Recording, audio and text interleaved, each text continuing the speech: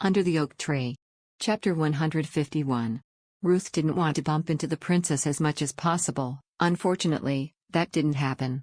Extensive labor was required as the construction for the huge road connecting Anatole and Vport began. The knights were going out several times a day to defeat monsters in the territory whilst protecting the enormous number of people that began to work on the foundations. Given this situation, Ruth couldn't keep locking himself in the tower.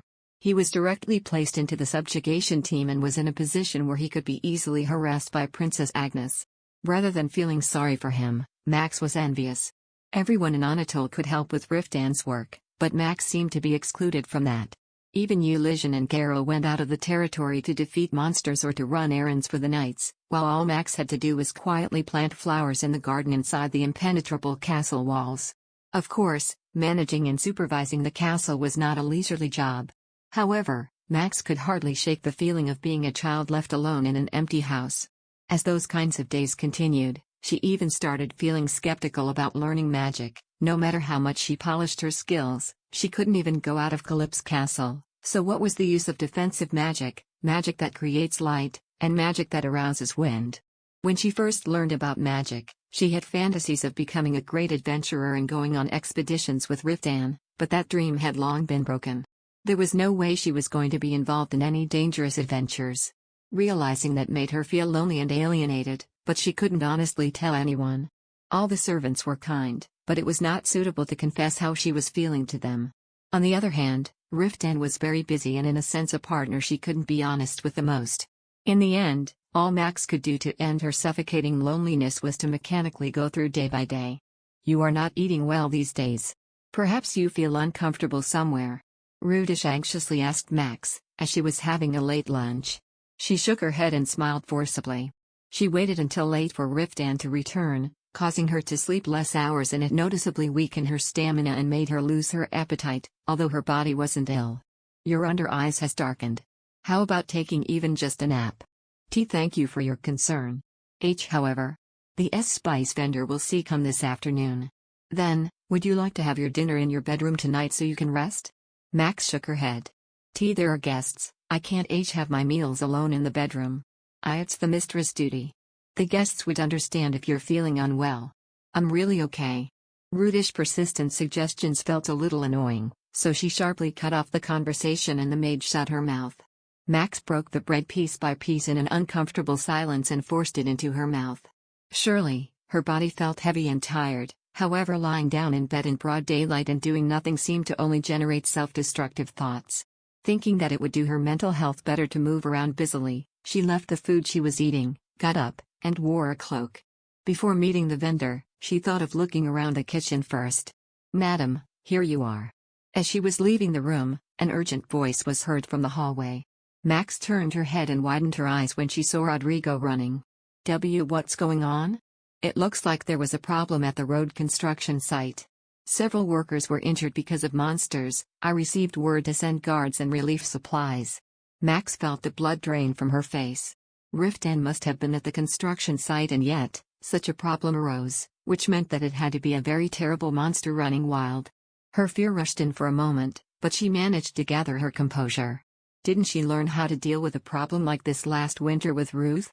But in reality she could barely recall the instructions Ruth had given then. At once, please load in the wagon, and necessities.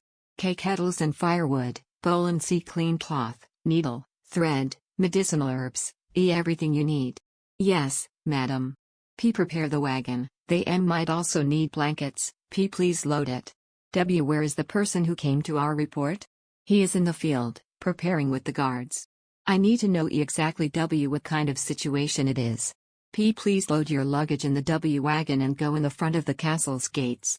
Rodrigo bowed and immediately ran down the stairs. Max also went out in a hurry. She couldn't rely on Ruth this time.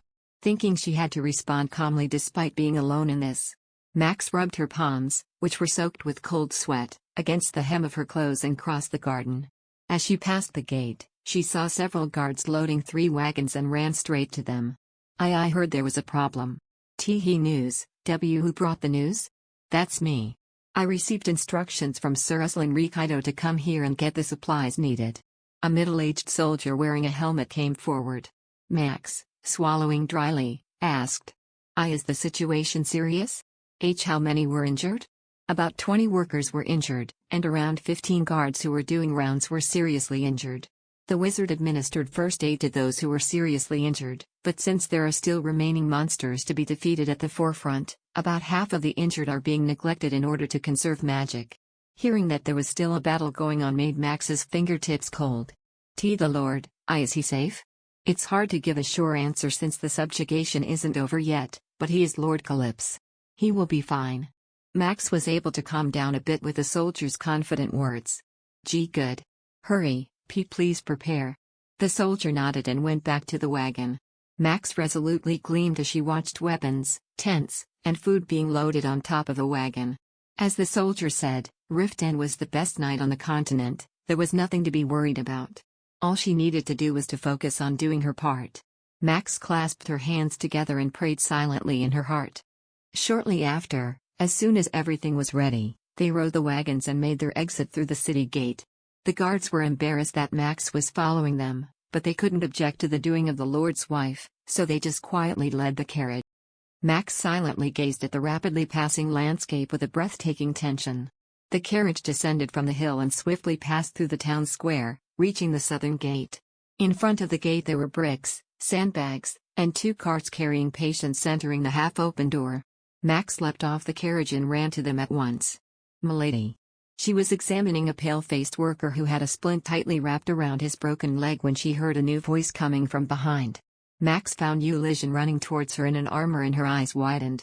However, he was 100 times more surprised than her. What are you doing here? There was an accident, so I came along with the soldiers. The injured, did you bring them? There was not enough transportation to bring all of them, so we only brought a few patients. She glanced at the 3 men laying on the cart. They weren't suffering from a fatal injury, but all of them seemed to be seriously bleeding.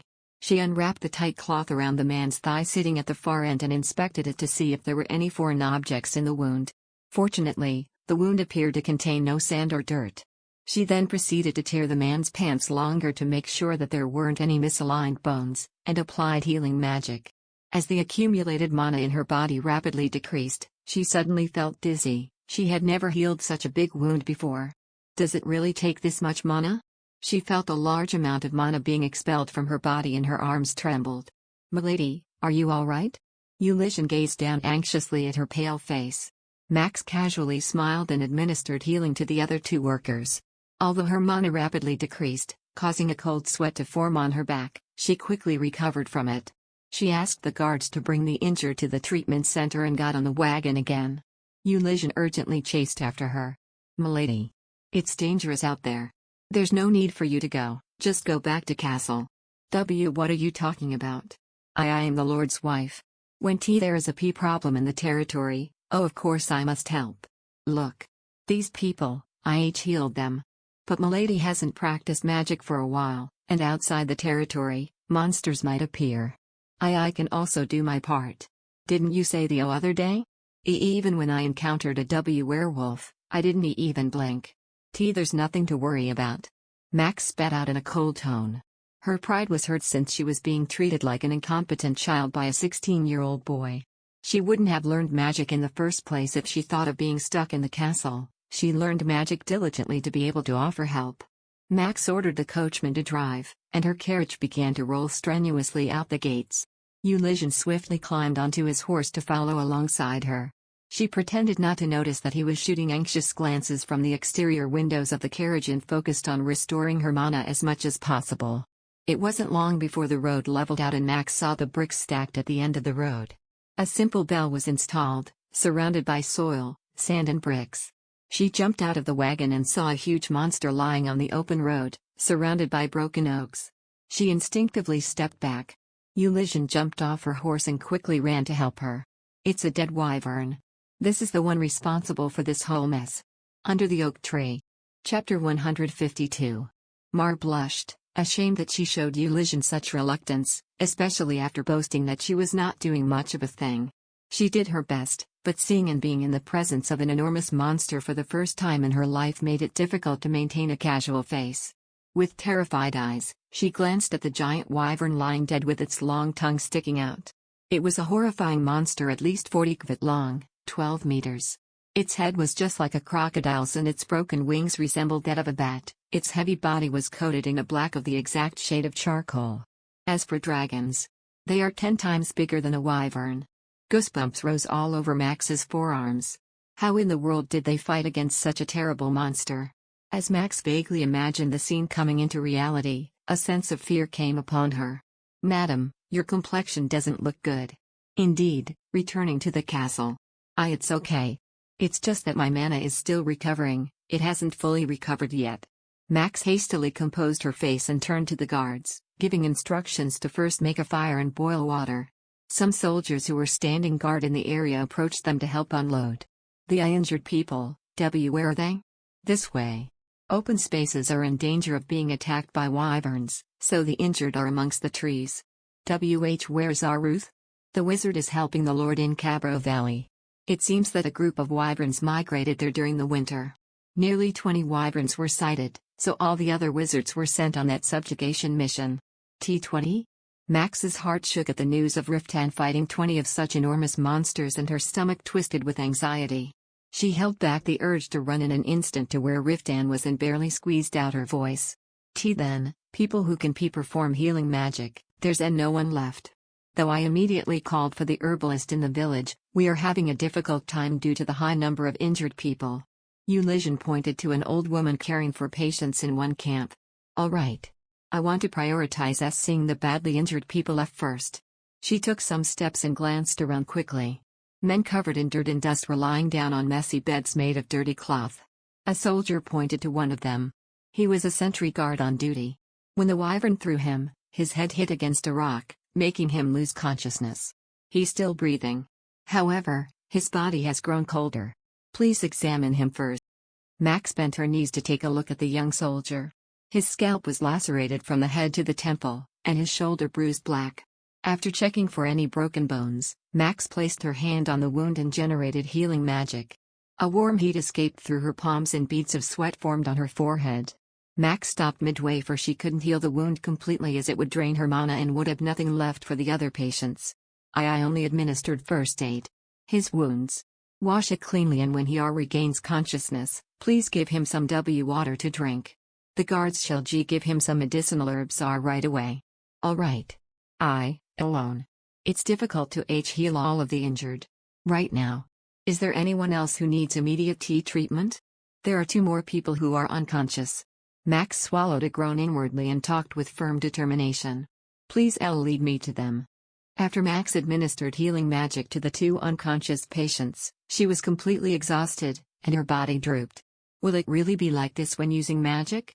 She had never experienced such a strong dizziness before, that she felt a faint anxiety.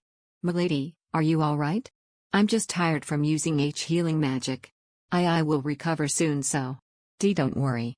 Earnestly hoping that was true, Max sat down against a tree for a moment and took a breath. Meanwhile, the soldiers arranged their luggage in the wagons, set up tents among the trees, made sleeping bags, and carried patients.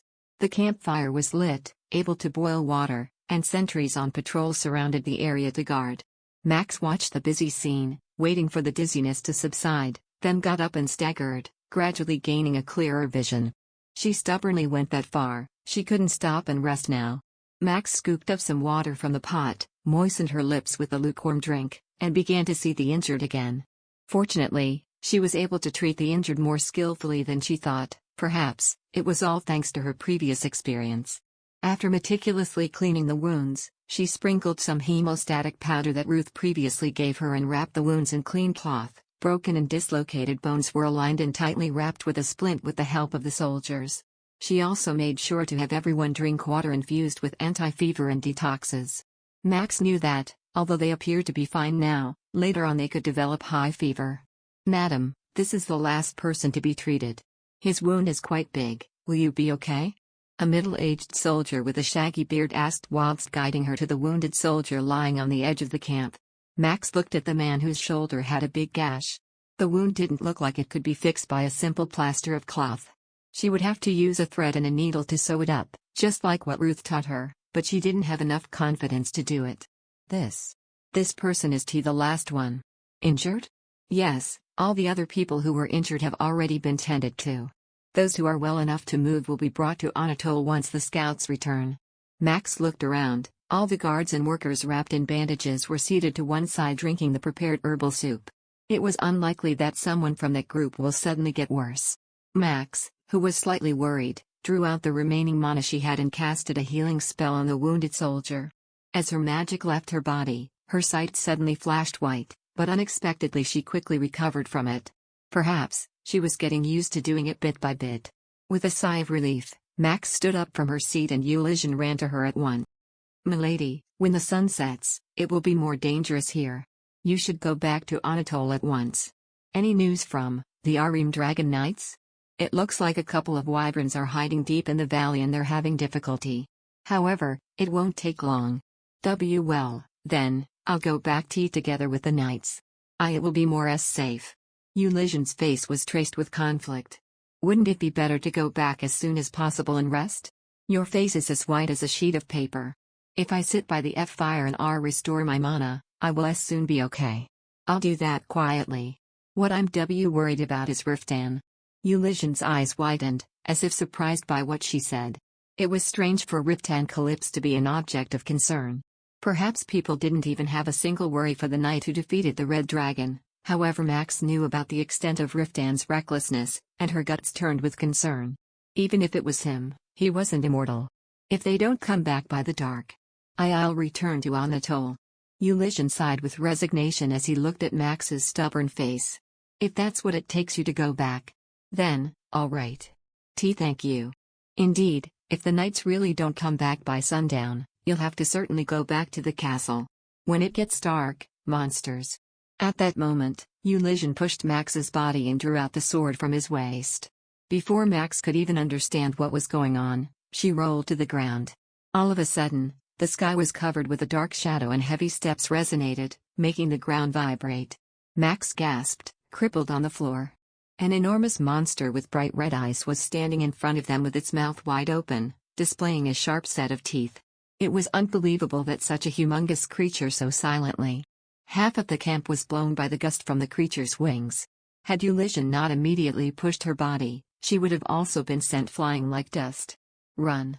Eulysian yelled whilst waving his sword that gleamed blue against the light. As the monster's wings were torn by the sword's blow, its large body leaned.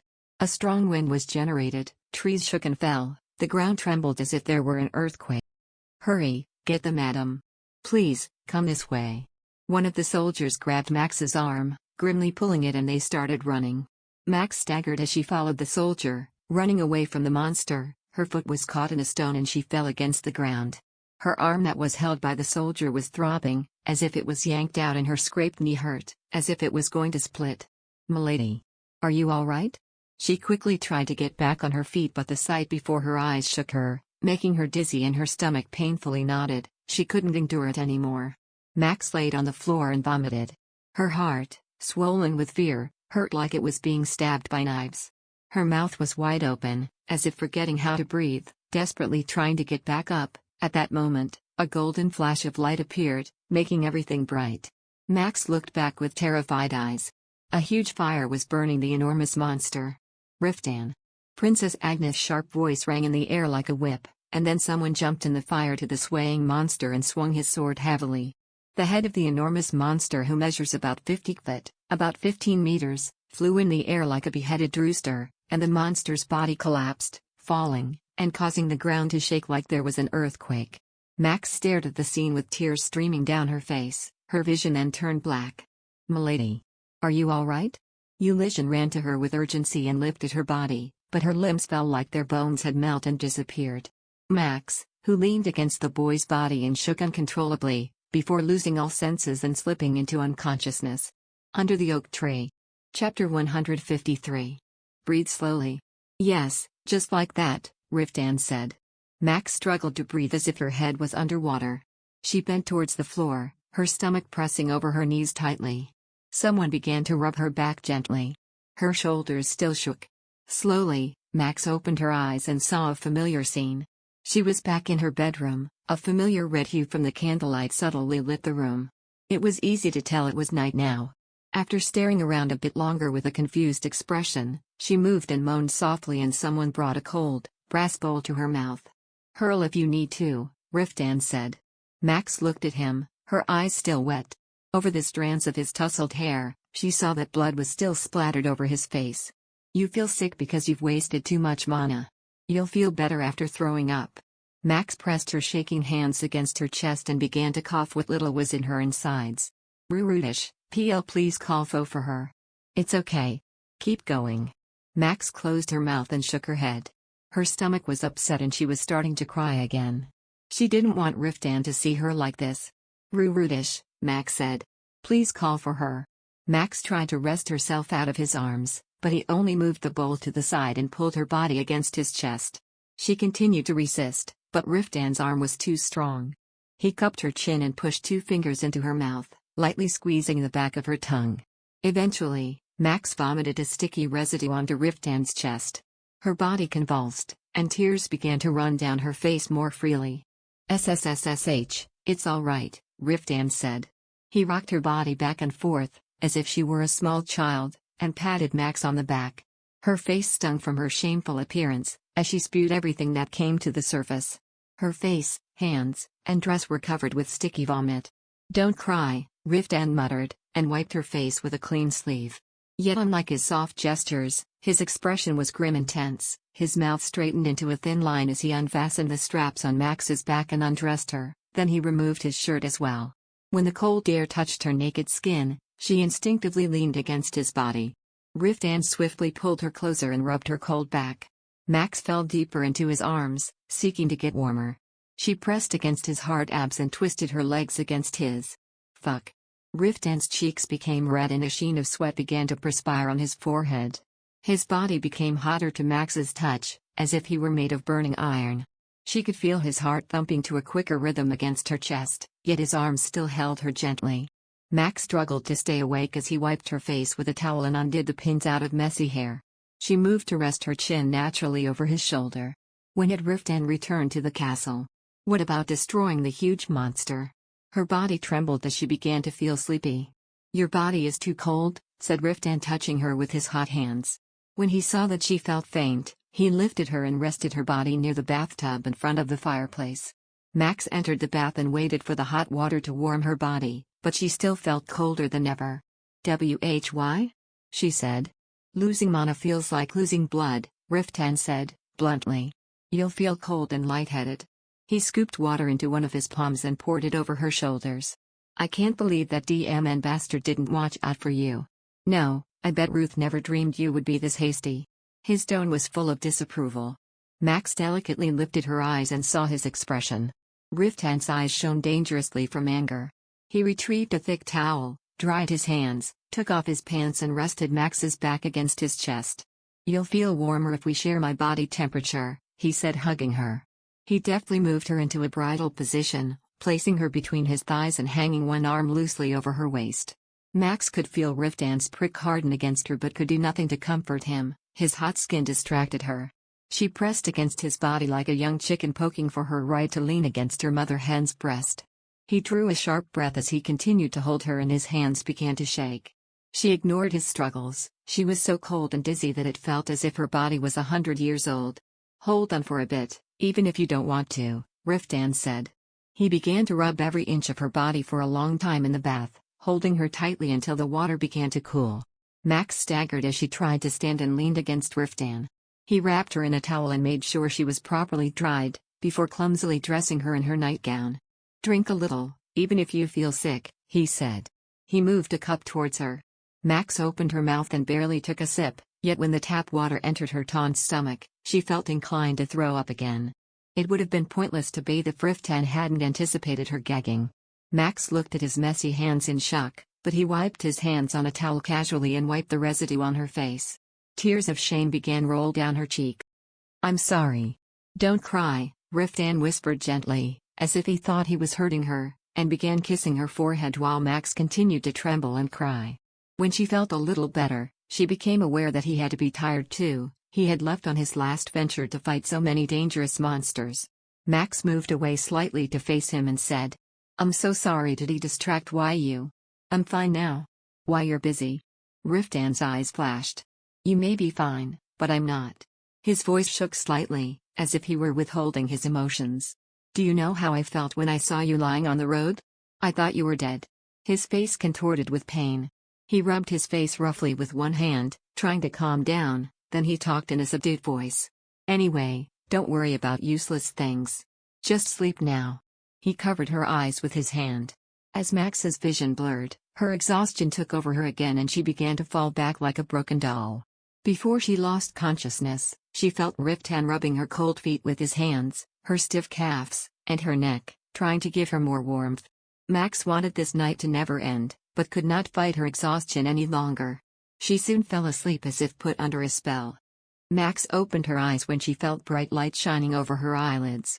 She looked around in confusion, still half asleep, and soon realized that Riftan was still asleep beside her. This was different than her usual routine to wake up alone. Max paused. While he was asleep, he seemed so defenseless with his smooth, dark bed hair and his chest raising up and down slowly as he breathed. She looked at his long black eyelashes that left shadows over his cheekbones. His eyelashes looked like the tips of a black butterfly's wings. When she reached out to touch them, Riftan's eyes flashed open. Shocked, Max pulled her hand away. I'm sorry. To wake you up, I didn't mean. Riftan blinked as if he were not fully awake before sitting up and stared at her. How are you feeling now? Sore? I feel good now, thank you. He rubbed her forehead and the back of her neck. Max's body was warmer compared to last night. Can you drink some water? When Max nodded, Riftan held Max by her shoulders and lifted a cup against her mouth. She wet her dry lips with the tap water and sighed gratefully. Thank you. You should eat, too. A weak broth at least. And. He looked down at her naked breasts showing through the gap of her nightgown and paused for a moment. Change of clothes, too, he finished. Max blushed and quickly covered herself with the bedsheet. Riftan had seen her body many times, but when he stared at her that way, she felt embarrassed.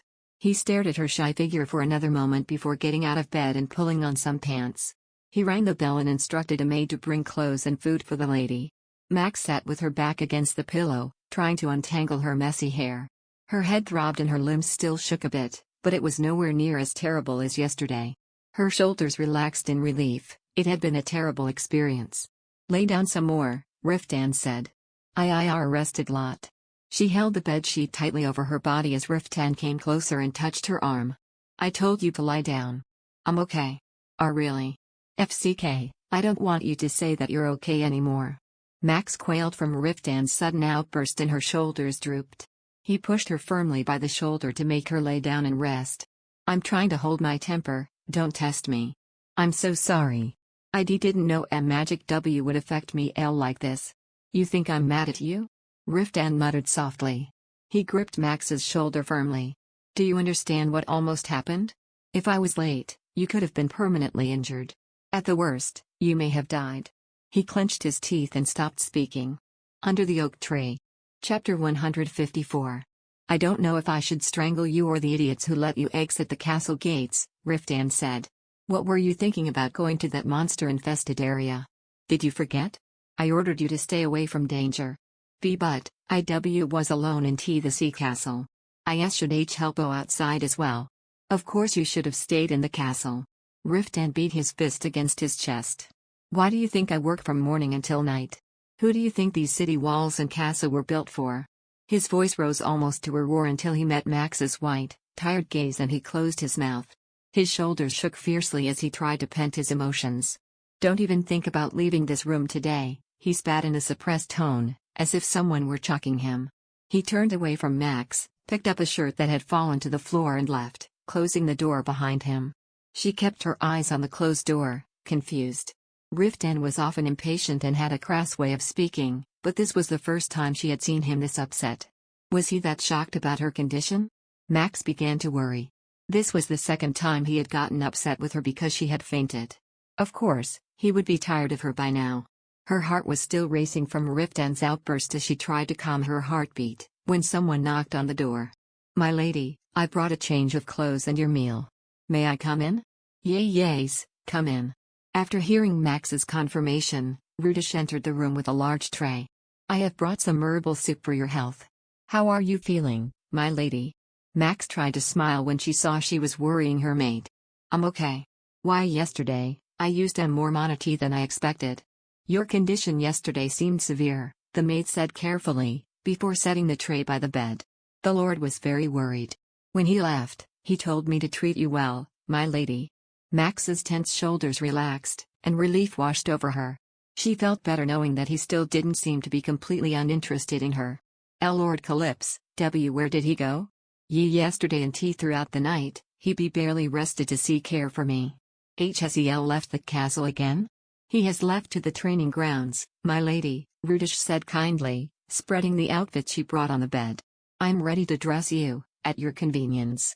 With her help, Max changed into a new and soft dress before returning to bed and partaking in a clear soup. While she was busy, the maid lit a fire in the fireplace and prepared some tea. Max peeked at her and began to ask some questions.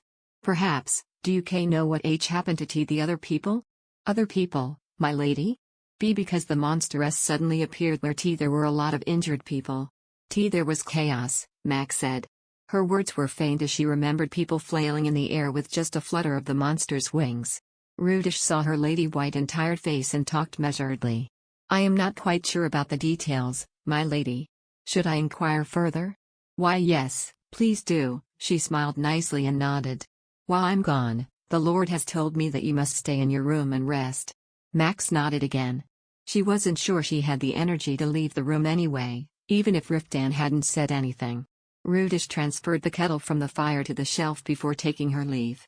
Max set her bowl of soup aside and laid down to rest in the bed, recovering, until the maid knocked on the door a while later. My lady, the princess has requested an audience with you. Oh, wait, Max said, surprised. She rose quickly out of bed before getting dizzy and fell back. She was underdressed, wearing only a thin linen dress. She could not welcome Her Royal Highness in such simple attire, and yet, she couldn't deny an audience with Agnes either. Max moved again to stand in front of a mirror. She brushed her hair that had gone poof like a cloud and pressed a wet towel to reduce the swelling around her eyes. Her efforts didn't change her appearance much, but at least her hair had settled a bit. Max returned to bed. Please come in. The door opened and Agnes and Rudish entered the room. Max gazed at Agnes' outfit, disheartened. The princess was in high spirits and wore an elegant blue dress that highlighted the curves of her body. Her long blonde hair was braided and swayed nicely as she walked. It was a stark contrast to the pants and bulky clothing she usually wore. Maximilian, how are you feeling? Agnes said. I'm okay, thank you. Please forgive my attire. It is rude to greet you in this condition. Etiquette is unimportant right now. I'm sorry I didn't request an audience with you earlier and came on a whim. I saw your maid questioning the guards about what happened yesterday and decided to come and explain the situation to you myself. She sat in a chair Rudish had offered her and gave Max a half smile. I also want to apologize. Sorry? Yesterday, the soldiers and I had planned to corral the wyverns into the valley and pick them off one by one. If I had conjured the barrier properly, not a single wyvern would have escaped past the knights, who were trying to corner them. But there was a hole in my barrier, Agnes sighed. She fretted and moved a strand of her hair away from her forehead. My mistake caused a mess for everyone and even got you, Maximilian, injured. I am really sorry. Max was surprised that the princess was admitting her mistake. Agnes was the highest-ranking person currently at Calypse Castle. She did not have to apologize to anyone there and did not even have to assist them the day before. She quickly rose her hand to deny the princess' claim. And no. Please don't apologize to me, why your majesty. Even though you did not have to help, why you fought at the front for Anatole. If you had not helped us at all yesterday. I didn't do it for free, Agnes laughed with her trademark, easygoing smile. Yesterday, we caught 23 wyverns, 23 gemstones, monster bones, and skins. They even overpaid me for the little help I offered. Max looked at her, dubiously. She didn't know the exact worth of all the materials that Agnes had listed, but understood they were of high value. However, because of my mistake, I will talk to Riftan to divvy the spoils. My conscience wouldn't let me do otherwise, the princess said sadly. Did a lot of people get hurt? Max asked. Why yesterday, how did the people fare? Max didn't care much about the monster's fate or the spoils of war, she only wanted to know what happened to the people she treated. Agnes saw her anxious look and seemed to choose her words carefully. Then she talked slowly. 6 people were critically injured, but received prompt treatment with healing magic and are now safe. The others had minor injuries. However, 2 civilians got trapped under the wyvern while we fought the monster. By the time the fight was over, one of them had already ceased to breathe. Despite the prince's calm brief, Max turned white from shock. Her back became cold as she took in the news that someone she had seen yesterday, someone who was in the same time and place as her, was now dead. Did her healing magic save anybody? Max lowered her eyes and whispered softly. What I did out there was meaningless. Absolutely not. Agnes wrapped her hand around her fingers and gave her a probing, distinct look. Max was surprised by how warm her hand felt against her cold fingers. Some of the people who survived the wyvern monster attack only survived because you, Maximilian, healed them with your magic. You were very brave. And no. It's nothing worth bringing up, Max said, self-deprecating herself. Her eyes were still downcast. It wasn't just me who decided to help. And I had no obligation as the wife of Lord Calypso. Although our Riftan didn't like me out there. It was more than just dislike. When he saw you on the ground, he almost turned insane. Dear God, to think that the Maho, the same one who didn't even blink twice in front of a real dragon, would act like that. Max was annoyed with the princess's words. It seemed that what Riftan said about the princess getting on people's nerves was true. She muttered, a little resentful. Riftan was worried about me because he is a kind person. He knows my body is weak. My health is so often not good. For some reason, Agnes gripped her stomach and began laughing at her retort. Of course. That guy is a kind person. Tears formed under her eyes and she gasped for breath. Max was confused. She did not find the situation funny and grew angry, believing she was being ridiculed. The princess noticed her change in demeanor and collected herself. What I mean to say is, Maximilian, you did a great job out there. Don't worry about how Riftan took it. Once he calms down and thinks straight, he will be proud to have a brave and capable wife. When she recalled Riftan's attitude, Max didn't think Agnes' opinion was very convincing, but she did not disagree out loud with her. I see. Thank you for telling me. I mean this sincerely. Listen, didn't you only start to learn healing magic to prepare for an attack like that? Not many noble women would go that far. Max's cheeks glowed with shame. She hadn't learned magic for such a noble cause as Agnes had thought. She had only been shrewd enough to believe that once Riftan grew tired of her, he might still keep her around if she was adept at magic, instead of throwing her away. She avoided the prince's gaze and said uncomfortably. I started learning magic last winter, but my skills are still not very good. To heal 7 critical patients in one day, considering you are a beginner, that is a great feat, Agnes said casually. Maximilian, you may be a prodigy for healing magic. Under the Oak Tree. Chapter 155. Although, I can't really compliment you for being reckless enough to let yourself run out of mana. Well, that was my first time healing such big wounds. I didn't know how much mana would be consumed. When mana is depleted, I didn't even know what was going to happen. You learned from someone who is the incarnation of irresponsible, and it's unreasonable. Suddenly, Princess Agnes' tone became bitter. I can't believe that man didn't bother to teach you the criticalities when using magic. I recommend that you switch to a reliable teacher as soon as possible. Ruth is a good teacher. Even though he's busy, he tries all his best to teach me. But it wasn't enough. Max was trying to defend Ruth but soon bit her lip shut due to the princess' coldness. It appeared that Agnes' hostility against Ruth was worse than she thought. Max closed her mouth because she didn't want to have a pointless argument with Agnes, but assuming the silence was an affirmation, the princess spoke in a subtle tone. How about coming to the capital with Riftan? I will arrange for you to learn magic from a prominent wizard in the palace. If you're sincerely eager to learn and practice magic, it is crucial that you learn from a credible teacher. I'm satisfied learning from Ruth. Also, Riftan leaving on the toll. I don't see it happening. If the lady says she wants to live in the capital, I'm sure he would change his mind. Please give it a thought. In Drakium, you will be able to live more luxuriously. Grand banquets are held daily in the palace and there are a lot of sights to see in the city.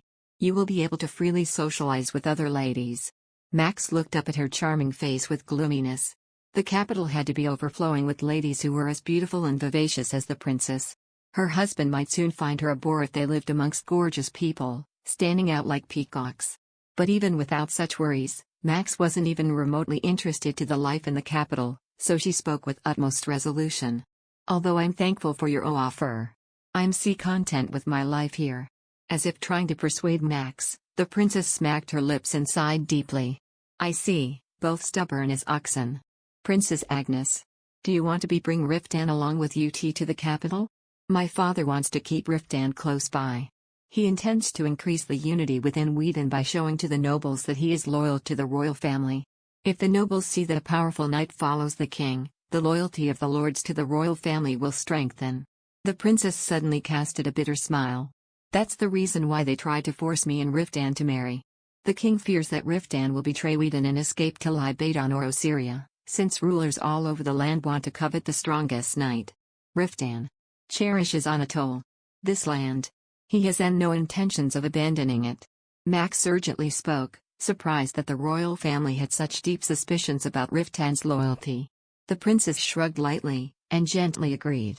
I think so too. I saw how Riftan gambled his life and death bringing Anatole back to life. If he had any intention to move to a different kingdom, he wouldn't make such efforts.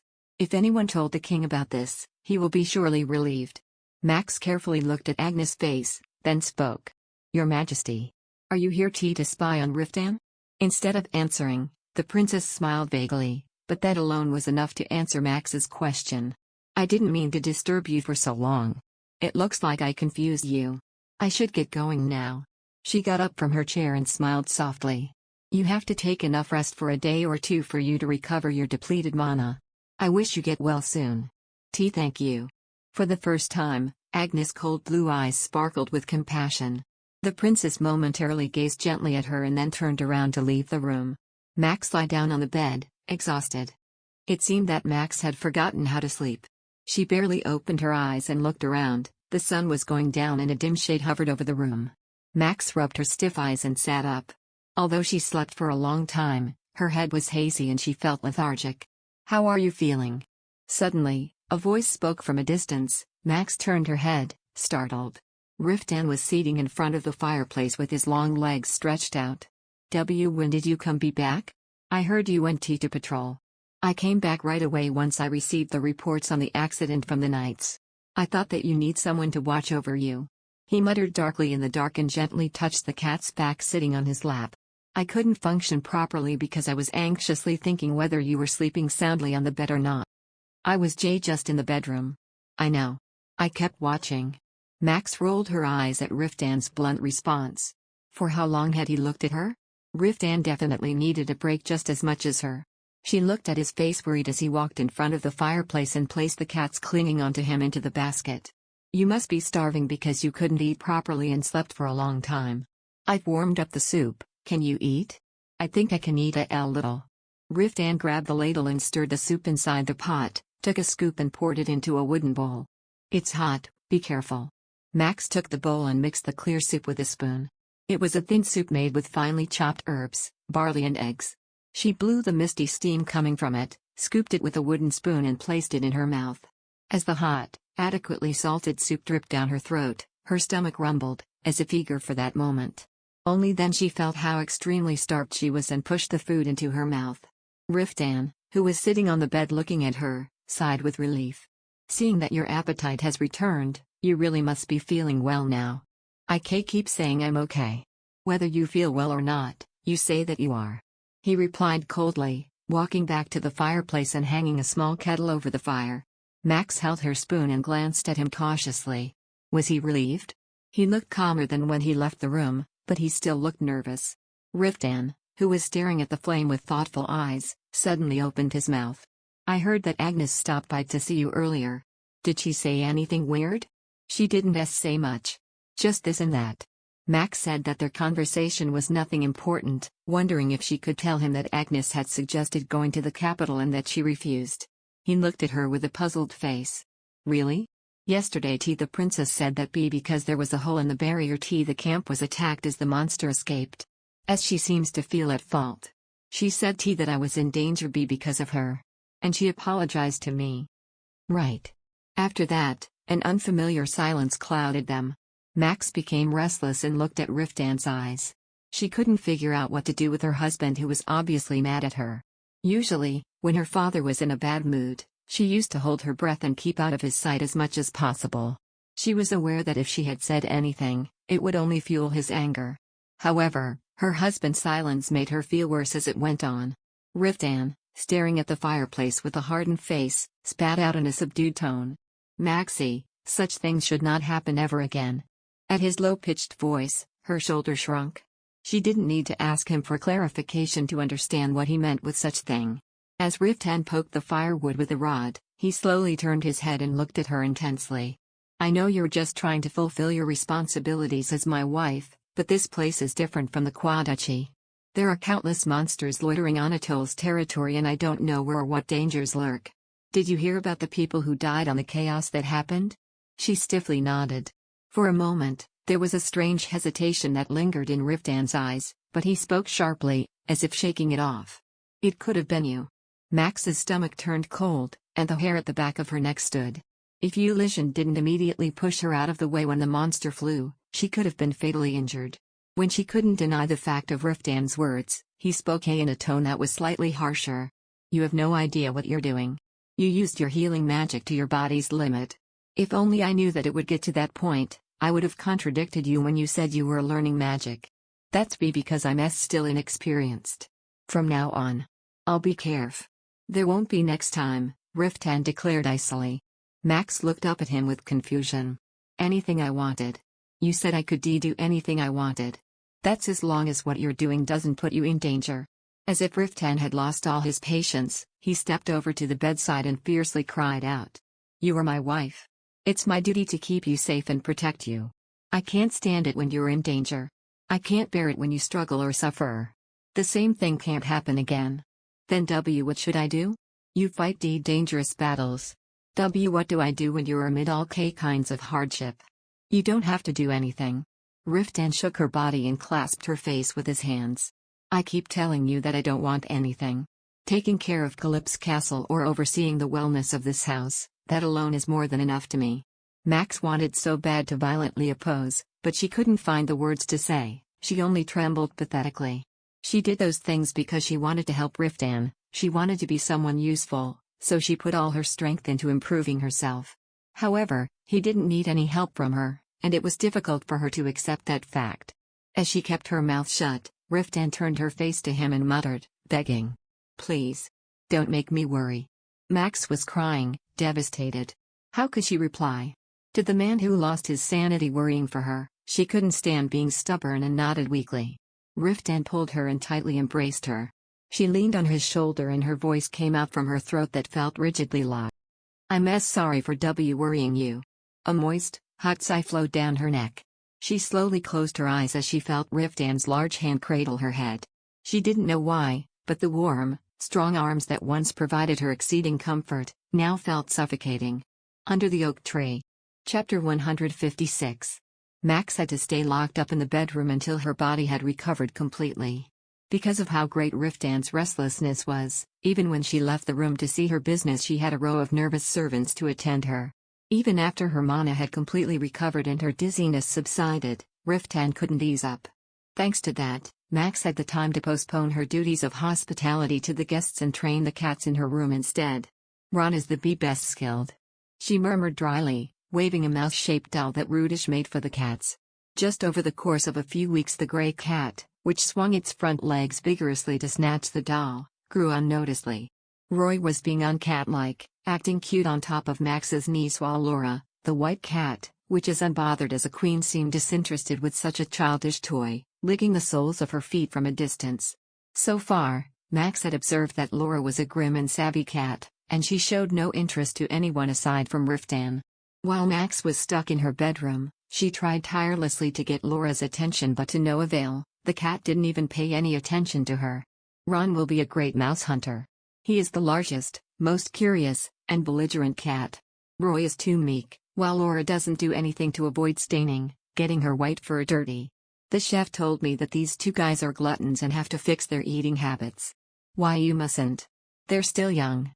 When they grow up, they will become useful too." She hugged the cats to her chest as if to protect them.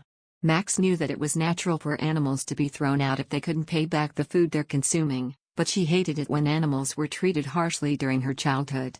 She felt that she had no power to do anything about it and that she was no different from the useless livestock. Seeing Max's determined expression, Brutish talked with a gentle smile. Even if you wanted to do as the chef said, it's impossible for them to get hungry. The maids secretly take turns feeding them snacks and even the drivers throw them food when the cats sneak under the table. Just look at how chubby they are. Brutish grabbed Ron's forearms and lifted him up. Max sighed lightly as the cat's small, supple, and soft body stretched out like a flour dough. Is it already okay for them to leave the castle and walk around? They're still so small. That shouldn't be a problem, we'll just let them in the kitchen or the bedrooms. Everyone will watch over them. Max waved the mouse doll at the cats, looking down at their cute little faces that showed how they were satisfied and relaxed.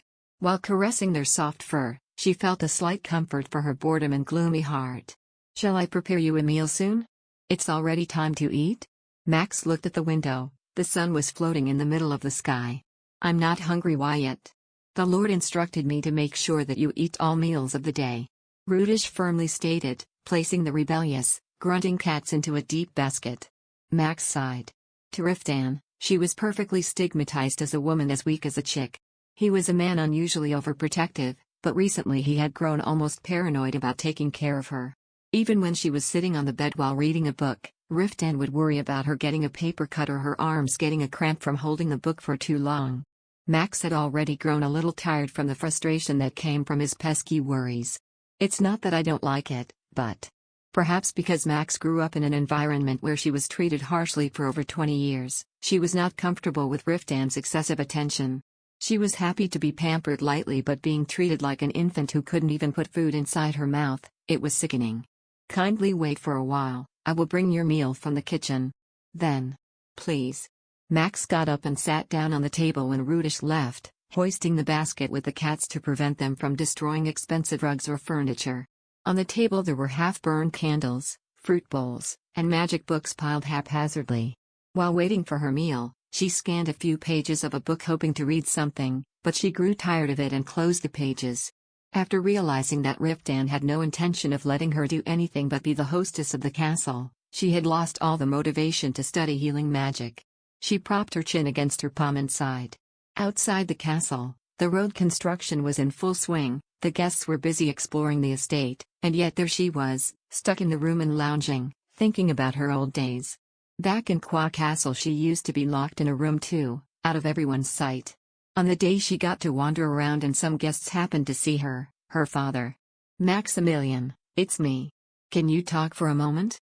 A voice interrupted her thoughts and Max rose from her seat in surprise.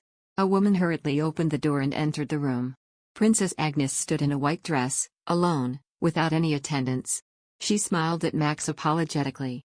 I'm sorry to come here so suddenly, but I seldom have a chance to see your face. Max blushed in embarrassment.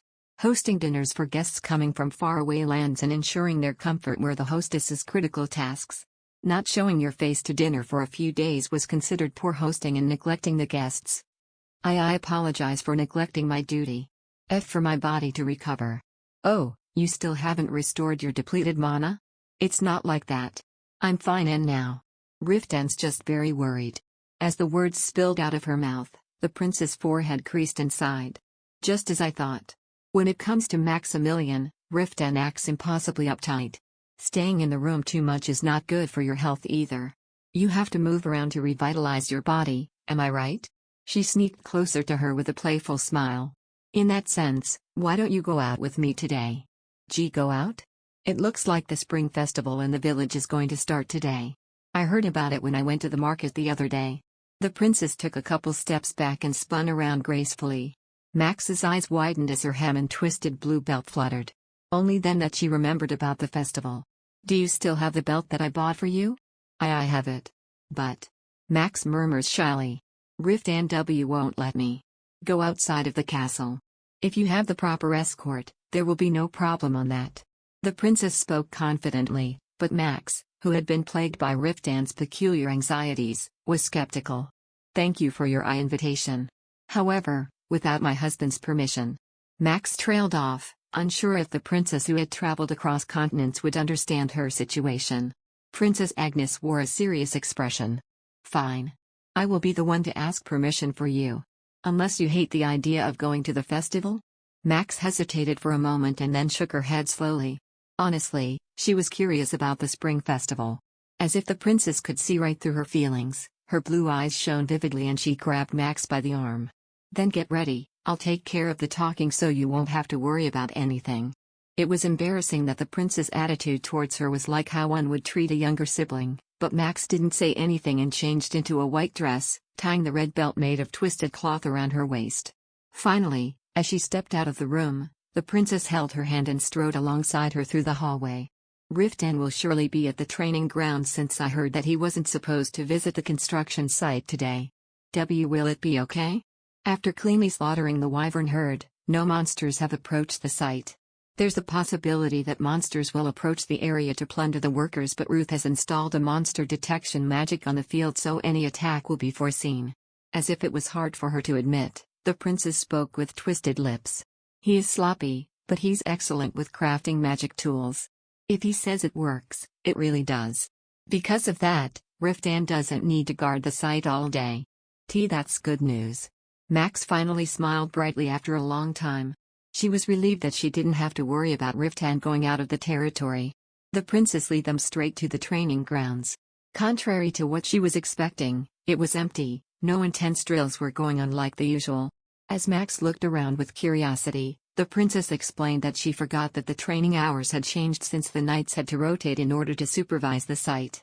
Max smiled bitterly at the fact that she, who is the wife of the lord, knew less than a guest. The princess knew better about the schedule of the Reamdragon Knights than her. Everyone is probably in the conference room now. The princess greeted the guards lightly and stepped into the knights' quarters, which was next to the training ground. Max caught up to her closely. She had never stepped foot in this area, despite living in Anatole for several months.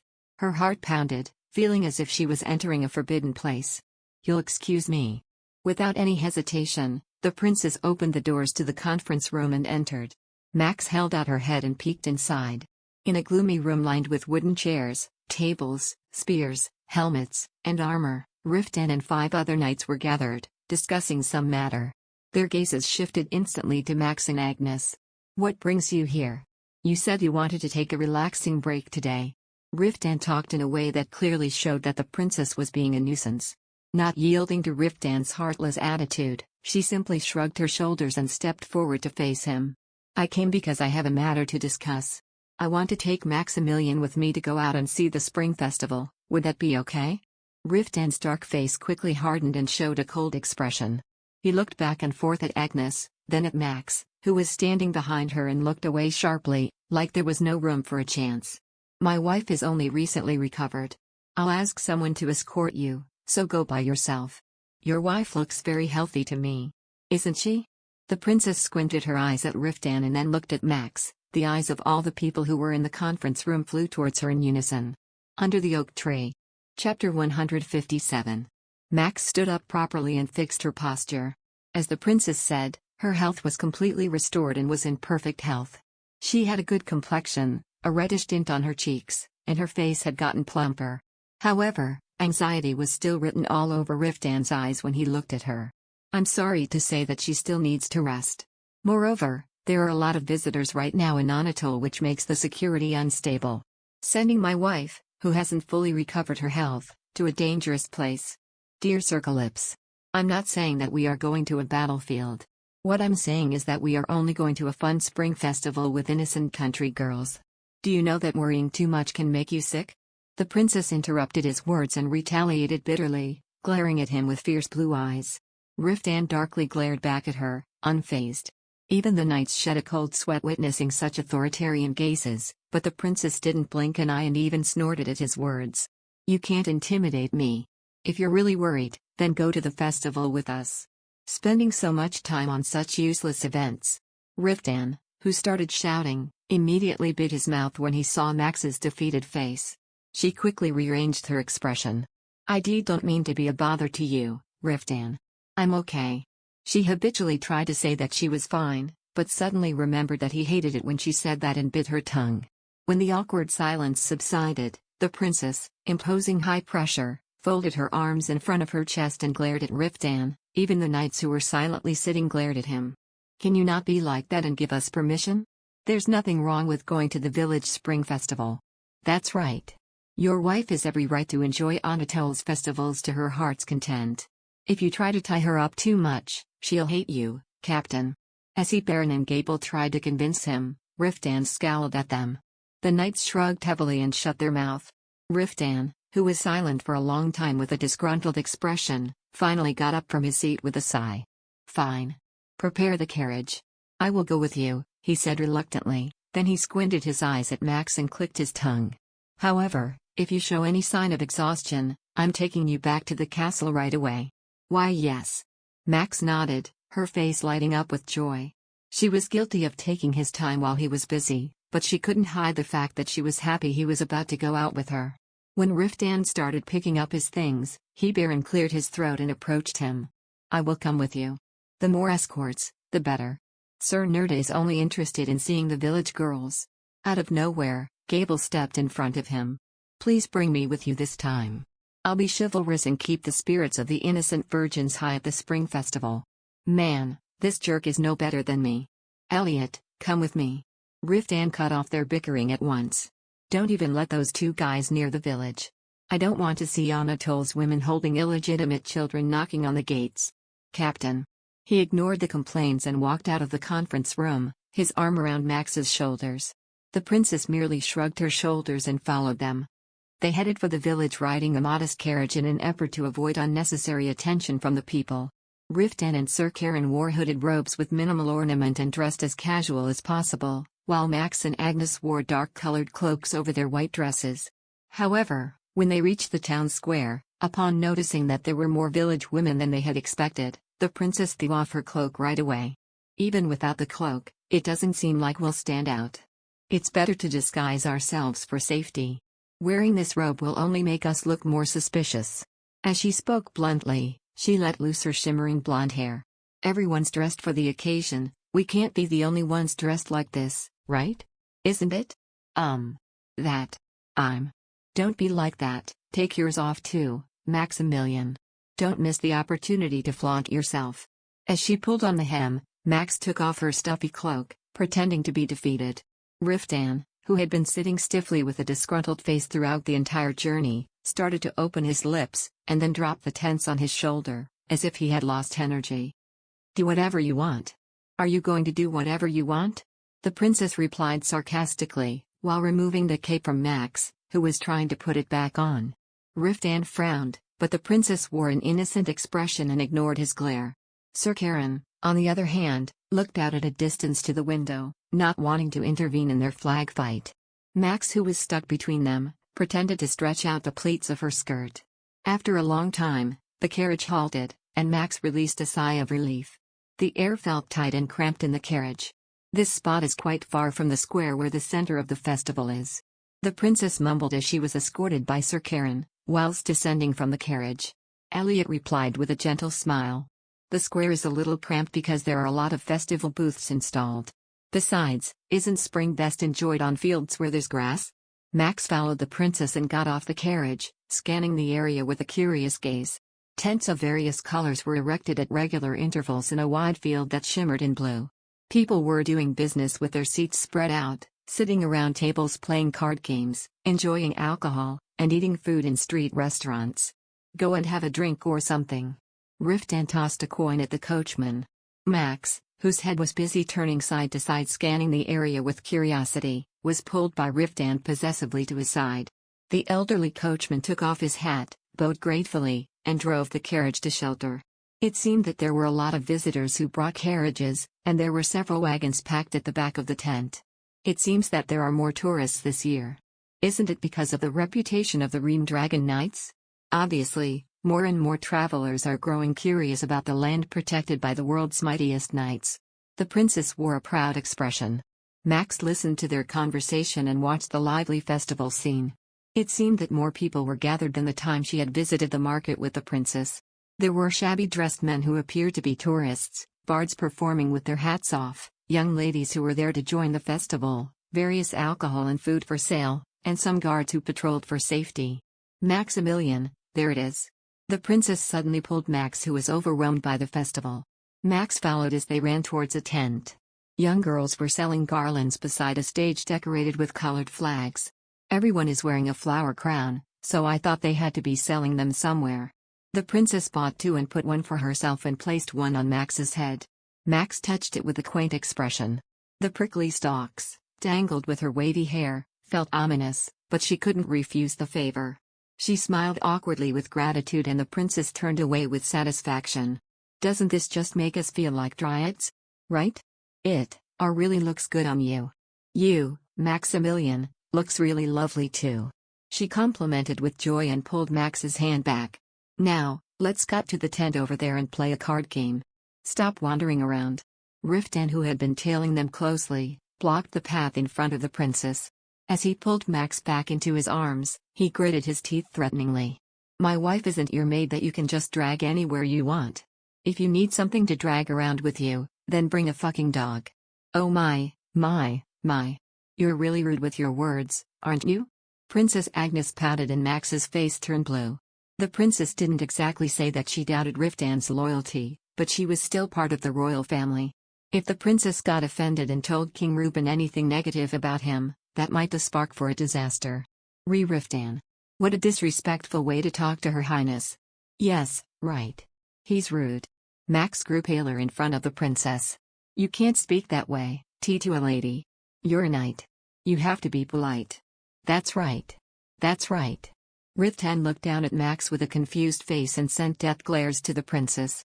Agnes grabbed Max's hand without batting a single eye, but with a sullen smile.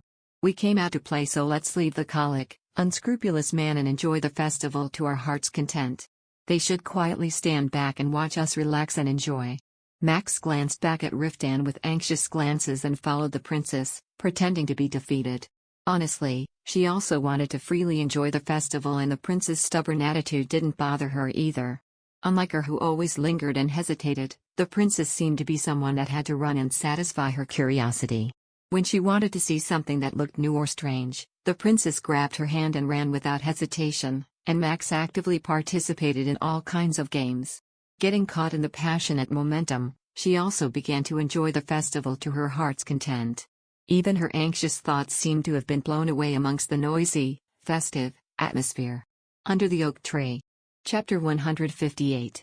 For the first time in her life, Max gambled by playing dice. She mixed in with the crowds to watch a street performance, tried beer that had a musty odor, and tasted a pie which had a beef-tasting filling. When her stomach was filled with these exotic peasant foods, Max was egged by Agnes to participate in a javelin toss. Agnes threw a javelin to demonstrate, as she explained nicely to Max. You have to hold the back part of the javelin to toss far. Hold it here and angle it properly for the right projectile before you release. Max stumbled onto the platform and swallowed. Riftan was watching her from a distance with his arms folded. She hoped that if she performed well with the javelin, he would trust her ability and worry less about her. Max threw the javelin with a determined look on her face, and yet, instead of reaching the flag, the javelin bounced off the floor in less than 5 cubits, 1.5 meters, from her feet. Her face turned hot. Even the 12-year-old boy who played before her had done better. Miss, you need to aim your pole upward. A scraggly bearded spectator laughed. He handed her the javelin again. Max was still embarrassed. She wanted to run away from the platform, but knew that if she fled, the crowd would only laugh harder. She closed her eyes and threw the javelin again. This time, it sailed in a high arc and passed by the second flag finally. Max looked back to get Riftan's attention, but her excitement quickly left her. 2 women in flamboyant, typical Romany clothes were writhing their bodies around Riftan and Knight Caron in a curious way. As one of the 2 Romany moved closer to Riftan, Max felt her inside spoil. She went down from the game platform and rushed to his side in a cold fury. Riftan, she yelled. He had an annoyed look on his face from garnering the stranger's attention, and he was still standing with his arms folded, but he was now looking heavenward above everyone's heads. At Max's call, 4 pairs of eyes met hers at once. Although she was briefly intimidated, she soon wedged herself between Riftan and the Romanis. She gave a strict look at the women. Why are you approaching my husband? Omo. Did husband and wife go together to the festival? The 2 Romanis clapped their hands and laughed without fear. They had a strong smell of alcohol about them. Max frowned and stepped back. The women began circling her slowly, grinning playfully, like cats preying on a fish. I envy you. To have such a handsome man as your husband, one said. Can you share? Just lend him to us for a little bit, added the other. Their impudence made Max blush. She had been taught that all ladies had to be modest, so she was baffled at how those strange women could get drunk in public and approach a married man like that. The devilish prostitutes then tried to catch the dragon slayer's attention, the same one who could not usually be sidetracked. Max clung to Riftan's arm. No, I can't share him. Oh, don't be like that, let us borrow him for a little while. Absolutely not. Not even for a little bit, Max cried, trying to catch Riftan's eye. She wanted him to be on her side. Riftan, who had been still as a rock, moved his eyes in a frenzy and passed a hand roughly over the side of his face. His neck, which was usually a crisp copper color from being sunburned, was now turning red. Yeah, he muttered, looking away from everyone. He struggled to find something else to say. She says, "You can't borrow me." It was such an odd statement that Max stared at him in disbelief. Suddenly, someone laughed out of nowhere. Ha-hoo-hoo, Agnes laughed nonsensically. No one's going to believe this. That the Mako could say something this stupid. The princess, who had pursued Max, grabbed her sides and kept laughing loudly. Through her blurry tears, she made eye contact with the drunk Romanis. Hug. I wanted to enjoy a good man, but it looks like this one has two women, one of them said, breaking eye contact with Agnes. She shrugged and coolly stepped back, as if the game wasn't fun anymore. There's nothing we can do, sister. Let's go over there and enjoy some more drinks, the other said. The Romanis sighed from discontent and waved their arms before turning away. It was nice to meet you all, they chimed. If any of you men change your mind and want to have some fun, we're staying at the Red Inn. They left smoothly with their bums moving, as if they were cats wagging their tails in the wind. Max squinted at their retreating backs. How dare these women try to seduce a married man so impudently? Agnes, who still somehow exuded the cocky demeanor of a princess while doubled over laughing, approached Max. Her shoulders were still hunched as she tried to catch her breath. It's not uncommon for women like that to approach Riftan. Strong men are popular these days? Agnes wiped the tears from her eyes and pulled Riftan's hood over his head. You're the one who needs to cover your face, not me or your wife. You've made Maximilian jealous, Riftan. What the hell do you mean? Riftan shouted and turned to look at Max. I was telling them to shove off, but they were more stubborn than I thought. Max returned his look, doubting him. It's true, I was telling them to leave. His expression seemed to be half embarrassed and half joyful. She raised her eyebrows, studying his face. When she saw the corner of Riftan's mouth lift upward, she grew angry and pulled on Agnes' arm. We should just enjoy this festival. And Riftan, you see, can do whatever you want. Before he could reply, she rushed off with the princess. Agnes giggled before following in stride. That's a good idea, Maximilian.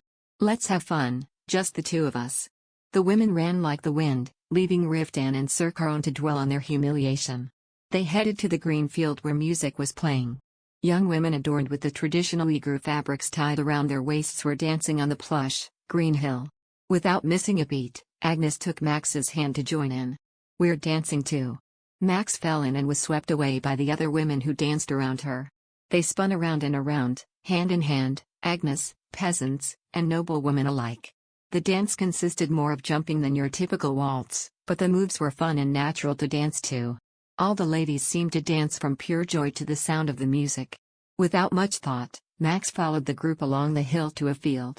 The melody began to grow more fast-paced and slightly unrefined, unlike the soft, elegant music present at Kwa Castle. The lively, traditional beating of the drums, the soft echoes of the lute, and the whistling sound of the pipes blended to create a lovely melody. It sounded like thick reeds blowing in the woods.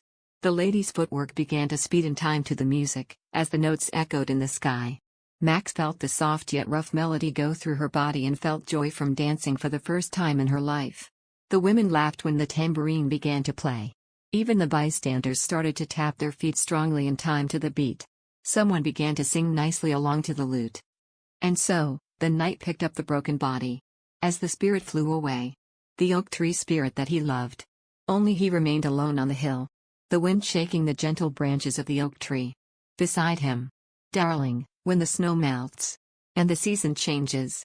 New leaves will sprout from my body. And I will sing a song for you. Ah, The wind is my voice.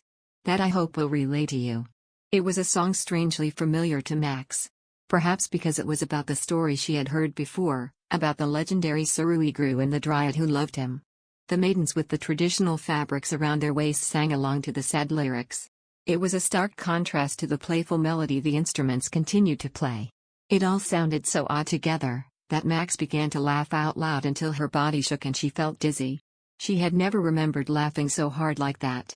Her heart strummed quickly to the drumbeat, and her blood seemed to flow through her veins more quickly throughout her body, all the way to her fingertips. She felt free. Had it always been this pleasant to stand under the sun and move freely just for the fun of it? Maxie. Someone grabbed her arm. She looked up only to see Riftan with his hood over his forehead. He was staring at her with burning eyes and Max suddenly felt aroused to see his desire showing on his taut face. He led her out of the crowd while Agnes, who was still dancing with the other maidens and enjoying the festival activities, did not even look their way. Max began to breathe raggedly as she kept up with Riftan. The music and voices of the festival participants were fading behind them. He held her by the waist and looked around them urgently, as if trying to find a seclusive spot. She felt his enthusiasm vibrating, as he leaned her body against hers. Max began to heat up, suddenly thinking of his touch or a kiss. This was all a new experience for her. Even her slight anger towards him seemed to fuel her passion. Riftan. Here. He pulled her into a densely covered area and kissed her roughly, as if he could not hold back anymore.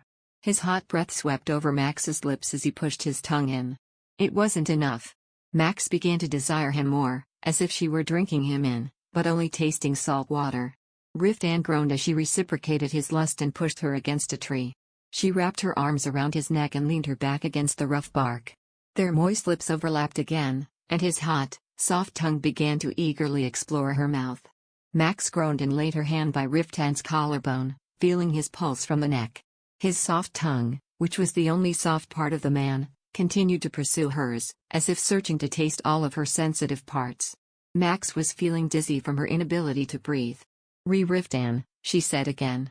Her lungs were swelling up as if desperate to explode. He pulled her up by her thighs and Max felt his touch over her thin dress. She shuddered as her legs wrapped against his hard body. It was hard to believe they were acting like that in public while close by, the festival was still going on. Have I lost it? Max caressed Riftan's chest and shoulders, then grabbed his clothes and pulled him closer. Riftan reacted like a hungry dog, dribbling kisses along her neck. He pushed her dress slightly upward and stuck his hand underneath her clothes. His hot palm and calloused fingers felt rough against the sensitive areas of Max's breasts. She sighed, thrilled by his warm touch, and rubbed her forehead against his shoulder. Riftan pushed his hardness against her stomach as he kept massaging her breasts. A warm sensation began to spread through Max's body, as if a flame was burning in her stomach. She spread her legs further when she felt the familiar ache to accept him and desperately tugged at his robes, rubbing herself to him, as giving him permission. Then Riftan grew intense, as if he demanded to feel more skin, and his body seemed to shake from excitement as he lifted the hem of her dress. At that moment, a loud roar emitted in the sky. Under the oak tree. Chapter 159. Max looked up, startled. Fireworks were cascading over the festival grounds, scattering flashes of light everywhere. Max was entranced by the magnificent scene, but Riftan groaned shortly beside her ear. Fuck, Agnes. Max understood, clearly. Agnes had initiated the fireworks display. Then she came to her senses, panicked, and tried to push Riftan away. We should go and see what happened. She's having fun again. That woman loves being a pain in the A. He sighed and let out a shaky breath, trying his best to calm his growing desire. He wiped his face, where his excitement was easy to read. Fuck, what's Elliot doing, letting this go on? Why you should help. Again, the loud eruption of explosives resounded in the air. Riftan slammed his head against the tree and began cussing out. Max didn't know how she could help him. Her body was still leaning against Riftan's, which was still burning like a hot fire. When she heard people cheer on the festival grounds, Max came back down to earth, and a wave of embarrassment overwhelmed her. Dear God. Sir Riftan must know what we were up to. What did he and the passerby think when they saw us leave quietly? Hot steam seemed to blow out of her ears and Max began to cry out from shame, her face turning a deep red. Riftan sighed at her discomfort and reluctantly set her feet on the floor. Damn, give me a minute. Let me calm down. Like a small, Discouraged boy, he collapsed onto the ground and pressed his forehead against his knee. Max kneeled next to him and waited for him to cool down completely. In between her legs it was still throbbing from the desire and the roof of her mouth was dry. She was so embarrassed about the situation that she couldn't raise her face, and Riftan's mood was the same, if not worse. He had dug his head over his knees only for a few seconds when another spark suddenly flashed in the sky. He gritted his teeth. That damn woman. I'll exile her from Anatole. Oh, don't say that. She is a guest from the royal family. Should we let unwanted guests stay here? Riftan said bluntly, glancing at Max. You've gotten pretty close to her lately, have you? Max gave an uncertain look as the question floated in the air.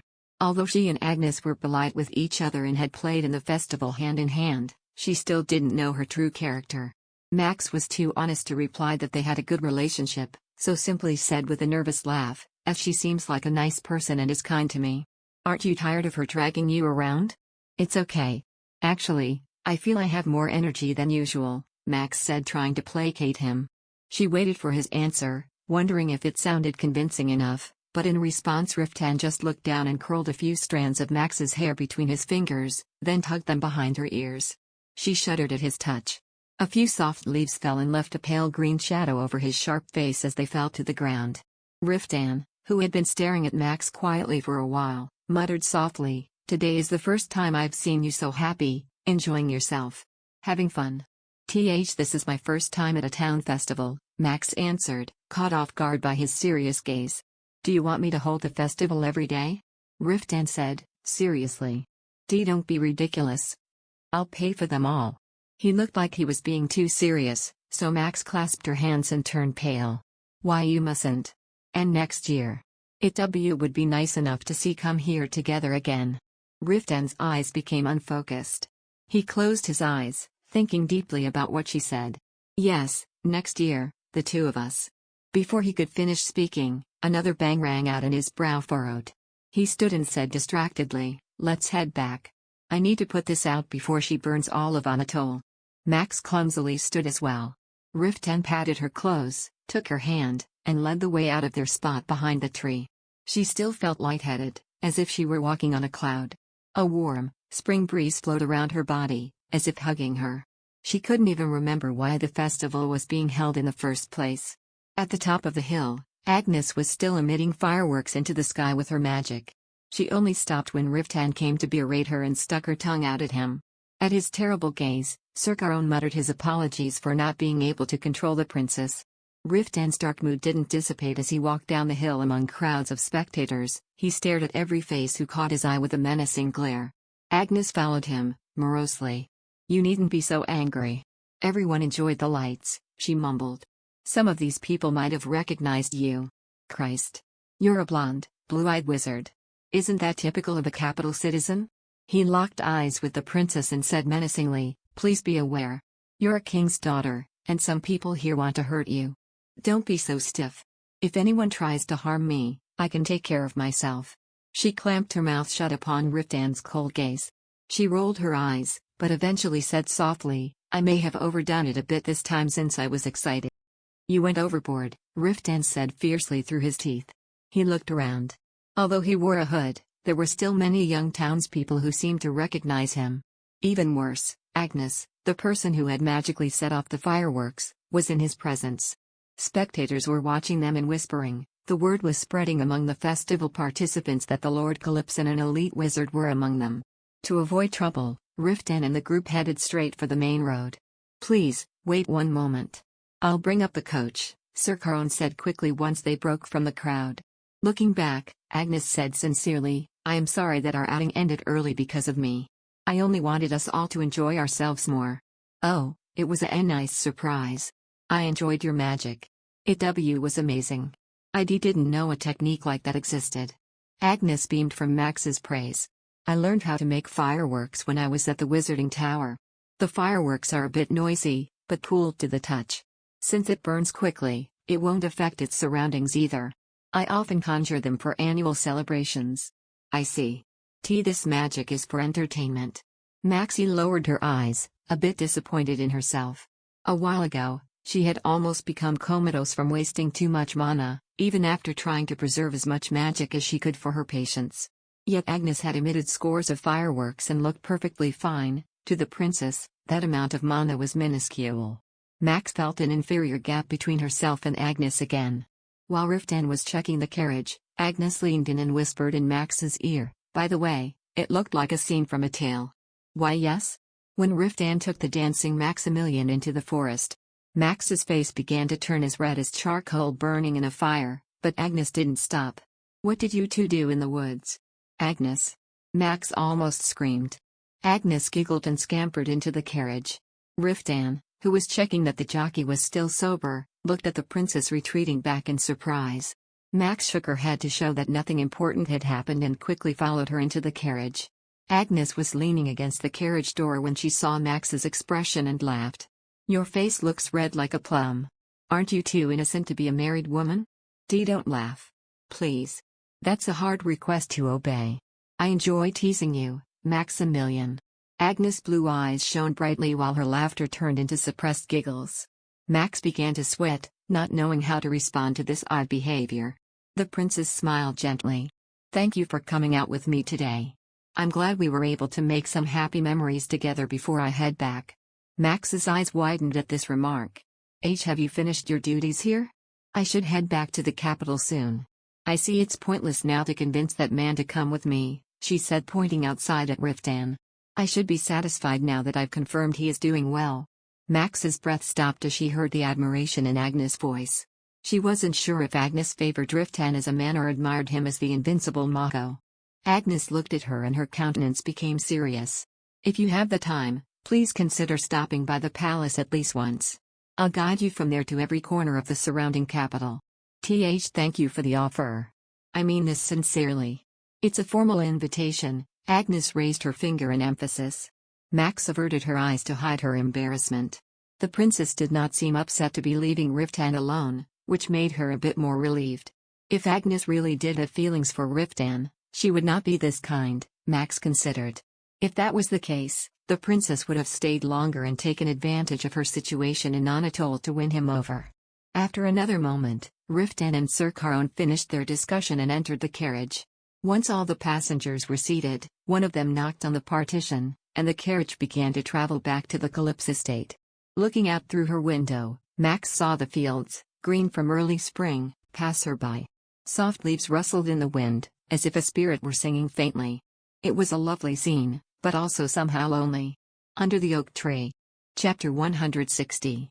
The next day, Agnes and her men began to prepare for their journey back to the palace. With Rodrigo's help, Max reviewed the packing list while coordinating the servants to prepare for their guests' departure. The original plan was to consult with Riftan to provide a gift to the king, but the monster bones and skin took up most of the available space in the horse-drawn carriages. Besides, between Agnes' spoils from the monster raids and the purchases she had made in town, the servants could only fit 4 tapestries and 6 ruby-encrusted wine glasses in miscellaneous places. "Have you inspected the carriages?" Max asked Rodrigo. "Yes, my lady. I replaced one of the wheels and fed the horses. The blacksmiths also planned to check the horseshoes prior to departure." Max continued to scan the packing list as Rodrigo briefed her.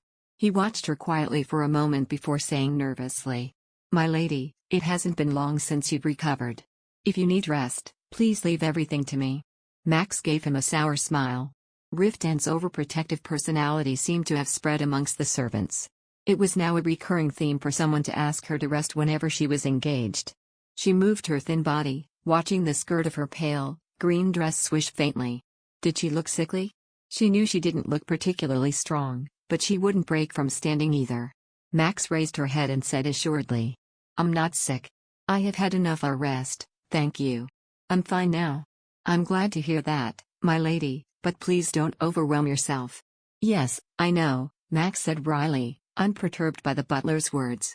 She turned to focus on the servants scurried around the castle. She wanted to help the busy staff and didn't want to be treated like a weak, old man. She strode down the corridor with a nonchalant expression to look professional.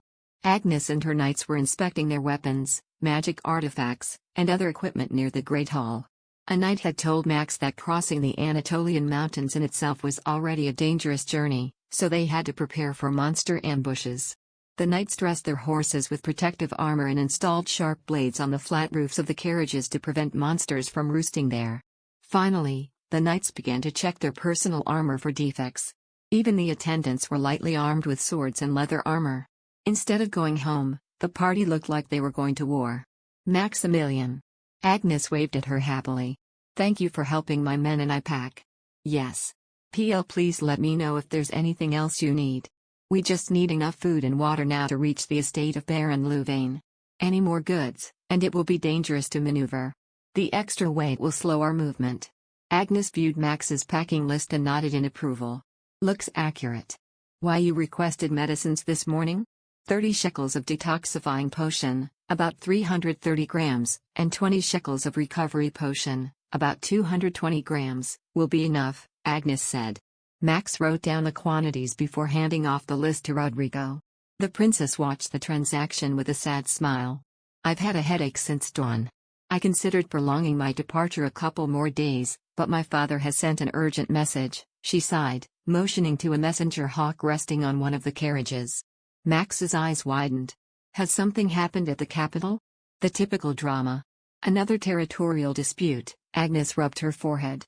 After the rainy season, the bloody fools who have been locked inside all day tend to make noise, as if they're bears waking up from hibernation. There really is never a peaceful day. Max's heart fell.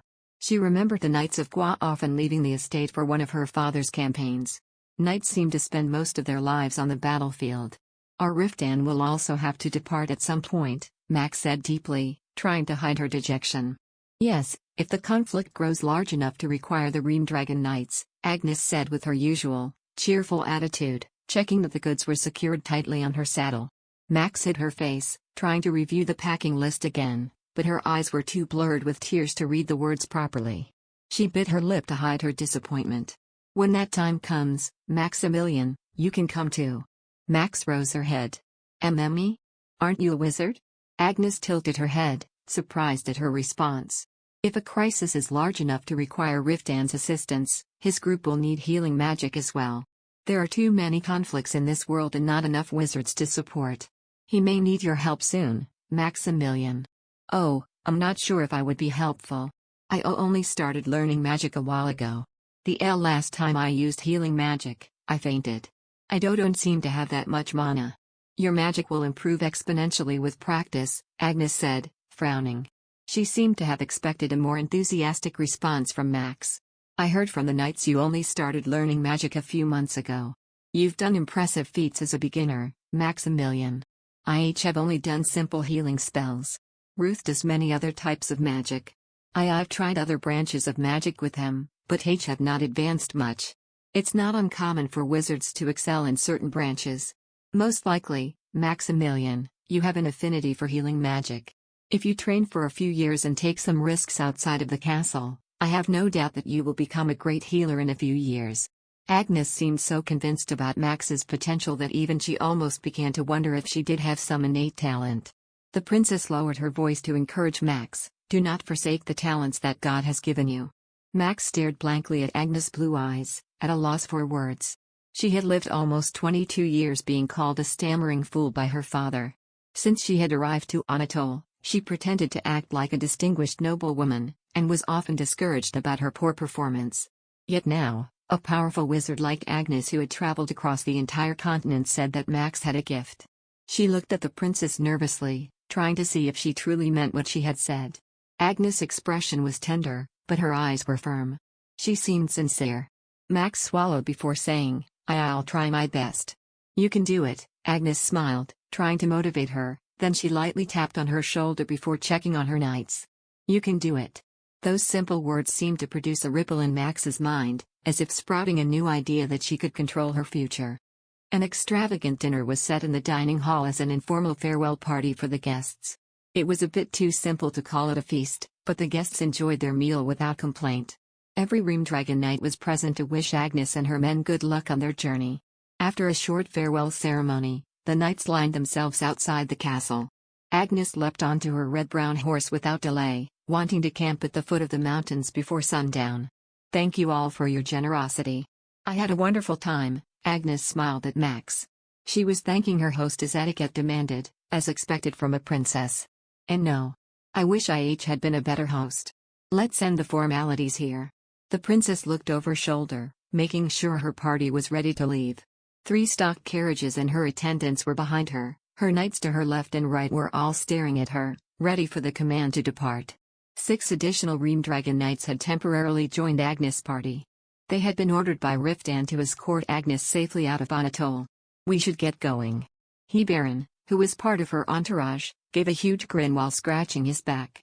You came like a typhoon making a mess and now you're leaving like thunder. Do you have to make a big impression on everyone who crosses your path? I do hate the idea of leaving a mess, Agnes said. It's because you're too impatient and reckless. Riftan, standing in the front row with his arms crossed over his chest, muttered cynically under his breath, and Agnes laughed as if Riftan's suspicions were ridiculous. Lord Calypso is the last person who should be teaching me about patience. Don't even think about discussing patience with me, Riftan warned. I haven't raised my voice at you once. I've been enduring your presence for the past few weeks while you've tried to coerce me with your schemes. Haven't raised your voice? Agnes repeated him, bewildered. Under the oak tree. Chapter 161. Max watched Riftan and Agnes argue. It was embarrassing to see them fight in public, but the knights around them seemed used to it, and shook their heads, bored. Christ, say your goodbyes and leave already, Riftan said. You started the argument first. Do you plan on leaving after the sun sets? He added. Agnes' shoulders briefly trembled as if she was trying to hold back a retort, then she sighed. Yes, unwanted guests should leave. Thank you, Your Highness. Riftan. Max pulled on the hem of his shirt. Riftan looked down at her before forcing himself to give a fake smile to Agnes. Please have safe travels. Thank you, Agnes said dryly, but smiled when she turned to Max. Maximilian, thank you also for your hospitality. Please stay safe and good luck. I wish you the same, the princess said before alerting her men. Her knights yelled in approval before following Agnes across the drawbridge, kicking up dust beneath them. Max waved her hand until she had disappeared from her sight. She had felt uncomfortable having Riftan and Agnes spend time together, but now, a mysterious hollow feeling seemed to replace our anxiety. Let's go back to our room, Riftan told her. He hugged her firmly while looking at the castle. Max turned in his embrace to watch him, his arms felt thick and strong like a tree trunk. Max soon completed her tasks of renovating the gardens and castle. The gardens were now green and lush, depicting full-bloom flowers. The sky over the garden became noisy as hawkers trained their birds. In the castle, old furniture was replaced, and every corner was either decorated or clean. Meanwhile, Riftan was still busy coordinating the road construction. The knights toiled from dawn until dusk around him, keeping the monsters away. Max soon fell into a monotonous routine. The servants were diligent and competent, needing little supervision. Before, she had studied magic in her free time but was now hesitant to start again. Her apathy towards the subject affected her ability, in fact it took her longer to memorize complex formulae without her past enthusiasm. In the comfort of her bedroom, she sighed as she touched the book spines lined up in rows on the bookshelf. Agnes had said she had a talent for healing magic, but Max still wasn't quite sure. Should she continue to learn magic, even if Riftan was against it? Her husband had made it clear that he never wanted her help, and Max was too discouraged to follow up after his initial rejection. White rays of sunlight poured over her through the window and she kept getting distracted by the view outside instead of reading, and she had lost interest in the speech practice worksheet that Ruth had made for her. What was the point in continuing? She laid her head against the windowsill and sighed again. What are you doing? Are you sick? Riftan said. Max turned quickly and walked up to him. Why are you here at this time? Riftan had left before dawn to supervise the road construction. Max looked at him with worry, wondering if there had been issues. However, he was unhurt and stood tall as always, displaying a confident presence. His hair was shining like a black onyx with strands outstretched here and there at odd angles. He looked at her methodically, checking for any signs of weakness. After taking off his leather gloves, he rested his hand against her forehead. I had to come back to see the blacksmith and stop by to see you. Do you have a fever? Oh, no. I was only looking outside. You were sighing. Are you bored here? He said, troubled. Would you like to invite some of the neighboring nobles and hold a banquet? Max widened her eyes and drew back in surprise. Although Riftan had the funds to hold a banquet now, The knights didn't have the time to leisurely enjoy their food, drink, and entertain guests. His offer was ridiculous, just like the time he had offered to hold a festival every day of the year. Yet his face showed that he was making a genuine offer, so she shook her head quickly. Riftan frowned and bent until they were at eye level. His gaze was serious, as if wanting to know what she was thinking about. "You've been making faces since the guests left. If you're bored from the country life." Max cut him off. "No. It's only because the weather has been warm. IW was drowsy. I don't want to hold a banquet or feast. I don't enjoy those things." "At Qua Castle, you didn't stay at the banquet for long either," he said thoughtfully. "You only revealed yourself and left after a short while." His tone sounded disapproving to Max. Did he want a more social wife? "IW want to be a good host and make sure our guests feel welcome," she said resolutely. "Boo, but I generally do not enjoy loud events. Even as a child, I've never liked them. It didn't seem that way at the festival. I just want to see you enjoy." Riftan winced, noticing that he was raising his voice. His shoulders stiffened. "Then, would you like to take a walk with me now, instead?" he added more softly. "You don't have to. You're busy." "I'm not busy enough to stop breathing," Riftan said, annoyed. He picked up Max's cloak hanging off the wall. "Do you want to avoid spending time with me?" "No, I don't dislike your idea. But Riftan, you're always working. You don't have time to sleep properly. Instead of the walk, why you should rest even for a little bit. It will be better for you." Taking a nap in bed together sounds nice, Riftan glanced at the bed before grimacing. "But I'm not confident enough that I can just lay down with you and sleep quietly." Max blushed and he laid a hand on her shoulder before fastening the clasp on her cloak around her neck. "Let's take a walk. I haven't seen the gardens you've decorated up close." A fresh breeze entered through the open window and Riftan sniffed, then made a strange face. "The whole castle smells like flowers. Do you dislike it?" "No, it's something different," he said dryly. "I'm used to the smell of dirt, horses, sweat, blood." Max felt that perhaps Riftan had more in common with the flowers than she did. He was full of life just like their garden, was familiar with living every day, through hardship or training. He was strong and brave enough to overcome his trials, while she was just empty. "Let's grab some refreshments first," Riftan said lightly, trying to improve her mood. Max smiled, trying to hide her worries. "A few days ago, I bought a lot of fresh fruit. There were quality spices on sale. We will have a lot to choose from." "Good, it's been some time since I've had fresh fruit. Not dried or pickled." Riftan looked straight ahead and went out with Max.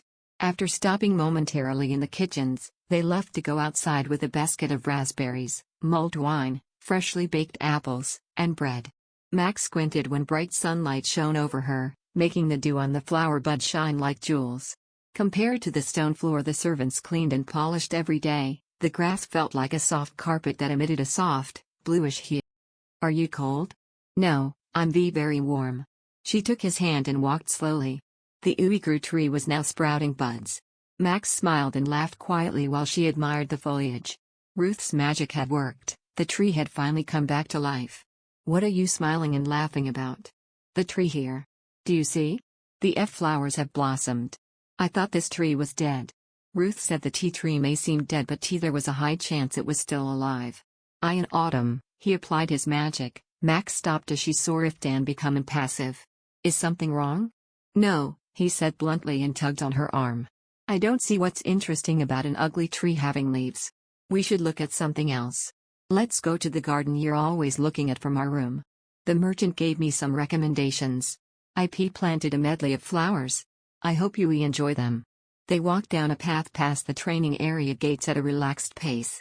Max smiled in delight as she saw the sun filter through the foliage and light up her husband's face.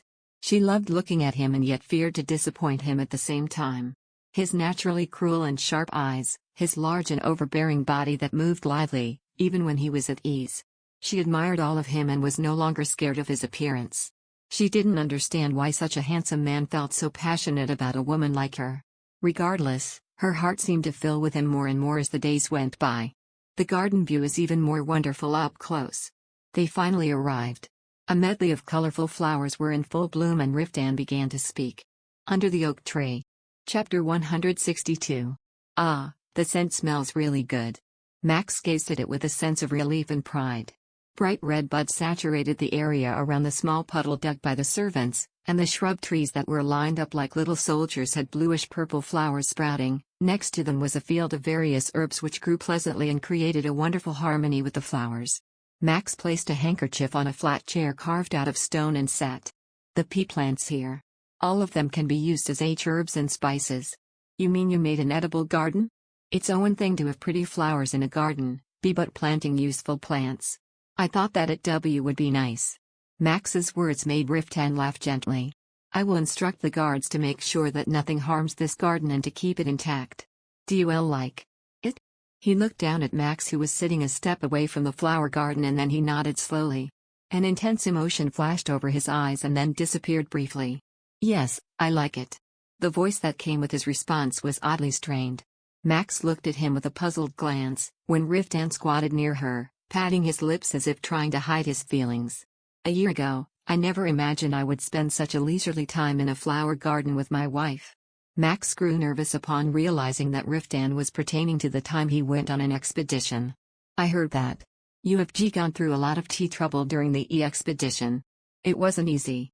There were thousands of monsters living in the Lexos Mountains, and the road to the dragon lair was surrounded by layers of barriers and labyrinths," he replied grimly, rummaging through a basket and taking out an apple.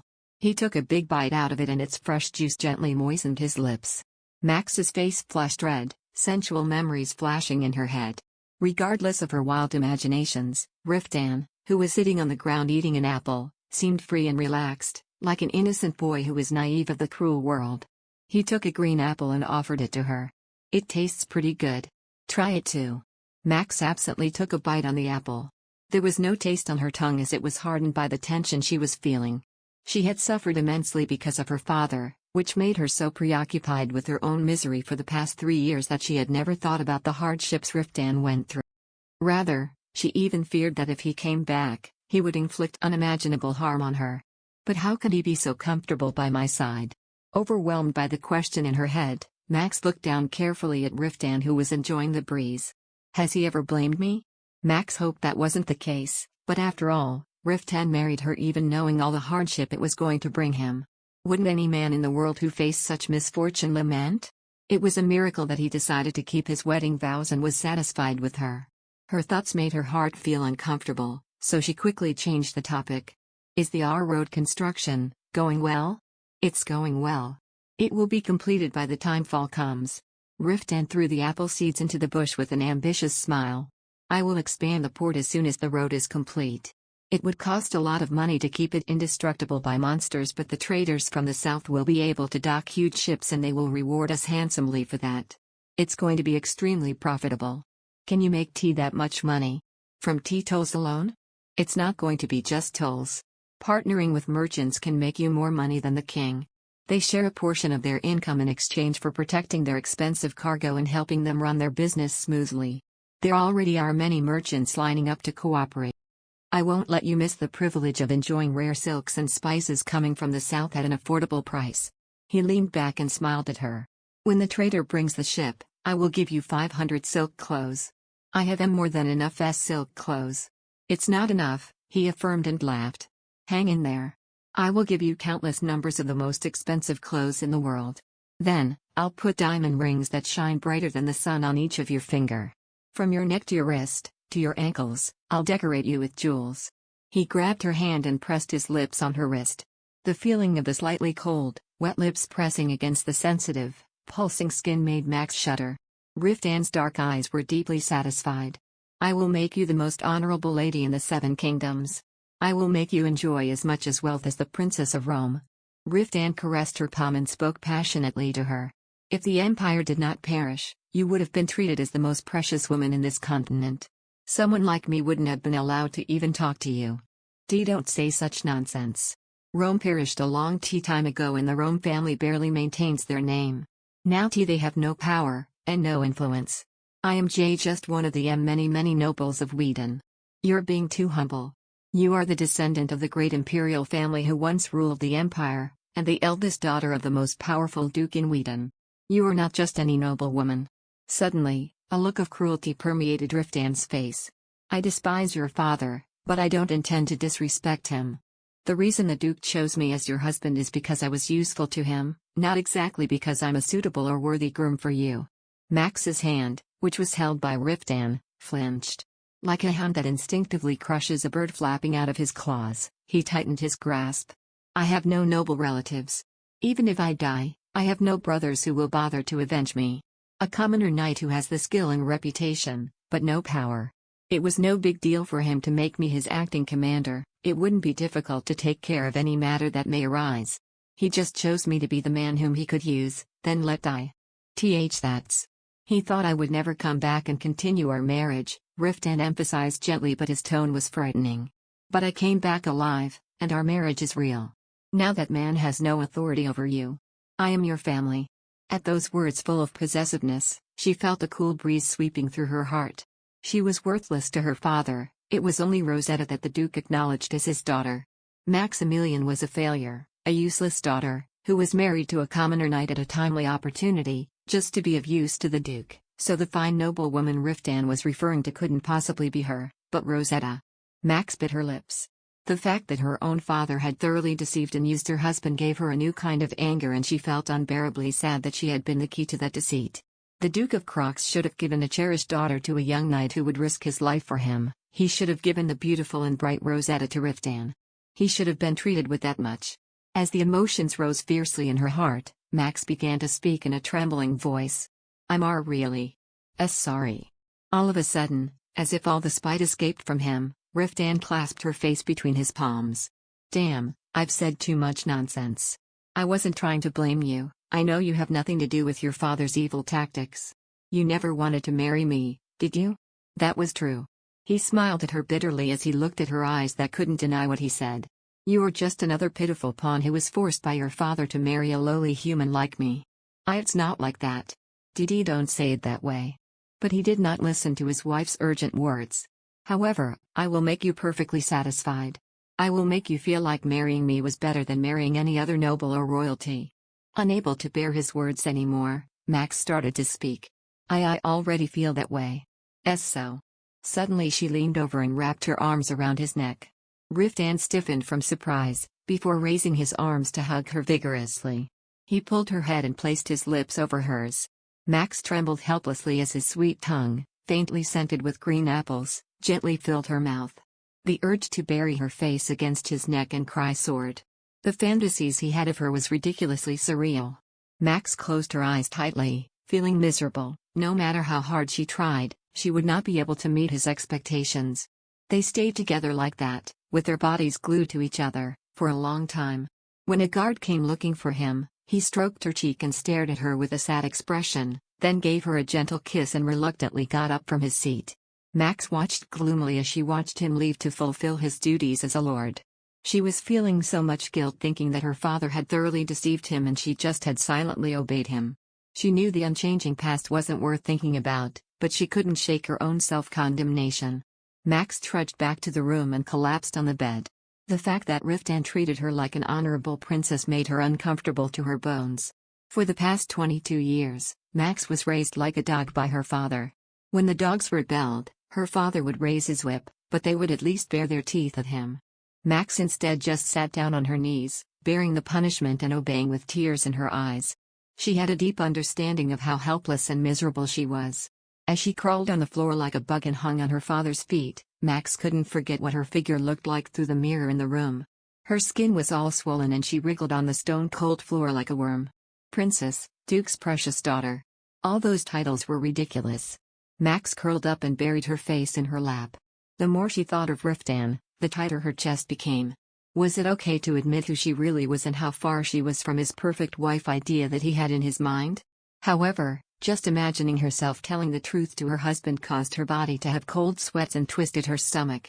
She was well aware of how the servants of Gua Castle looked at her.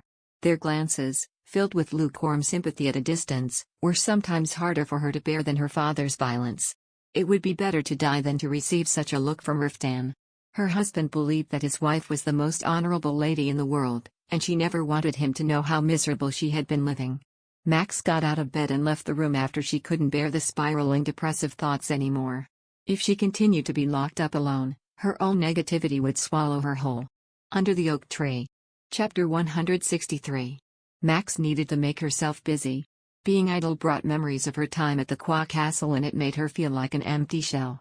She then decided to go to the kitchen and supervise the servants to see if dinner was going well. Just as she came down from the stairs and was heading towards the hall, a loud voice called over her shoulder. "Lady Calypso." Max turned her head to the direction of the voice. Sir Gable Laxian and Sir Lombardo walked through the wide-open door with serious expressions, which made her nervous. What's the matter? At this time of the day? I apologize for calling you so suddenly. There is someone injured, will you kindly take a look at him? They passed through the servants who were cleaning the hall's floors and ran straight to her. Max was taken aback and widened her eyes. Back when she had just started to practice healing magic, she often looked after injured knights and never experienced depleting her mana, but after the last incident such exchanges ceased. Still, it had to be something very urgent for them to decide to request her help. Max felt embarrassed and hurriedly opened her lips to talk. How about our Ruth? The wizard is at the construction site right now. I don't want to burden you, milady, but I can't afford the time to go down the town and find another healer. They were in a hurry and didn't wait for Max's reply as they quickly led her to the door. She almost stumbled in hurry as she tried to keep pace with the knight's wide strides. How? Who was injured? Some knights were sent to Libadon for an inspection of the land last winter. It seems that they were attacked by werewolves beyond the territory of Anatole as they were coming back. One of them was bitten and infected with venom. Gable lightly clicked his tongue and belatedly glanced at Max with anxiety. Do you know how to use magic for injuries involving venom? I studied the magic formula. Yet I haven't had the chance to actually practice. You can give it a try this time. Gable spat out without hesitation, then began to slide down the railing of the stairs. Max tried to hurry down to keep his pace, but had to pull the hem of her dress up to one side to prevent her from rolling down. Or rather, wouldn't it be better to wait for Ruth to return? If we delay it any longer, the venom will spread, and he will be unable to use his right hand for the rest of his life. His life as a knight would be over. We won't blame you if you fail, but please give it a try first. Lombardo spat out in a tone that seemed more like a compulsion than a request and Max swallowed dryly.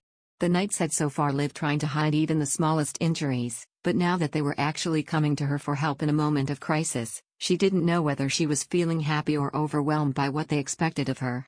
What if I can't handle it? She followed the knights across the garden, rubbing her damp palms against her skirt to wipe away the sweat. They passed through the doors leading to the training door and then headed straight towards the dorms. This way. Max stepped in the wooden building to follow them and stiffened as soon as she realized that the inside of the room was very dark. The sunlight was kept outside with thick curtains. It was only when the knight lit a candle that a desolate space with 3 or 4 camp beds came into view. The room seemed haphazardly made to cater just those who were injured during training. As she followed the knights, she saw a shelf full of medicinal herbs and bottles of unknown medicine, a brazier emitting a faint light, and a boiling kettle. Max looked around and trembled slightly at the strange scenery. When she heard a weak moaning sound, she turned towards it and saw a young knight lying down on the farthest bed. She stepped over to him and frowned. It's dark, so I can't see the wounds well. Can the curtains be taken off? Werewolf's venom makes one's nerves extremely sensitive. Sunlight exposure intensifies the pain, so the struggle will be harder. Here, let me light another candle instead. Gable explained briefly, then lit a candlestick next to the bed and the dim light revealed the knight's bare torso. Max looked down tensely, and when she confirmed that the size of the wound was not larger than what she was expecting, her shoulders loosened a bit. There was a deep bite mark on his forearm, but fortunately the bone didn't seem to be damaged. However, the infection was serious. She placed the back of her hand against the young man's face, her eyebrows furrowing at the heat of his body temperature. The antidote. Has he taken it? He immediately took it when he was bitten, but the monster who bit him seems to be a high-level one, so the antidote is not working. Max turned her head at the unfamiliar voice. A young knight with an emaciated face entered the infirmary, carrying a flask. Sir Lombardo quickly took the flask out of his hand. I told you to take a break and let the servants do these chores. I am fine. On the other hand, this guy was bitten while he was bandaging me. It's my responsibility to take care of him. The young knight stubbornly replied, grabbing the flask, and approaching the bedside. He then soaked a towel with water and began to wipe the body of the unconscious man. When the cold towel met his feverish body, a weak moan erupted from him. Sir Lombardo stiffened looking at the pitiful scene and turned to Max with urgency. Please hurry, if the venom spreads further, his arm will be permanently damaged. I'll try. She tilted the candlestick with a tense face, carefully examining the condition of the arm bitten by the monster. She had already seen a werewolf bite before, but that was very different from this. There was a foul odor emitting from the two pitted teeth marks, which were so deep that they looked like they had been nailed with a hammer. The bruise on his arm resembled a dark burgundy stain of paint, and it was swelling like a plum sausage. Can I really heal it? Max tried to recall the magic she had learned from Ruth as she placed her trembling hand on top of the wound. Healing venom-infected wounds consumed less mana than healing magic, but the process and the execution was more complex. She started drawing out her mana, trying to remember the unfamiliar formula, but controlling mana in that way was not as easy as she had initially thought. She drew the magic formula twice without success, and the tension was evident in the faces of the knights who were watching quietly by her side, noticing that she was encountering trouble during the process. Is it difficult? I'll try one more time. Max muttered in a creeping voice, her face turning red from the effort she was exerting. She felt regretful, thinking that she should have practiced this variant of magic instead of wasting time struggling with self-pity. She was afraid that if she didn't succeed in healing that young knight, the trust that was built between her and all the knights would crumble in an instant. Max aggressively wiped the sweat from her forehead with her sleeve and applied her mana once more. When a hazy blue light was emitted and it wrapped around the knight's arm, she began drawing the intricate pattern again. The magical power that flowed into the knight's body purified the blood contaminated with venom and discharged it from the body with the help of the magical formula. Noticing that it was working, Max exhaled a long sigh of relief. After a while, the dark red stain around the knight's arm and its angry swelling subsided. It's all done. Max slowly removed her hand as she felt that the dark energy was completely eradicated from the wound. Gable picked up a candlestick and looked closely at the knight's complexion. He then suddenly pulled up the curtains and the bright sunlight flooded in, making Max squint her eyes and furrowed her eyebrows. He's not reacting aggressively to the sunlight. It seems that the magic worked, and the venom's completely gone. It's not certain, there may be some V-venom and dark energy left. He'll need more antidote. Will you kindly boil medicinal herbs? I'll prepare it. The other knight, who had been restless by her side until then, quickly started making tea, putting herbs and leaves into a kettle. Max sat by the window and sighed for a moment as the tea boiled. It had been a long time since she used magic, so she felt slightly tired, but she wasn't feeling dizzy like it was when she completely depleted her mana. She weighed her remaining mana and deciding that she could afford to use healing magic, she applied it on the knight once more. As the bite marks on his forearm rapidly healed, the young man's face started to look better, showing relief. We are grateful that you did so much, this is beyond favor. Lady should also drink the tea that's brewing, as the medicinal roots in it also help restore mana. Tea, thank you. We have to properly express our thankful greetings to you. Thank you for saving this young knight's life. At Sir Gable's polite words, Max's face turned red. Hearing such appreciative words from others was like sweet rain amidst a drought, a break from the suffrage of dreadful thoughts. She muttered with a shy face whilst sipping the steaming herbal tea. It's a relief. That I was helpful. You were extremely helpful. Had it been later, the venom would have spread, and his arm would have been permanently damaged. Sir Ruth wasn't around, but luckily for this guy, Milady is capable of using healing magic. Max suddenly frowned and looked at the attending knight. You shouldn't have to return to the castle immediately, you should have prioritized going to the healer without delay. We entered on a toll through the front. We decided that it would be better to go to the castle immediately than go downhill and pass by the village. Moreover, he insisted that no matter what happened, we had to go straight to the castle. I didn't even know that the venom had spread faster than I thought. The other knight, who was sweating whilst stirring tea in the kettle, muttered with a preoccupied expression. And above all, we thought that we had to deliver the news to the Lord as soon as possible. What news? Gable asked with a puzzled face. Then, the attending knight opened his lips, carefully choosing the right words to deliver. As you know, the Lord sent us to Libadon to gather information. We stayed there over the winter and investigated the monster movement phenomenon. Did you discover something out there? The knight then nodded with a firm expression. Under the oak tree. Chapter 164. There seems to be an alliance forming between subracial monsters in the Pamela Plateau, north of Livadon. Highly intelligent lizardmen and trolls formed a large army of monsters that began raiding villages. According to what we heard just before we departed from Livadon, The troll army looted even a fairly vast territory in the north. A large-scale alliance between the monsters? Not only the knight's eyes widened, but Max's as well at the absurd news. Let's say the monsters did form an alliance. At best, it will be at the level of a small village. In all my life, I have never heard of subracial monsters forming large armies. No one has ever tried going deep into the Pamela Plateau. It is possible that highly intelligent monsters have achieved a kingdom scale of civilization, beyond small villages, without us being aware of it. Max became pale and felt weak at the young knight's serious narration. Her body trembled in horror as tremendous numbers of monster armies plundering humans unfolded in her imagination. Even Lombardo's face hardened, sensing the severity of the situation. Is your information reliable? It's a rumor going around, it hasn't been confirmed. What's certain is that a monster army made of lizardmen, trolls, and red goblins have begun to do planned ransacks. Gable pondered, stroking his chin. Do you think Levaton can handle the situation? The young knight anxiously shook his head, his eyes squinting, forming wrinkles on his face. I think there is a high possibility that each country in the Seven Kingdoms will soon dispatch knights. If it comes to that, then it is Sweden, their alliance in the west, which will be first called for reinforcements. You mean the Arim Dragon Knights will go on an expedition to Levaton? Max, who was listening intently to their conversation, suddenly interrupted. She knew that the topic was something she should not intervene with, but she felt impatient and couldn't help but ask. It was only then that Gable noticed how pale her complexion was and shook his head quickly. The Ream Dragon Knights barely returned last year after a 3-year expedition. Even if there is a call for reinforcements, the extent of it will only be up to the Royal Knights, they'll be the ones dispatched. There's no guarantee about that. According to the wizards, this phenomenon of large-scale monster migration occurred because of the evil army lurking in Pamela Plateau, which swept the northern area.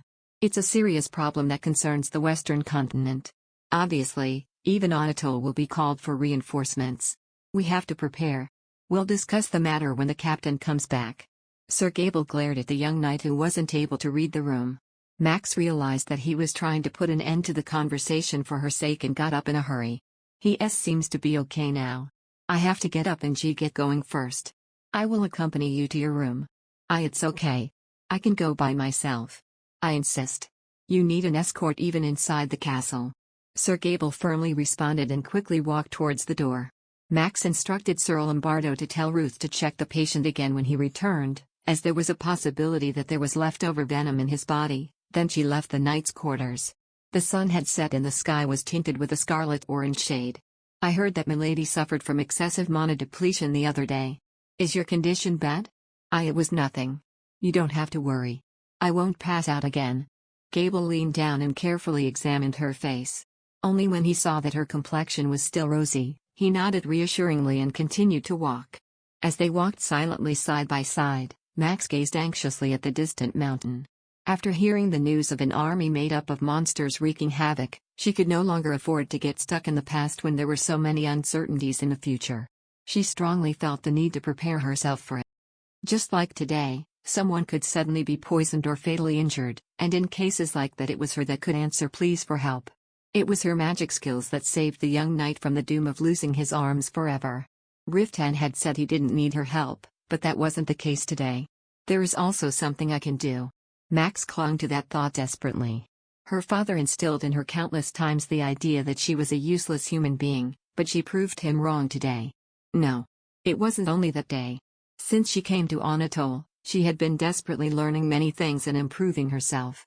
If she gave up all of that now, she would never escape her lifelong sense of inferiority. She would just be an incompetent failure for the rest of her life, just like her father said. Max, who was taking her steps with a thoughtful face, had a resolute glint in her eyes. Riftan didn't return to their room until late. It seemed that they discussed the news brought by the young knight during their expedition in Levaton all night long.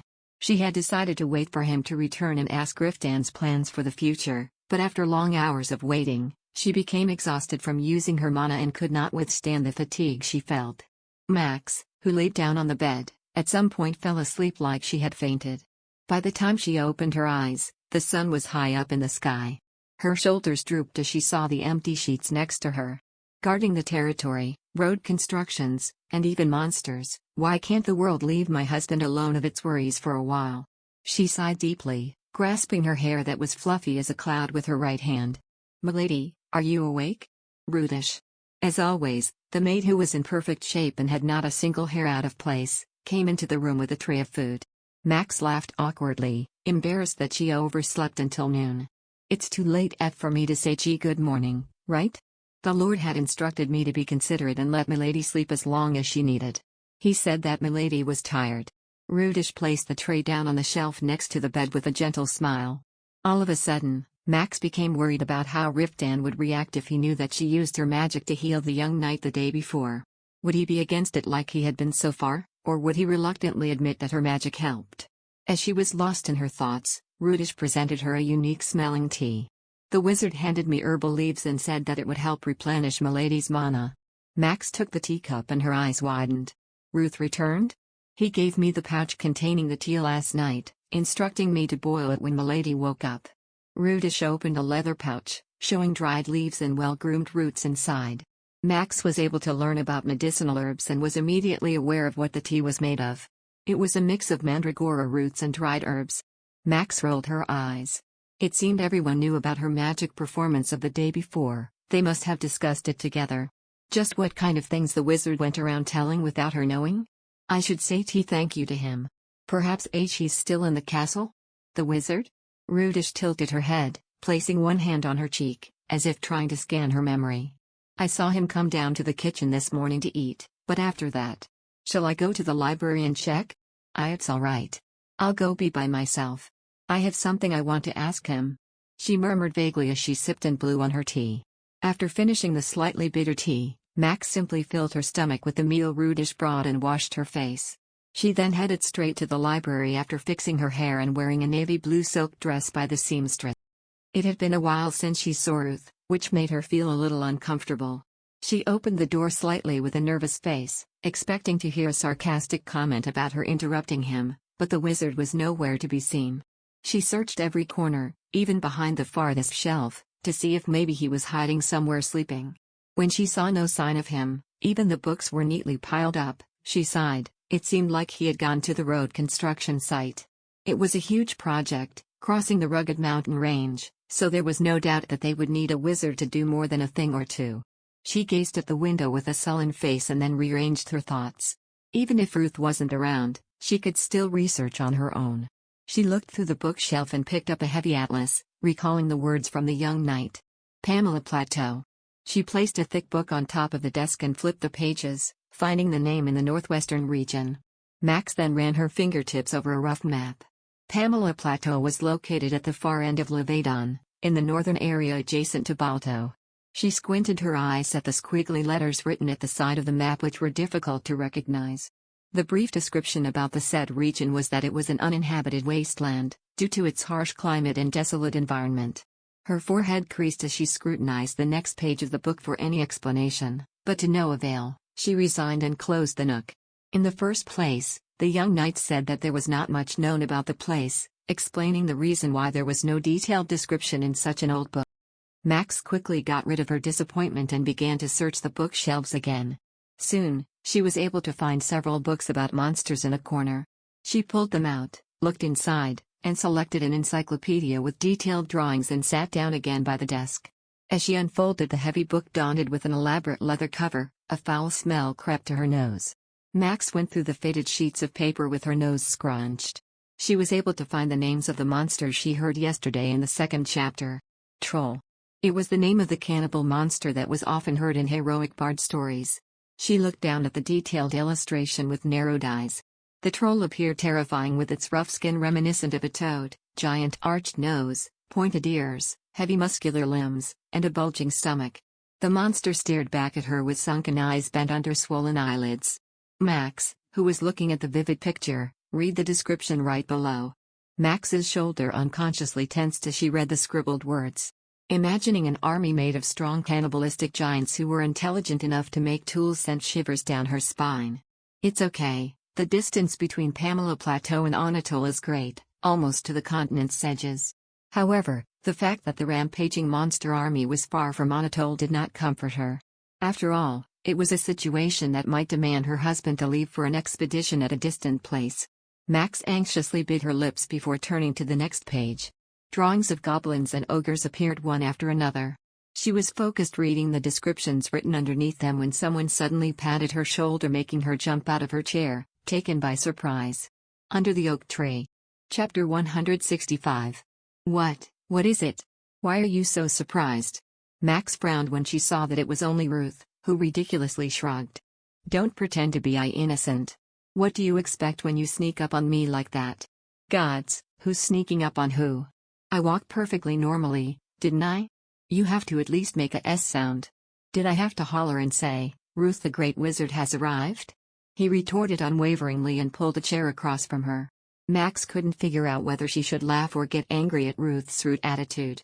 Even though they hadn't seen each other in a long time, Ruth's attitude remained the same. The wizard yawned wide, his face gloomy as usual, and then took the book from her hand, skimming through it. There are several wrong descriptions. Lizardmen are technically closer to being subspecies of dragons rather than being a subracial monster. Their bodies contain mana stones, and they can cast magic spells. There would be better details and explanation in Lord Calypso's records than this book. Between D-dragon subspecies and S subracial monsters. Is there a big D difference? Of course, there's a big difference. Sharing a common ancestor with a dragon gives them powerful magical abilities, such as their unique dragon breath. They also have excellent anti-magic abilities, so a lot of magic spells don't work on them. That is what makes them so difficult to defeat. He placed the book back on the desk and scratched his head in agony. Lizardmen are at a much higher level compared to trolls. They are intelligent, can use magic, and have outstanding physical capabilities. Thus, they are hard to kill with either sword or magic. One of them is harder to deal with than 10 trolls combined. With a new impression, Max's eyes traced the drawing of a beast that looked like a lizard and a human fused together. It had a reptile-like face, a muscular body covered in scales, and a long tail. The strange beast did not appear as clever as he said. As she squinted her eyes to read the description below, wondering how dangerous of a monster it was, Ruth tapped the desk with his fingertips, as if trying to call her attention. By the way, what made you read through the Book of Monsters? Yesterday. I heard the news brought by the young knights. It made me wonder what kind of them monsters he was talking about. Ruth tapped the tip of his chin with a thoughtful expression and spoke. I was told that you healed an injured knight from werewolves' venom using detoxifying magic. You must have heard the news then. Max nodded stiffly. North of Levedon. I heard that there is an army of monsters are ransacking villages.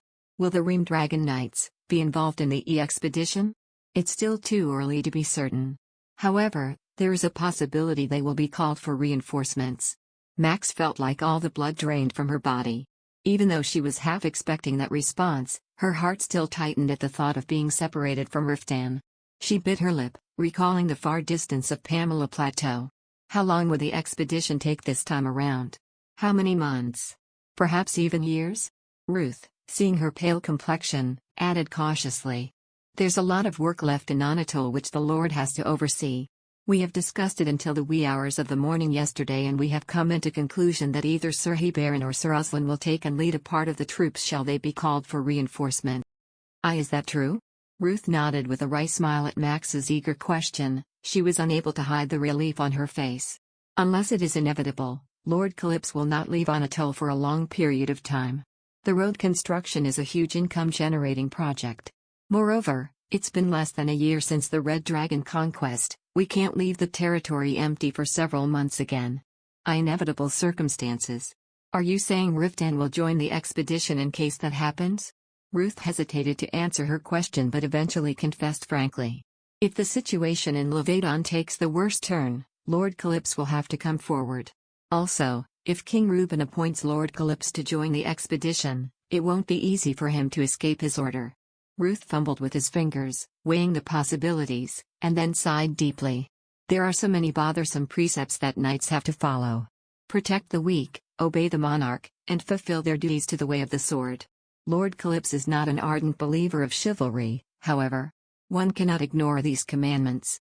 It would damage the reputation that he has worked so hard to build. Right. Max's face darkened as she recalled the words of Princess Agnes about the king suspecting Riftan's loyalty. There was a chance that King Reuben would go to the extent of nominating him to join the expedition just to test him.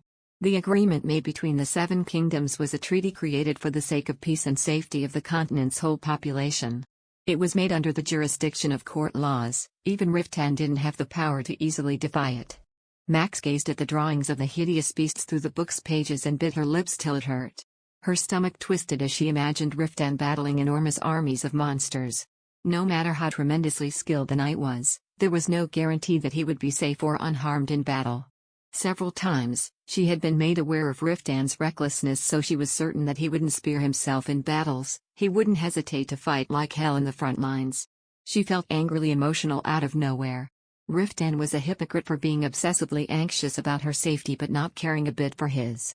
What kind of absurd way of thinking did he have? Her lips were protruding due to her disgruntled mood, deeming it unfair that she was the only one who worried to her stomach. Ruth's calm voice suddenly broke her relentless thoughts. "I'll be joining the expedition too." Max lifted her head. Ruth, who was staring at the ceiling with his arms crossed, spoke like he was lost in thought. "A long journey going to Levedon will require a wizard. Whether it's Lord Calypso or another knight who will take the lead, it's no doubt that I will have to accompany them. That would mean that Calypso Castle will need more of your magic skills than it does now." "My magic?"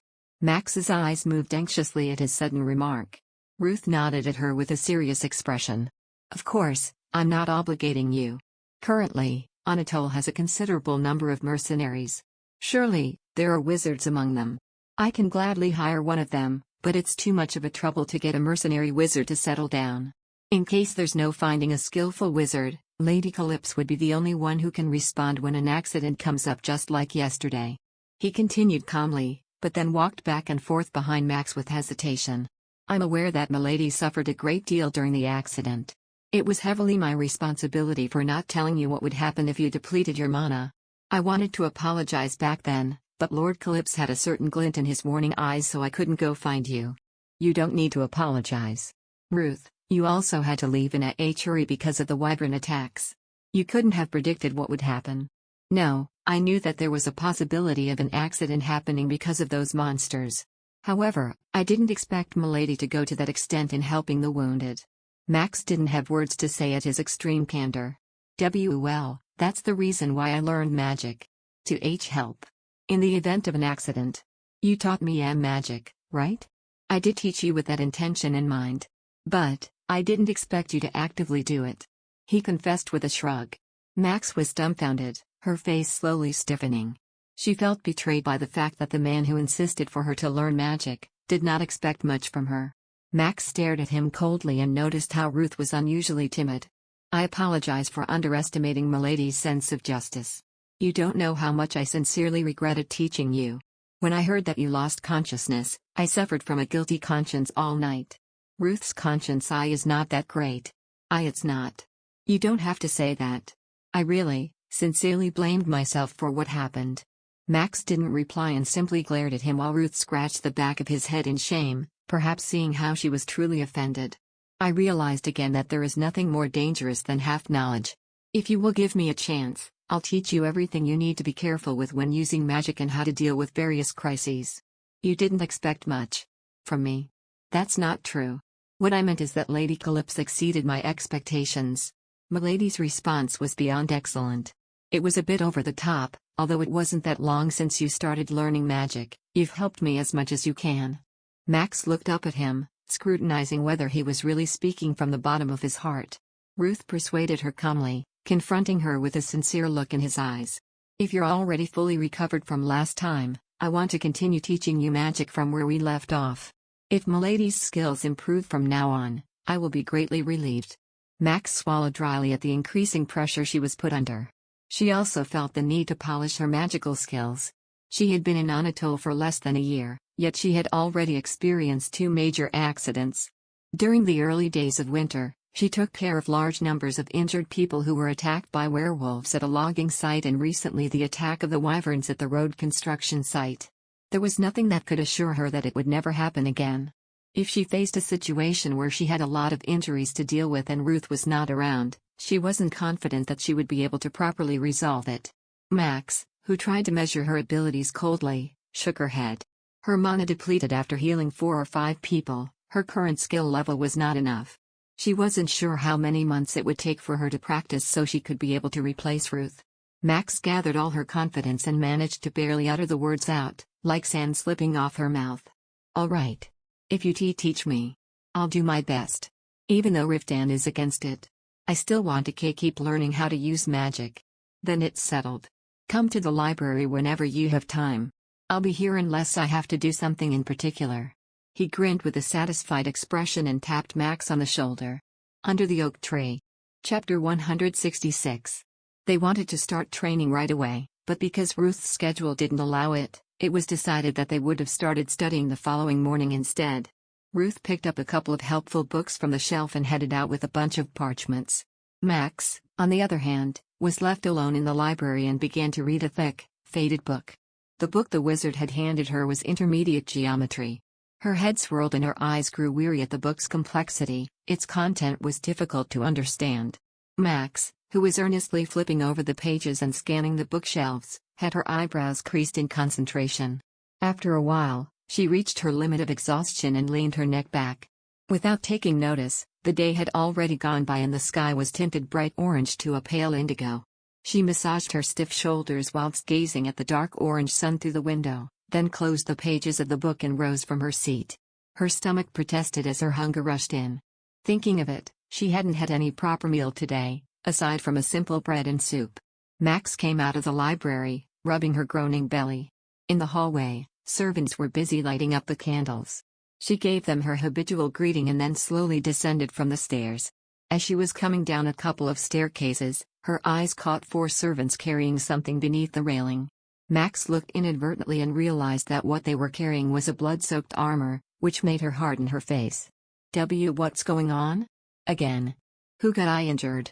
As she glided down the remaining steps, the servants who were carrying the heavy armor whimpered and stopped at their tracks. Max hastily spoke before they even got the chance to answer.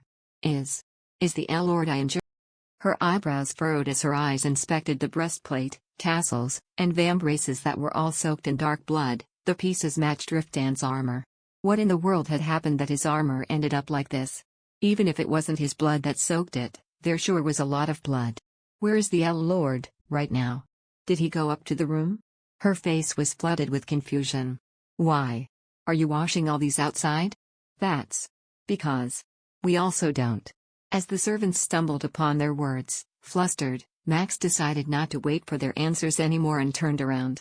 She had to see with her own eyes what was happening to properly understand and ran out to the courtyard at once. As she scanned the large, vacant lot, she saw workers splitting firewood, merchants passing by with carts full of thread, and maids pulling buckets of water from the well. Max's eyes narrowed as she saw Riftan standing next to the servants with his upper body completely naked as he was pouring water on his head. When 2 maids approached him, handing him a bucket filled with water, he took it and used the water to rinse his blood-stained hands. A clear gush of water soaked his long, thick nape and rushed down to his sturdy shoulders, smooth back, and slender waist. Witnessing the maids stealing glances at him and exchanging meaningful looks at the view of their lord, Max angrily ran toward them with her face bright red. Riftan, who was rubbing his neck with his palms, widened his eyes at the sight of her approaching. "Maxie? Why in a place like this? You are..." She was going to reprimand him for washing top naked in a place where lots of people could see, but seeing him made her lose her voice, as if someone tightened a rope around her throat. Max glanced at his torso that shined like a golden statue in the dark reddish sun. His enormous body was tightly woven with exquisite and delicate muscles, and his golden brown skin shone dazzlingly with a vibrant hue. She licked her dry lips. Even though she had seen his body a dozen times, her neck felt burning hot. "I tracked down the monsters who attacked my knights in training and killed them." Hearing his voice, Max raised her gaze that was wandering on Riftan's chest. He swept his jet black hair, which appeared darker as it was soaked in water, and spoke in a somewhat awkward tone. "The encounter stained my whole body with blood, so I'm washing it off. But you can go wash it in the room. I'll ask for a bath to be prepared right away. But I was a mess. I'm telling you, I looked like a ghoul." He muttered under his breath. Then a maid took the canteen he held and refilled it with water, so he poured it again on his head. Max took a step back to avoid the flowing water, while Riftan shook his head like a hound to dry himself off and took a sniff on his forearm. "Damn, the bloody smell won't go away. Then why don't you go up to the room, clean it with soap, I'm telling you. It will go away," she said, lightly wiping her face with the sleeves of her dress. Seeing that, Riftan moved away abruptly, as if burned by fire. His sudden reaction made Max widen her eyes in response. Riftan's expression displayed irritancy and he spoke with a cautious tone. "Don't get your clothes dirty for nothing. Werewolf's blood smells revolting. It's just sea clothes. It'll be all right once I change." With her loose sleeves, Max approached him to wipe the dripping water off his cheeks and nape.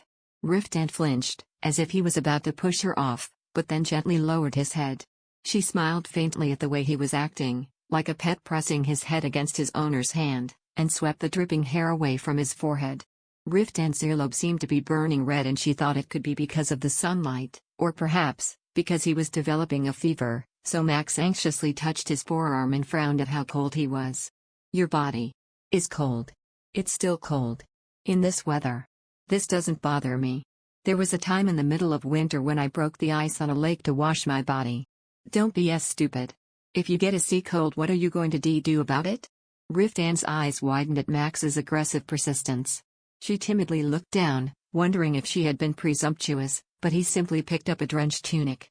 After wiping the blood off his body several times, he tossed the dingy cloth to the maids. "Wash and soak it in lye. If the smell still lingers, then just go ahead and burn it." "Yes, my lord." Riftan glanced at Max as the maids scurried to do the laundry. "Right, let's go inside." She went to his side and followed him with relief written on her face. Riftan was soaked in so much water that in every step he took, he left a dark puddle on the ground. Looking down at them, Max spoke in a firm voice. "From now on, come at once to the room. Don't do such thing outside. And what, show up drenched in 7 bags of blood and frighten you again?" Max frowned at his blunt response, but couldn't help feeling embarrassed when she realized he was talking about the time they were attacked by a horde of ogres. That was my first time seeing monsters. I was overwhelmed. "If you say so," he muttered skeptically. It seemed like he knew what he was talking about and that Max was lying about what she really feared. She anxiously looked from side to side. "Now, I'm not afraid of seeing blood anymore like before. You don't have to worry about it." Riftan's expression grew darker at her words, particularly when she said that she wasn't afraid of blood anymore. He looked down at her with a piercing stare. "I have no intention of making you get used to that kind of sight." Max couldn't retaliate and kept her mouth shut. She felt a strange tension between them. It seemed like Riftan wanted to say something more, but she avoided his gaze and followed him into the castle. She trailed hesitantly as he crossed the hall and called a servant on standby. "Listen, prepare water for a bath and bring it up to the room. Bring new clothes to change into too." "Yes, my lord." "After bathing, I intend to have my meal in the room. Prepare and bring it on time," he bluntly commanded like a military and walked up the stairs quickly. Max grabbed the hem of her dress and hurriedly followed him. Riftan climbed 2 floors of stairs with wide, marching strides, and opened the door of the room, which was very warm since Rudish had already set fire in the furnace in advance. He carefully stepped inside, avoiding the carpet, and took off his boots. "King wolf cubs. Making a mess out of my good pair of boots." She closed the door behind her and watched as Riftan cursed. There was a faint reek coming off the dripping wet leather boots, which made him wrinkle his nose, and he threw them to a corner. Max picked up a towel and handed it to him. "Dry yourself, first." "I don't need it. I'm going to take a bath anyway." "You shouldn't stay wet while you wait for the bath water." He glanced at the pool of water beneath his feet, sighed, and took the towels from her. Max walked over to the fireplace and poked the firewood burning in the hearth with a steel rod to raise the temperature, then carefully threw in some more wood. When she heard some rustling sound behind her, she turned around to look over her shoulder and held her breath as she watched Riftan take off his wet pants. His perfectly shaped buttocks tightened as he bent his slender waist and his long, muscular legs were revealed. She thought of turning her back to be polite, but she couldn't budge. She felt like she had become a statue. Max stared blankly at him, as if her brain had been short-circuited. For the past few weeks, she barely managed to see her husband's face once a day. She couldn't even remember the last time she had felt his body grind on top of her to fulfill her pleasures. Having thoughts filled with desire, Max's chest pounded, and her cheeks turned hot. At that moment, Riftan turned to look at her, as if feeling her lustful gaze. Max quickly turned around and picked on the firewood, like there was suddenly something interesting in the fireplace. She felt embarrassed being caught drooling over her husband's nakedness, her ears tinting red. Please, get it together and don't act like a pervert starved for pleasure. I mean, behave quietly and gracefully, like a woman from a noble family. As Max scolded herself internally, she heard a tight voice over her shoulder. Under the oak tree. Chapter 167. Give me one more towel. The bass that came with his deep voice sent shivers down her spine and made all the hair in her body stand. Max picked up a towel and handed it to him, struggling to keep her gaze lowered. Riftan took it in slow motion, soaked the cloth in a basin, and began to lightly wipe his sticky legs. Max turned her back, avoiding his figure, and touched the hem of her dress awkwardly. However, all her nerves screamed for him. Max licked her dry lips. Her fingertips tingled with a desire to look at him and touch him with all her heart. After moments of pushing down embarrassing fantasies and holding herself back, she thought of how it would feel to touch her husband. Didn't Riftan say that it's natural for couples to long for each other? Max impulsively approached behind him and gently placed her hands against his smooth, hard back. Riftan stiffened at the touch and roughly pulled her away. Don't be like this. His growling voice frightened Max, making her take a step back. Thinking that he rejected her, her face almost turned purple. Sorry. As her eyes dropped to the floor, not knowing what to do, Riftan groaned weakly and embraced her in his arms. Yesterday, you used up your mana to save the night. What if you overwork yourself and drop to the ground like before? As if he was trying to soothe her, he stroked her hair with his wet palm. Max exhaled with a trembling sigh at the feeling of his hot skin against her thin clothes. A feeling of ecstasy flooded her. His body smelled like fish blood, musk, and horses that couldn't be washed away. It was an odor that would never be associated with being fragrant, but to her, Riftan's smell was fascinating. I am fine. I didn't consume that much mana, I had enough rest, I've completely recovered now. Riftan nodded and made a sore sound while scrubbing his nose against her chest. He muttered impatiently, his fingers fiddling with her braided hair. I have been holding back for a long time, I don't think I can do it gently. Max tilted her head. Has he ever been gentle? She didn't remember well. At first, he would carefully and slowly pleasure her, but once he connected with her, he would pick up pace like a lunatic. Reminiscing how insanely pleasurable those moments were, Max looked up at him teasingly. You don't have to do it gently, it's okay. At those words, Riftan's self-control was shattered. He hugged her tightly and, in a flash, ravenously devoured her lips. Max wrapped her fingers in his wet, slippery, black hair. His lips tasted like fresh water. She pressed her wet tongue against his mouth and locked it together with his, pulling his head closer. Riftan groaned weakly, wrapping his hand around her breasts, rubbing the flesh beneath the smooth silk. At once, a tingling heat rose from her belly. She unconsciously pushed her chest further against his palm. Then, against their gasping, a sigh came out from Riftan's lips which was close to hers. Damn it. You are seriously so pretty. I can hardly hold back. Max looked up at him with confusion, like he just said that the moon was green. Riftan caressed her cheeks with his lips, pulling down the neckline of her dress and slipped his hand inside her dress. As his rough palm softly rubbed her tender flesh, a thrilling excitement washed over her. She groaned weakly, her lips trembling. As Riftan looked down at her, he muttered ecstatically. Every time I touch you, I go crazy. How can someone's body be like this? It's so soft, like it would melt. From your fingertips to your toes nothing's not pretty. I'm not. Her thoughts ran astray as he pulled her bodice, revealing one of her breasts. He stroked her around with his cheek and then caressed her rosy breast with his mouth, flicking her nipples with his hot, damp tongue. She clung desperately to his neck, shuddering in pure pleasure. Riftan groped her ass and positioned her perfectly against his extremely thrilled body. Max, who was shivering to his naked touch, glanced anxiously at the door. Riftan, slowly, the water for the bee bath, it might come. You should have thought of that before seducing me. I did not seduce, I did not. It wasn't a temptation. You pleaded for me to hug you and stole me as if you wanted to swallow me. If that's not temptation, then what is? He loosened the straps of her dress and lowered it down to her waist.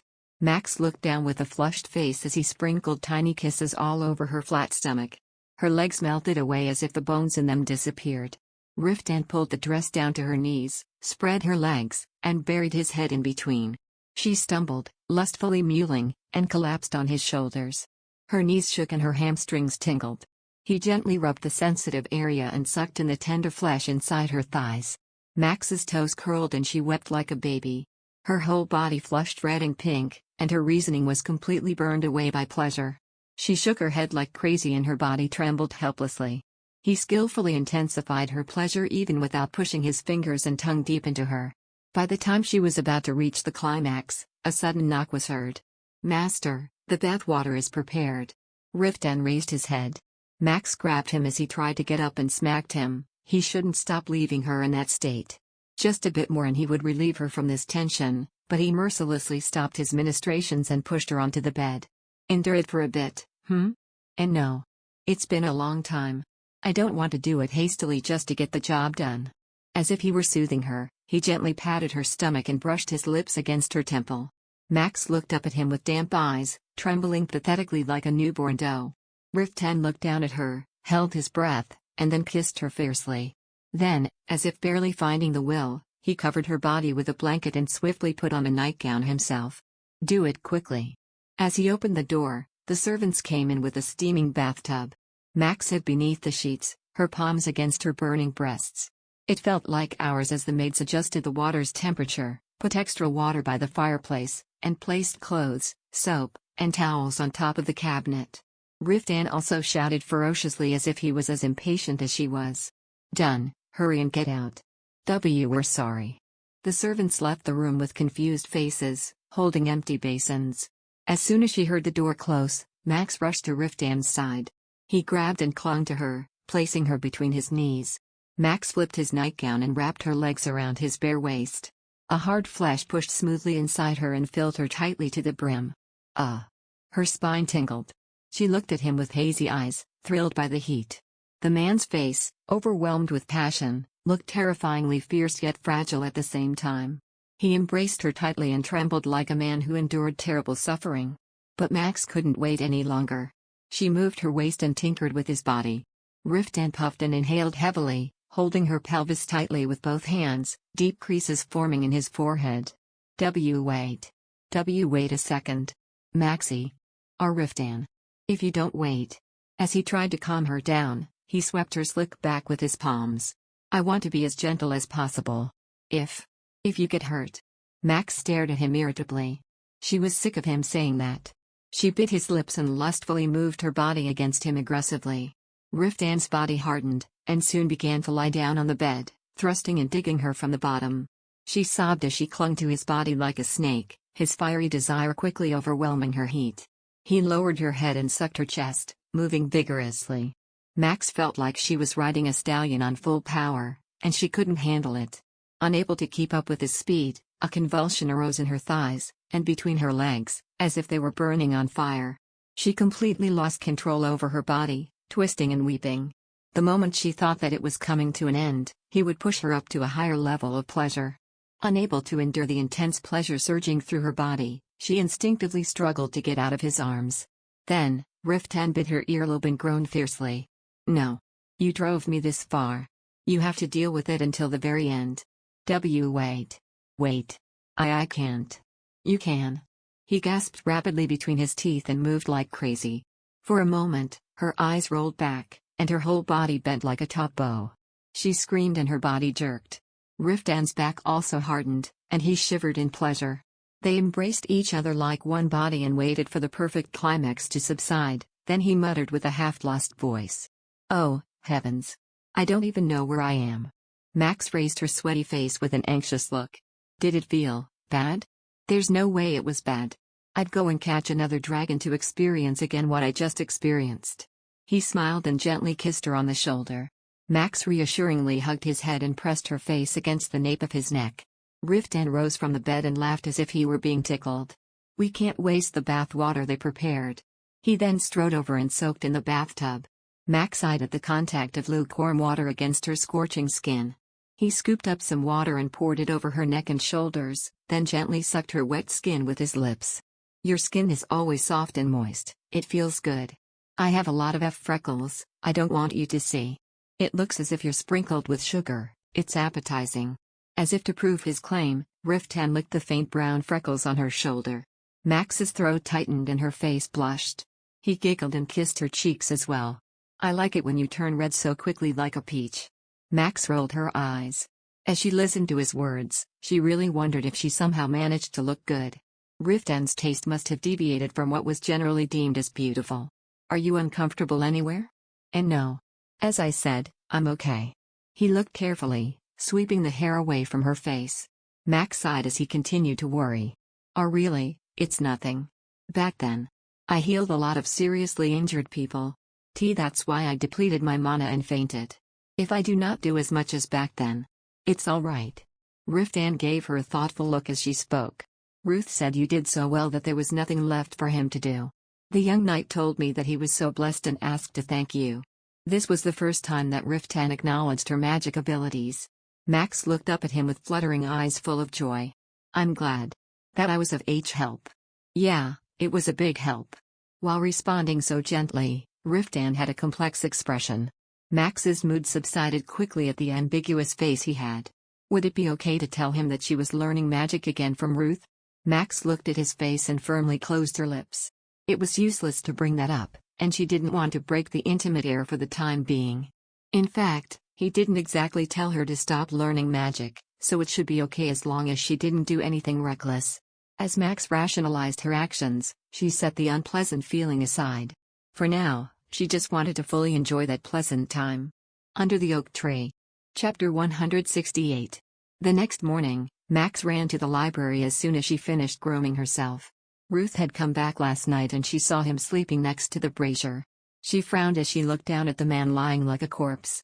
There were various rooms where he could sleep comfortably just 3 floors below the library, but it was too tiring for him to make such an effort, and she felt sorry for the man who slept on the stone-cold floor all the time, looking sad and pathetic.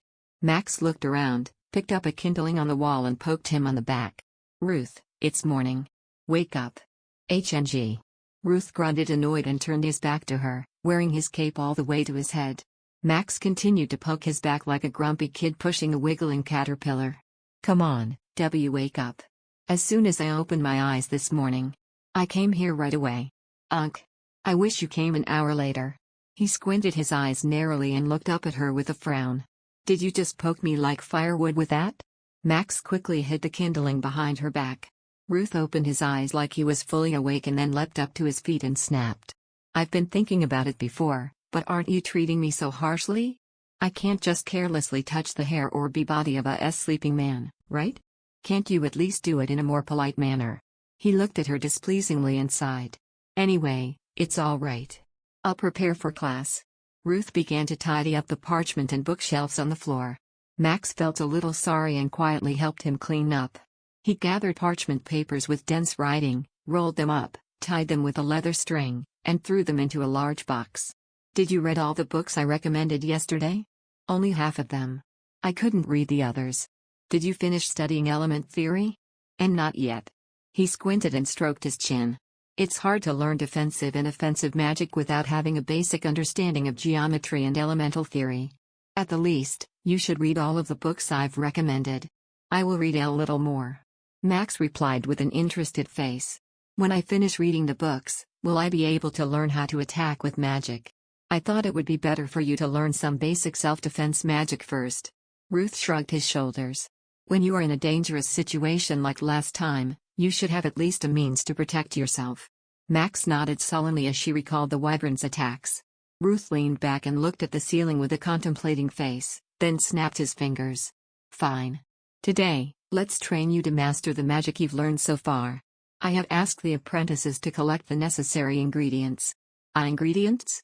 When Max asked with a curious face, Ruth gave a soft, ominous smile. It's a special material that will help greatly improve the lady's skill. Max had an anxious expression written on her face. Just what in the world is he up to? She glanced at Ruth dubiously as he packed something into a sack he had placed under the desk and walked straight out of the door. Her steps were reluctant as she followed him. Where are we going? We're going to get the materials I told the apprentices to get. What kind of ingredient is that? You'll know once you see it. Ruth hummed and went out of the castle at once. Max stopped bombarding him with questions. As Ruth said, she would be seeing it for herself soon. She swallowed the anxiety in her throat as they passed through the long promenade and a wooden building emerged. 2 elm trees towered on both sides of the antique building like gatekeepers. In front of the building were 3 boys, including Garo and Ulyshen, sparring with wooden swords. Ruth waved one hand at them and greeted them loudly. "Greetings, everyone. Sir Wizard." The apprentice knights laid down their wooden swords and turned their heads towards them. "We were going to visit as soon as we finished the morning training. You asked yesterday." Ulyshen, who was speaking cheerfully while wiping his sweaty face, found Max standing behind Ruth and his eyes opened wider. He hurried to her and started chatting happily. "The lady is here too. How are you? It's such a relief that you have regained your health. You don't know how very worried I have been. I should have been able to protect you better. Are you feeling well now?" "Uli, calm down. You're embarrassing the lady." The teenage boy Garo looked at her as he called out Ulyshen for his behavior, then smiled politely and talked with a softer tone. "Greetings, Lady Calypso." "Gee, greetings. It's been a while since we've seen each other, both of you. But what is milady doing here? Does milady have anything to ask us?" Ulyshen asked, his eyes shining like lanterns. Ruth stated his business on behalf of Max, who found herself in a bind. "I'm here to pick up what I asked for yesterday. It's for the ladies' magic training." "Ah. So that was what milady needed. Kindly wait for a moment. I'll bring it right away." Ulyshen quickly jumped into the outbuilding while Max looked bewilderingly at the dark entrance. After a while, he came out with a large bucket in his hands. Ruth, who received the bucket, lifted the cover and nodded with a satisfied expression. "Just what is that?" Max, intrigued by it, looked over his shoulder and into the bucket. Inside the large container was full of something like a reddish piece of flesh. She was terrified and took steps back in response. What in the world is that?" "This is a special helper that will be crucial in training you on your detoxification magic." Ruth grinned, reached into the bucket and lifted the thing, which had the size of his palm. It was a large reddish-brown toad with black spots on its back. The dead toad's black limbs drooped down weakly. Max shuddered at the sight of the creature. What in the world are you going to do with that?" "We're going to do the so-called detoxification magic special training. This black-spotted swamp toad is very poisonous. If you practice with this, you'll be able to decipher drawing out most of the poison at once." He shook the dead toad in anticipation. Max's stomach curled at the sight of its swaying, long, slimy limbs. She stepped back and looked at the path she had come. She wanted to turn back and run away, but Ulyshen and Garo were looking so curiously that it was difficult for her to escape from the situation. "Didn't you pretend to be bold in front of them the other day and brag with all kinds of stories?" Max bit her lips with a calm face and gulped. With that frog. What kind of training are you planning to do? Perhaps. Are you thinking of poisoning someone for an experiment?" "No way. Who would cooperate with such a foolish method of training?" He laughed lightly and turned his head towards the apprentices. "Someone bring me a bucket of water. It doesn't matter if it's a pot, brass bowl, or basin. Just bring it with plenty of water." "I'll bring it." Garo looked at him with an excited expression on his face and stepped forward. While he was in the outbuilding getting the water, Ruth counted how many toads were there by placing them on a tree stump one by one. A total of 31 toads were counted. Max was on the verge of throwing up, but the wizard let out a burst of admiration. "How did you manage to catch so many of these in just one day?" "I used a dead rabbit as a bait.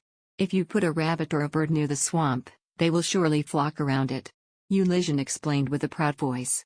"When the swamp toad had gathered, at that moment, I pulled up the net I had set beforehand and caught them all at once." "Indeed." Ruth struck his palm with his fist and poured out endless compliments. Max murmured deeply, saying she didn't want to know much about how to catch a swamp toad.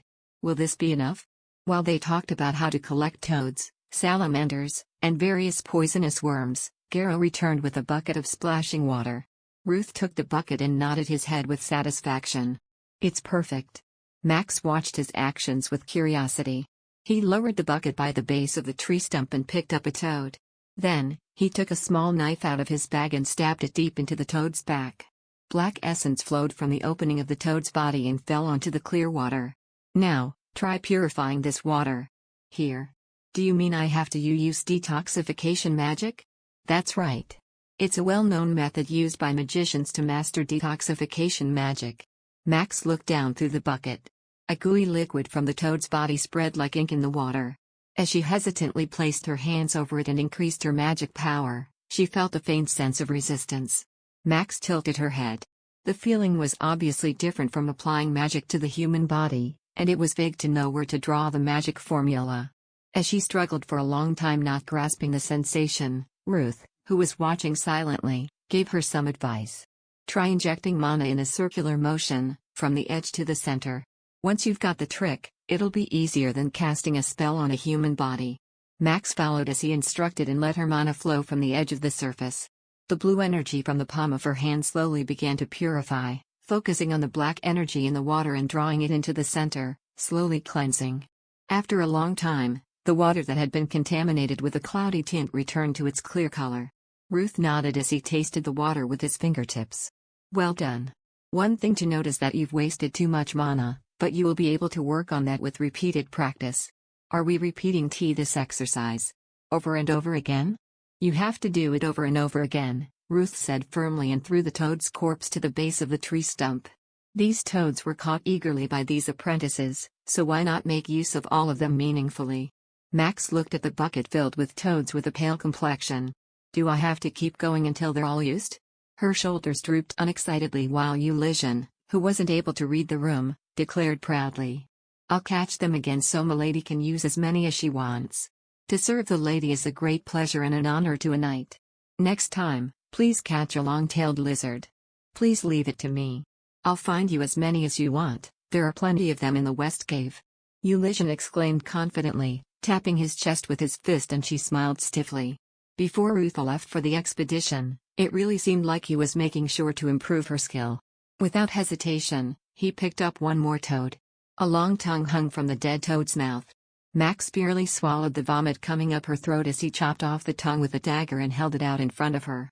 Would you like to try it yourself this time?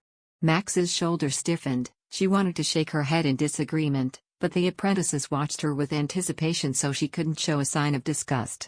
She eventually accepted the wet, slippery toad with tightly closed eyes. The cold, soft texture made goosebumps travel all over her body. It was the worst texture that she had ever touched in her life. Max flipped the body of the toad, holding back the urge to throw it away. Ruth placed a dagger in her hand and pointed with his fingertip on a spot just under the head of the toad. Now, with the knife.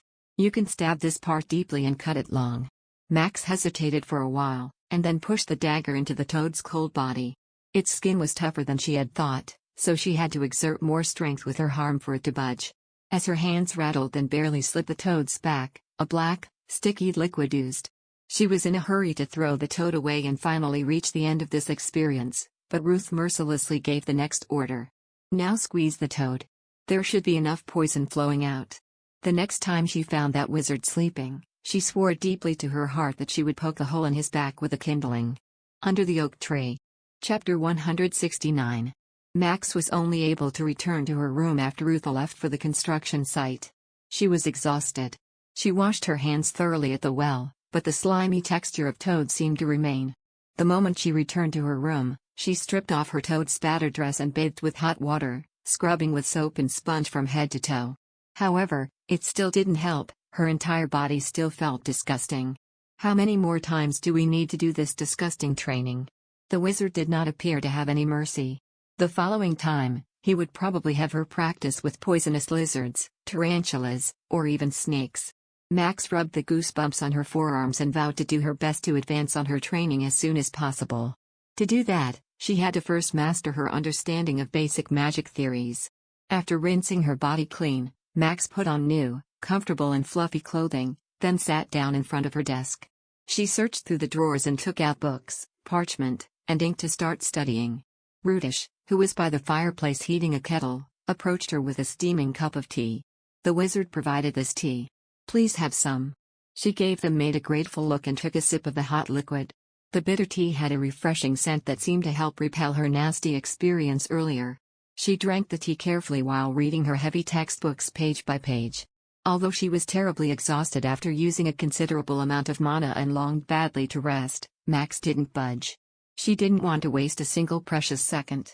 She had planned to convince Ruth to teach her defensive and offensive magic by tomorrow and somehow managed to read all her assignments by the end of the day. "Milady, it's Rodrigo, may I have a moment of your time?" Max was 3/4 done with the textbook she was reading when she heard the butler's voice and a soft knock on the door. She raised her head from the page she was reading and gave him permission. "You may come in." Rodrigo opened the door carefully, stepped inside, and bowed with practiced grace. "I apologize for interrupting your rest." "You don't have to apologize. May I know what's the matter?" "There are guests coming to visit the Lord. They will be staying in the castle for about 2 days. I thought I should inform Milady in advance." "Guests? From where have they traveled?" Max asked, her face reflecting her confusion. Rodrigo's face slightly lit up with embarrassment. "The Lord did not disclose to me where the guests are coming from.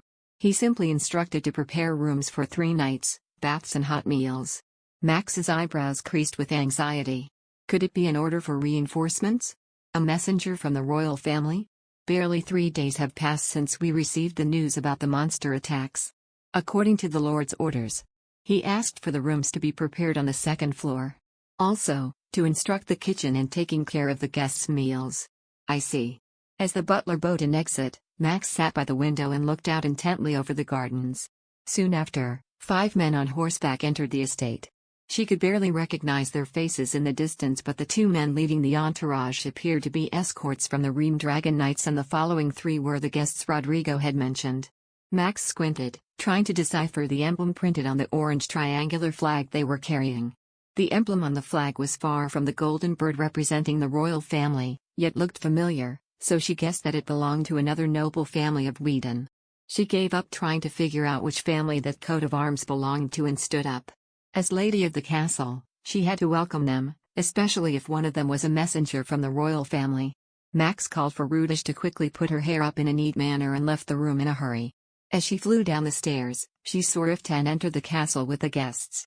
Her eyes trailed his cold, solemn face, and then switched to observe the guests that followed behind him.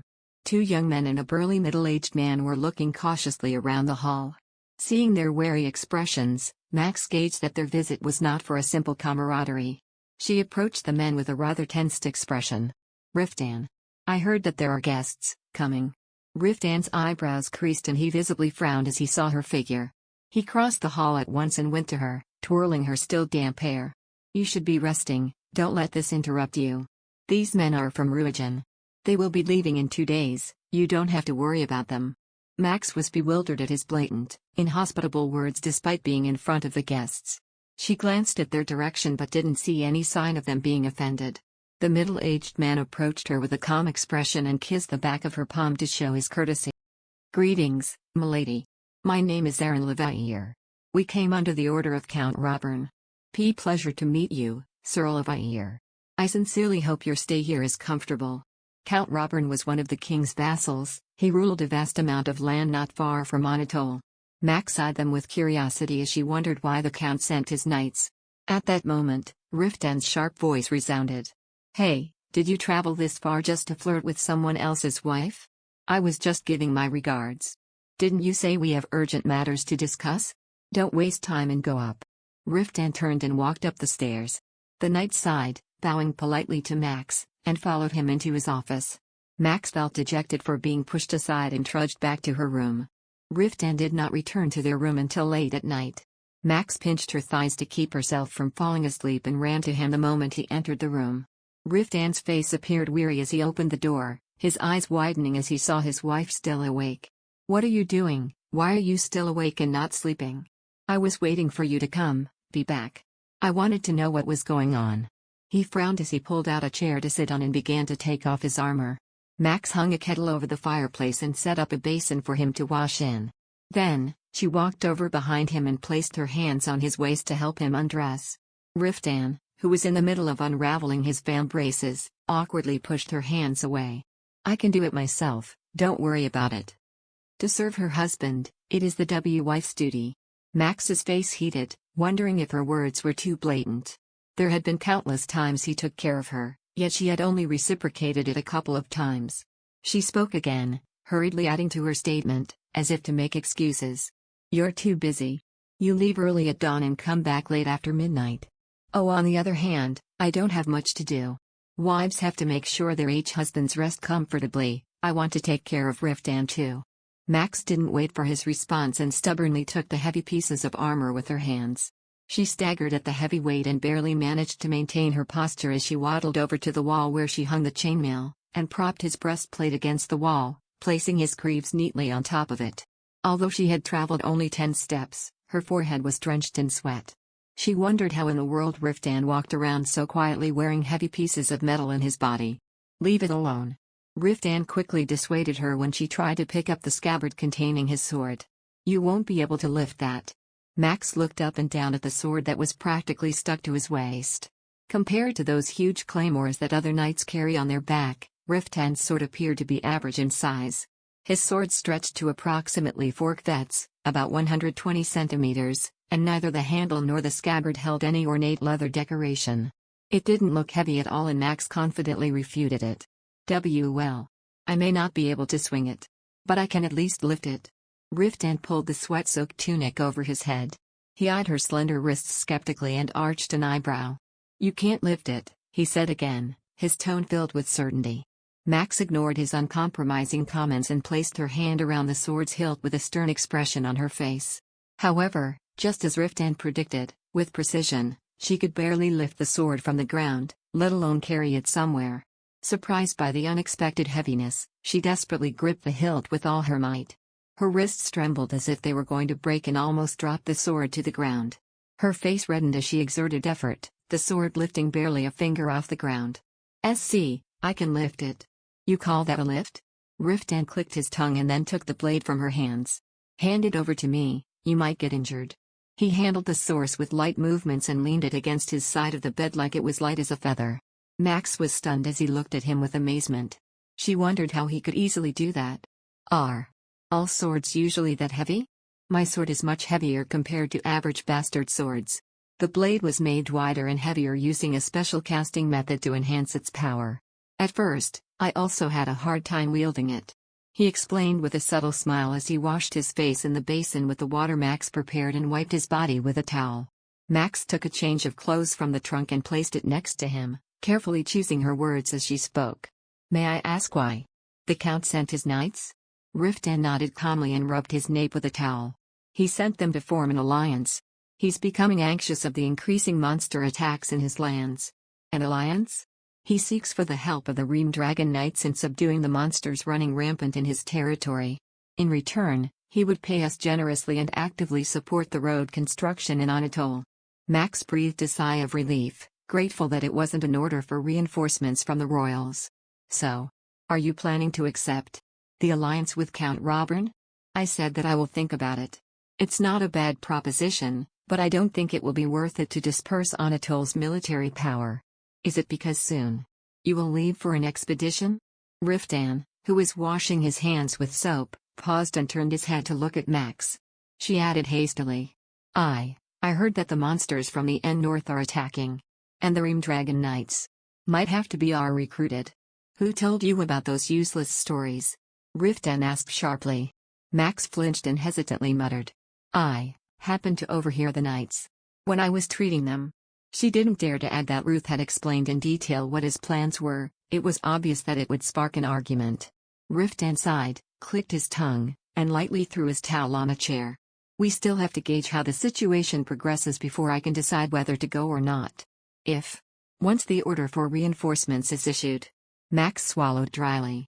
Even though she already knew from Ruth that they were planning to send another knight to lead, she still wanted to confirm it herself. Riftan, will you be leading the knights, in case that happens? Riftan stared at her intently, as if trying to read the intentions behind her question. Then, he shook his head slowly. No. I'm thinking of sending and handing its command to either Uslin or Hebaron. Under the Oak Tree. Chapter 170. I see. Max didn't realize the relief obviously displayed on her face. Riftan gazed down at her figure and cupped her cheek with one hand. Do you hate it when I leave? Max looked up at him with tense eyes. She wanted to tell him the whole truth, but she was afraid that he would be upset by her attachment, so she chose her words carefully. If Riftan stays, everyone will feel safe. The sea citizens will also feel at ease. I suppose. A flash of disappointment passed over his onyx eyes, but before Max could address it, the subtle expression disappeared behind his usual impassiveness. Riftan tossed the towel hanging around his neck into the sink and said in a slightly sulky tone. I also have no intentions of leaving Anatole empty either. I have been gone for a long time, I don't plan on neglecting my duties as a lord of this land again. I am going to fulfill my responsibilities. Even if King Reuben orders you to go? If that man barks and scolds me, it will only be nothing but a little annoying." He frowned, but soon shrugged lightly. "I have lots of excuses I can make to get out of it. Unless King Reuben is a fool, he knows well of the consequences he will face shall he force me to show my loyalty more than necessary." Max felt a cold sweat break out at Riftan's disrespect for the monarch, but honestly, she was more relieved than anything. His determination to remain in Anatole was more solid than she had expected, and her shoulders visibly relaxed. "That's our relief. Do you feel safe when I'm by your side?" Max nodded slowly. Looking at her with a thoughtful gaze, Riftan leaned down and gently pressed his lips against hers and her eyelids fluttered. His soft lips lingered and swept her lips sweetly as his rough fingers gently caressed her earlobes. "Good, you should not worry about anything. I will protect you, no matter what happens." At those spoken words, Max felt her heart beating wildly against her chest. Max looked up at him, searching his eyes for confirmation. "Always? Always?" He held her face and repeated his vow. "I won't let any danger come near you." She leaned into his chest and rubbed her cheek against his palm, hiding the moisture that brimmed up her eyes. As a child, she had dreamed of a knight who would one day save and protect her. However, as she grew up, she realized how useless and unattractive she was to others and didn't hope for long. Yet here she was now with Riftan, her fantasies awakening, just like how she always dreamed it would be. In her fantasies, she was a noble lady whom knights longed to protect, to the extent of sacrificing their lives as they worshipped her blindly. Max wrapped her arms around Riftan's neck as she felt a lump heating up her throat. His breathing hitched, and he suddenly grabbed her, showering her with passionate kisses. His damp tongue gently sucked on her lips and his calloused palms slowly slid down her spine, tracing it. She ran her fingers through his jet black hair, which was smooth and soft like the feathers of a raven, then her hands traveled down to his forearm and his slightly stubbled chin. Riftan's face visibly tensed at the contact and his dark eyes grew darker with sexual desires. "I should be used to this by now." He frowned, muttering in a muffled voice. Max lifted her eyes, confused as she tried to understand what he meant, but Riftan just sighed over her lips. "Every time I touch you, my whole body feels like it's on fire. And the feeling just gets more intense every time." With a shaky smile, Max buried her face against his neck, wiping away the remaining drops of her tears, and gently nipping his skin. Riftan stiffened and nearly crushed her as he embraced her with his rock-hard body. She felt the pleasurable tremor run through her whole body. His warmth, stark, and strength evoked a burning arousal that melted the bones within her, and she had no means of controlling her innate reaction to his touch. She wrapped her limbs around him, pulling him close and allowing the heat of their bodies to join. Riftan ran his fingers over the smooth skin of her thighs and calves as he walked to the bed. With Max's breasts crushed against his, he could feel her heart pounding. "Sometimes I want you so much that it's excruciatingly painful," he murmured in a strained voice as he gently laid her on the bed. Max reached out and ran her fingers over his face, clouded by the shadows. Grabbing her outstretched wrist, he planted butterfly kisses along the palm of her hand. "Riftan," she moaned and closed her eyes as she felt his hands slip into her clothes and dig into her. The guests were forced to leave Calyp's castle after receiving nothing but a disappointing response regarding their proposal for alliance. The knights who had to cross the rugged mountain paths and survive the forests infested with monsters appeared beyond dismayed, but Riftan didn't even bat an eyelid in their direction. He was determined to have the upper hand in the terms. Shall he form an alliance with Count Robern? According to Ruth, no one had ripped off Riftan before. He always came out with a deal that was in his favor. Max learned that despite her husband's cold and blunt demeanor, he was a brilliant negotiator. He could be a man of few words, but he was good at negotiating, and he knew how to use people to his advantage. In addition to this, Max also began to learn other fascinating aspects about her husband. First, he was an excellent architectural supervisor, which was evident in the road construction. He was a composed and impartial judge and very adept in building tools with his hands. Riftan didn't only train knights and supervise the road construction, he was also involved in the creation of new weapons with the blacksmiths, and he dealt with all the issues that came up in the premise. She was amazed at how one person could oversee everything. "But thanks to that, I can continue learning magic." Max sighed as she looked down at the defensive magic formula she drew on the ground. Her husband had hectic days from dawn until late at night, thus she was able to focus and practice her magic lessons without worrying about being caught. Is it really okay for me to do this? With another deep, wistful sigh, Ruth frowned as he examined the formula she drew. You're staring at it too much, it's not like it will fix itself. Stop wasting other people's time. If you're done, let's go ahead and just try it. At Ruth's incessant persistence, Max shook herself out of her thoughts. This was her first practical application of defensive magic, she couldn't afford to be distracted. Then, I'll begin. After checking again that she drew the formula correctly, she carefully took her mana out and amplified it as she allowed the formula to transform. The air around her stirred and a blue, transparent barrier formed around her. Ruth's eyes focused at her barrier with a searching gaze, then gestured for Elysian, who was standing idly, to take a step forward. All right, now attack the barrier. The boy flinched as if he had just been hit with a whip. Do I really have to do it? Of course. How else are we going to test the shield's strength? Elysian scratched the back of his head, hesitant on participating in that training session. Can't it be someone else instead? We cannot ask any of the official knights to practice with us. Besides, my attacks won't be useful. Ruth rolled up the sleeves of his robe to reveal his slim forearms as if to prove his point. Elysian simply rolled his eyes at his attitude, thinking how the wizard had no masculine pride at all. Although it was true, Ruth was physically weak compared to him and he couldn't care less. Hey, stop cowering like that and attack. But how can I raise my sword against the lady? Especially with my strength, equivalent to that of a knight? That's not even a real sword, it's wooden. It's absolutely safe for the lady. If she was ever in a dangerous situation, this training may save her life. Elysian couldn't argue with Ruth's firm point, so he gulped and stood in front of Max. All right. Then, milady. Please forgive me for this. Max nodded nervously, amplifying her mana to fortify the shield. The young apprentice raised his wooden sword above his head and swung it down slightly. Max's eyes widened as she heard a whistling sound from the barrier followed by a loud clattering noise. Her shield shattered in vain like thin ice. Elysian didn't have the time to pull the sword back and the wooden sword relentlessly landed on Max's forehead.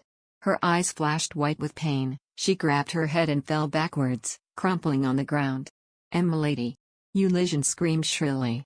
The pain was splitting. Max groaned with excruciating pain and kicked her legs as tears streamed down her face in an instant. NGHHH. Wizard. Please do something. Quickly. The lady is hurt. Elysian, who was in shock from hitting the Lord's wife, held Ruth's shoulders and shook him from side to side violently. The wizard only looked blankly at the absurdity inside, squatting next to Max's huddled body. Just a second, move your hands so I can heal you. I will cast recovery magic. Max exerted great effort to barely manage prying her hands away, revealing her tear-stained face. Ruth cast her a pathetic look, not bothering to hide his feelings, and clicked his tongue before casting the healing magic on her head. Max felt her face redden with embarrassment as she got up from the ground. She wanted to dig a hole and hide in it. Are you all right? Does it still hurt? Elysian wandered around her uneasily, examining her. I'm fine. Max replied, pretending it was no big deal, and brushed the dirt off her skirt. I am so, very, sincerely, truly, sorry for hurting you, milady. And no, it's because my magic was very weak. Ruth muttered something under his breath and shook his head disapprovingly.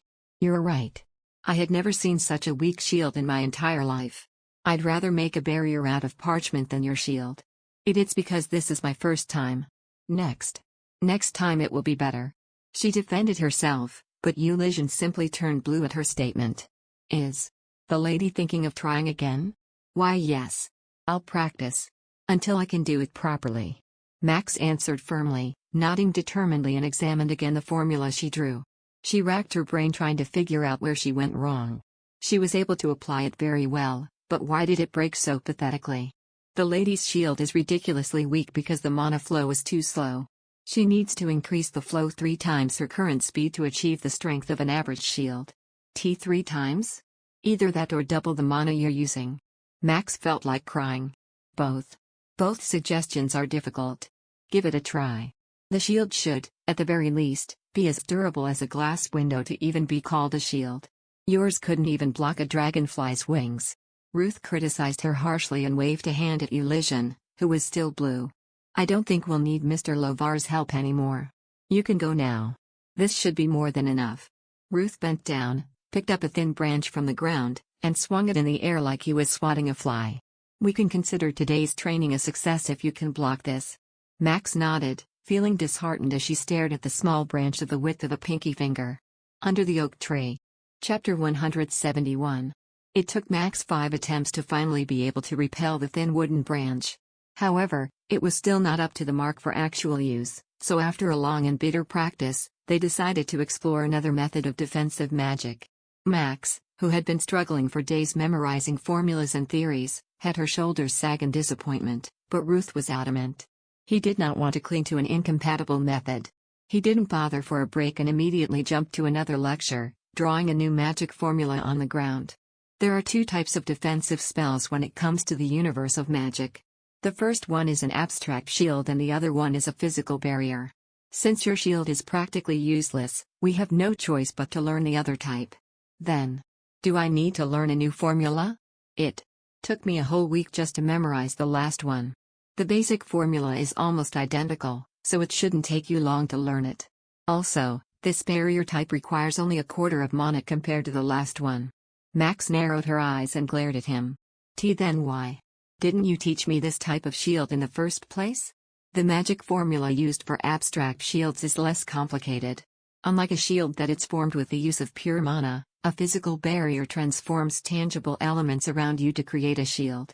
Since it involves the manipulation of matter, it involves complex calculations and formulations more difficult than abstract shields. Ruth explained as he continued to write down formulas on the ground using a wooden stick. Max looked at the overly complicated drawings and her face began to contort in horror. What? What if I practice building the abstract shield more? I can get better with time. That's possible, if the lady will be able to build up her mana pool. But that will take at least a year to happen. The lady needs to learn magic that you can use anytime now. It would be better for you to learn as much magic as possible before I go. Max looked at Ruth, pulling her eyes away from the complex shapes that made her dizzy when she stared at them. Did you, perhaps, receive a royal order to leave for the expedition? It won't be long now. I received a message from Levedon yesterday, saying that the situation is getting more serious. The high priests of Osiria are already discussing countermeasures. If Osiria was involved, then the obvious conclusion would be to gather reinforcements from each of the 7 countries. Max looked anxiously at Ruth. How long does it take to get to Levedon? About a month. It would take 2 weeks on horseback, with no breaks, to reach the border northwest of here. From there, you would have to travel for another 10 days by boat. If there are monsters encountered on the way, it will take longer. Max's mood clouded and she sighed just imagining the terrible journey. It must be a tough journey. It really is. Traversing the Lexos Mountains was more than enough for a lifetime of suffering, but now another damn expedition had to happen. To be honest, I want to be stuck in Anatole for at least 10 years. Ruth's shoulder slumped as he lamented. Max was a little worried about the man who couldn't even be bothered to travel to his room to sleep, and yet would be forced to go on such a long journey. Every corner of the world had monsters lurking and the journey to Levedon would certainly not go smoothly. Will it really be alright to take just a few nights for the expedition? We can't take all the nights and leave Anatole unprotected to save Levedon, can we? Ruth responded sarcastically and quickly finished the formula. Besides, we are not the only ones responding to Levedon's call. As we move northwest, knights sent by other countries will join us. Knights? From other countries? Lord Calypso isn't the king's only vassal. On behalf of the king's command, each lord shall send his own knights and a large-scale army will be formed. This is the common procedure when reinforcements are sent to allied countries. I see. Troops will be dispatched from Wheaton, Baldo, and Osiria, so no matter how many monsters unite, we can settle the matters by late fall this year. Seeing his confidence, Max was able to relax a bit.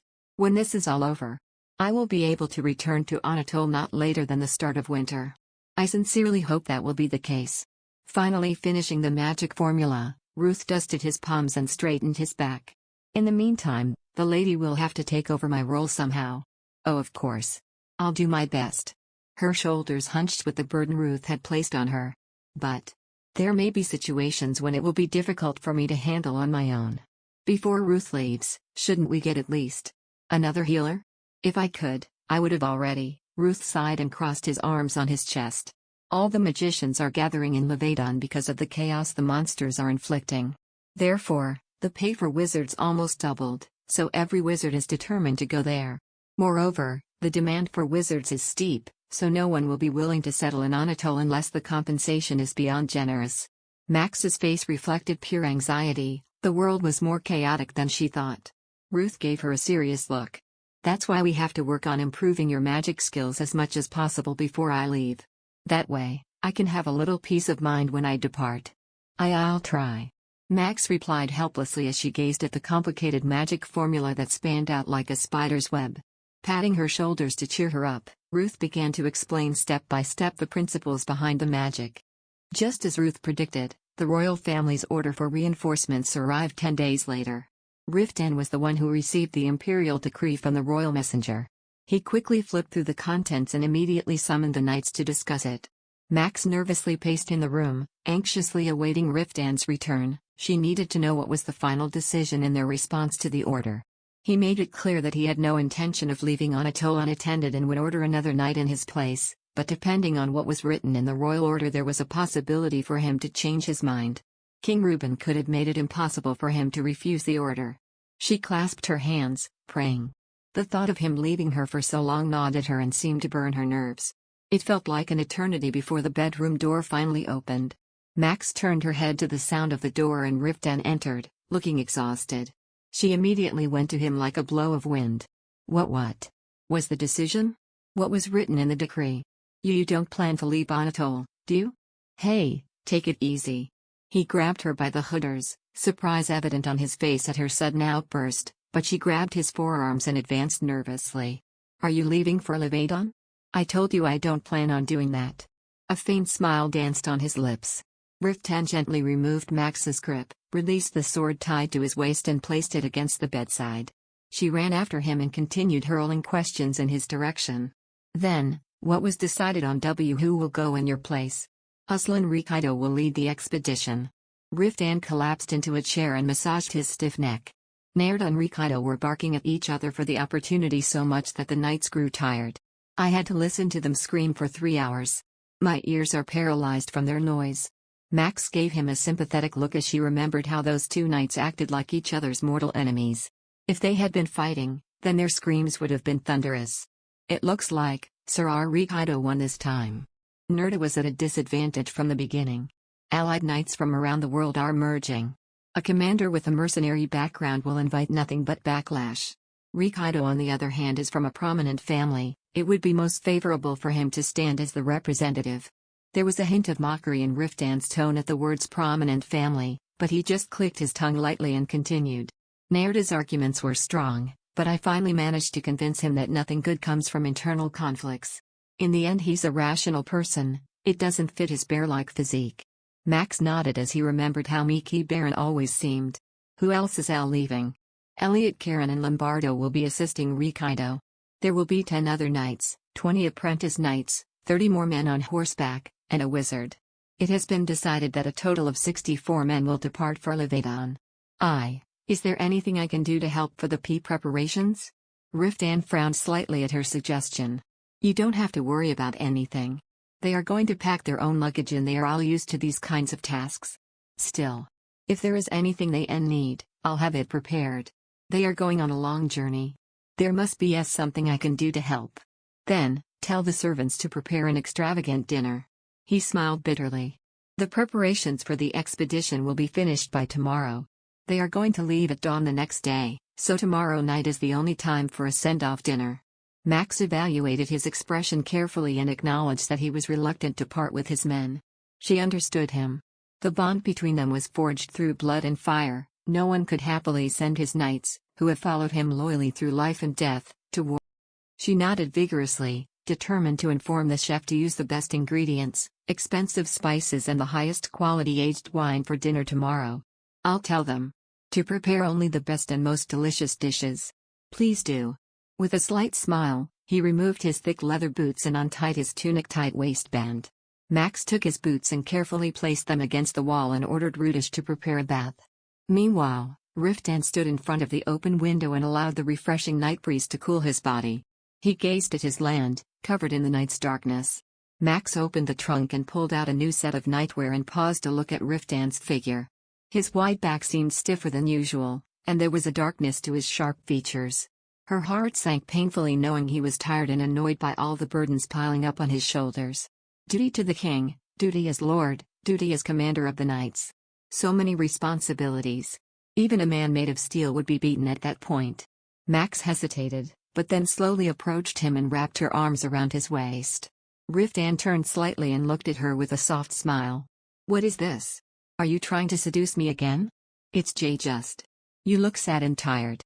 Her face turned red as she pretended to brush dust off his tunic. A light laugh escaped Riftan's lips. He wrapped her tightly around his strong arms and planted a kiss on her head. "You're growing more appealing with each passing day. It turns me on."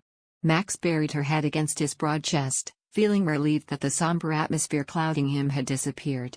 She felt sorry for the knights but was overwhelmed by the joy of knowing that Riftan would not be leaving for such a dangerous place. Under the oak tree. Chapter 172. "Your hair smells good." He let out a satisfied moan and buried his face against her shoulder.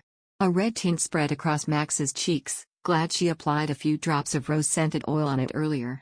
Savoring the scent, Riftan rubbed the bridge of his nose against her voluminous hair, then slipped an arm under her hips and lifted her so he could embrace her better. Max closed the shutters and leaned closer to his arms as she felt his rough palms caress her nape. She was floating in complete ecstasy from being so intimately embraced by his large stature. His smooth hair gently tickled her forehead and nose, and his sturdy steel-like arms tightly captured her with a force that didn't inflict her any unease. He brushed his slender fingers against the back of her ear, tucking a stray lock of hair. Max reciprocated, caressing his head. A slender moan escaped from Riftan's lips and their bodies felt like melting at the burning sensual contact. Max was deeply intoxicated with the scorching heat when they heard a careful, gentle knock on the door, pulling them out of the moment. "My lord, the water for the bath is ready." Riftan let out a long sigh, caressing her breasts with one hand, then planted a kiss on her exposed pale shoulder. "I knew this would happen. Our servants seem to always have great timing." He grumbled and carefully placed her back on the floor. "Come in." The door opened at his command, and the servants went inside carrying a bathtub. Riftan approached the bath and pulled his tunic over his head, looking at Max and smiling seductively. "It's been a while since we bathed together. Shall we?" I already washed up," Max murmured in a whisper as she glanced at the servants pouring cold water into the tub to adjust the water's temperature. "You can wash again, come here." He dipped his fingers into the bathtub to check the temperature himself, then roughly beckoned the servants to leave. Max approached reluctantly, pretending to be hesitant as the servants rushed out of the room.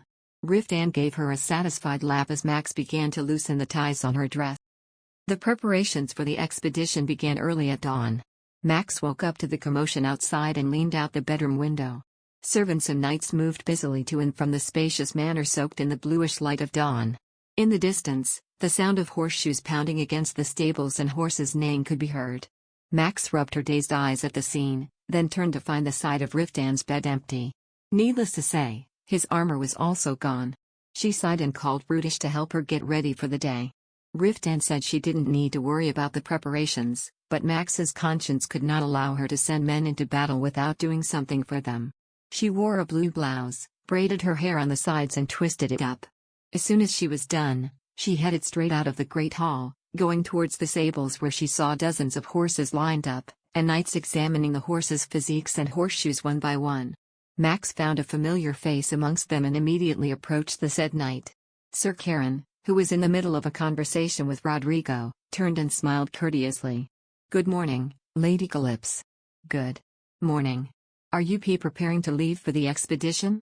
"Yes, I was gathering supplies necessary for the trip." He explained and pointed to the leather bags full of supplies and food stacked against the castle wall. She narrowed her eyes and tried to count how much there was, but either way, she estimated that it wouldn't be enough food to last 64 men to live on. Seeing her puzzled expression, Sir Caron kindly added an explanation. "We cannot bring too much food with us as it will only slow us down. We need to make room for other necessities like weapons, sleeping bags, and pots to cook. We will be able to pass through the villages on the way and buy what we need so we can conserve as much load as possible." I see. Princess Agnes said the same exact thing said before leaving for a journey. Max looked around at the bustling atmosphere and looked at Sir Caron sheepishly. Is there anything I can do to help the lady?"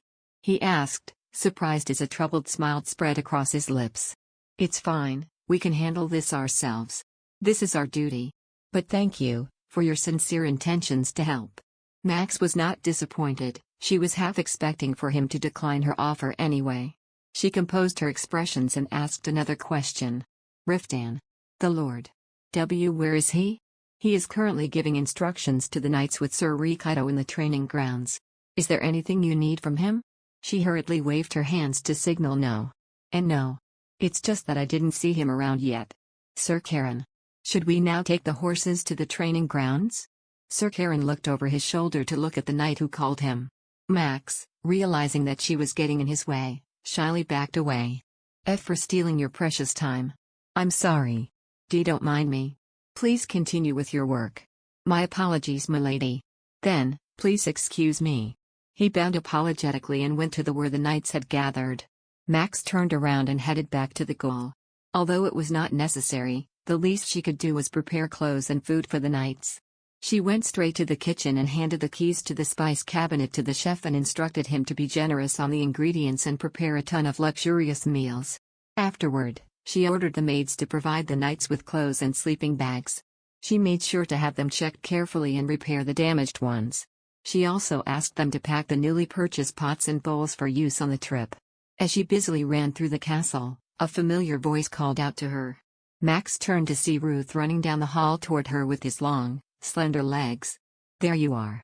I've been looking everywhere for you." What's the matter? I thought you were busy preparing for the expedition." "I have completed all the necessary preparations. Rather, there's something I need to show the lady before I leave." "What is it?" "You will know if you follow me." He gestured for her to follow and turned to walk away without further explanation. Max followed him at a whim, no knowing what was going on. Ruth strode down the stairs and went out of the castle at once. "Just where are we going?" "To my tower." Max looked at him with surprise and quickly looked around. Max remembered that Riftan warned her not to dare approach that place. According to him, Ruth had created all sorts of strange magic spells around the tower. She stood as close to Ruth as possible, wary of any mana disruptions from the surroundings. "What's in the T-tower?" "We're almost there, please wait a bit longer." He answered half-heartedly, as he was too tired to explain things one by one, and quickly walked along the winding path. After a while, they reached the entrance to the tower, hidden behind giant green elm trees. Max looked around curiously at the gray tower embraced by vines of red ivy. Perhaps due to the lack of human interference, the walls were covered in weeds and moss. Ruth roughly scraped the moss off, then took keys from his pocket and unlocked the tower doors. "Come on in." She stood by the doorway, poking her head to see what was inside. It was a fortress shrouded in darkness. Water dripped from a hole in the ceiling, dampening the floor below. There was a stone staircase that spiraled up like a conch shell. Ruth entered without hesitation. "What are you doing? Aren't you coming?" She gave up waiting for a proper explanation from him and followed him in resignation. They climbed almost 3/4 of the tower before Ruth finally spoke again. "Here we are," he said, pulling the old doorknob against the wall. Max looked warily inside and frowned. A strong burnt smell, the smell of bitter medicines, and musty old parchments pricked her nose. It smells bad in there." "What do you have against someone else's sanctuary? Are you disrespecting it?" "I just wasn't able to air it out in a while, so it's a bit dusty." Ruth grumbled and walked over to open a window to let the sunlight pour into the dim interior. Max blinked at the sudden change of lighting. It was just how she imagined what a wizard's lab would look like. Strange tools and models cluttered the floor, and old books were tucked into the bookshelves against the wall. Cabinets were stacked with jars and jars of medicine. Ruth beckoned to her and pushed the mess on the floor aside. "I have compiled some magic formulas for the lady to study while I'm away. I tried to organize them in a way that is easy to understand. But I'm not sure if you will be fine with it." Max walked carefully towards him, doing her best to avoid stepping on anything. Ruth took a pile of parchment and handed them over. "Take a look at it and tell me right away if there is something you don't understand." "Did you drag me all the way here to give me these?" Ruth nodded. "You are also free to read all the books in this room while I am away. But as much as possible, please don't bring them out of the tower. All these books are too valuable compared to those in the library, You'll be in trouble if any of them gets lost. Max squinted at the white dust gathering on the sprawling pile of books. For something so valuable, it sure was treated like garbage. If those books are so precious, you should treat them with more care. They are good as long as they're readable. He answered sarcastically and picked up a few books, placing them on his desk. This one will help the lady with learning magic. Read it when you have time. This one is about herbal medicines. There are also anatomy books from the South. It is not translated, but if you study the illustrations and become familiar with the structure of the human body, it will help you cast your healing magic better. Medicine in the South is much more advanced than here, so these would be very helpful. Once he was done frantically arranging the books, he went on to explain each and every bottle lined up in the cabinets. This red jar contains wound ointment. If you apply it after thoroughly cleaning the wound, it will heal much faster. The syrup in this bottle helps relieve swelling, and the leaves in the bag over there are for bringing down fever and detoxifies poison and venom. These dried roots help replenish mana. Oh, and it also helps restore energy. Now this. Wait a minute. Please explain it slowly. Max quickly interrupted and searched for a feather pen and parchment from Ruth's desk to jot down his explanations. Under the oak tree. Chapter 173. The lady is familiar with this powder. This powder that can stop bleeding is made from grinding the leaves and roots of dried cucumber, mixed with a little flour and a variety of herbs. I made more than enough, but if it runs out, you may craft it using this recipe. You must be accurate with mixing them, so use a scale. Also, I have written other recipes for simple medicines, please read them from time to time. Ruth placed a dense parchment, small scale, and a small mortar and pestle used for grinding herbs on the desk. Max, who was scrambling to jot down his instructions with an inked quill, glanced at him with an anxious face. So, we need that much medicine? We never know.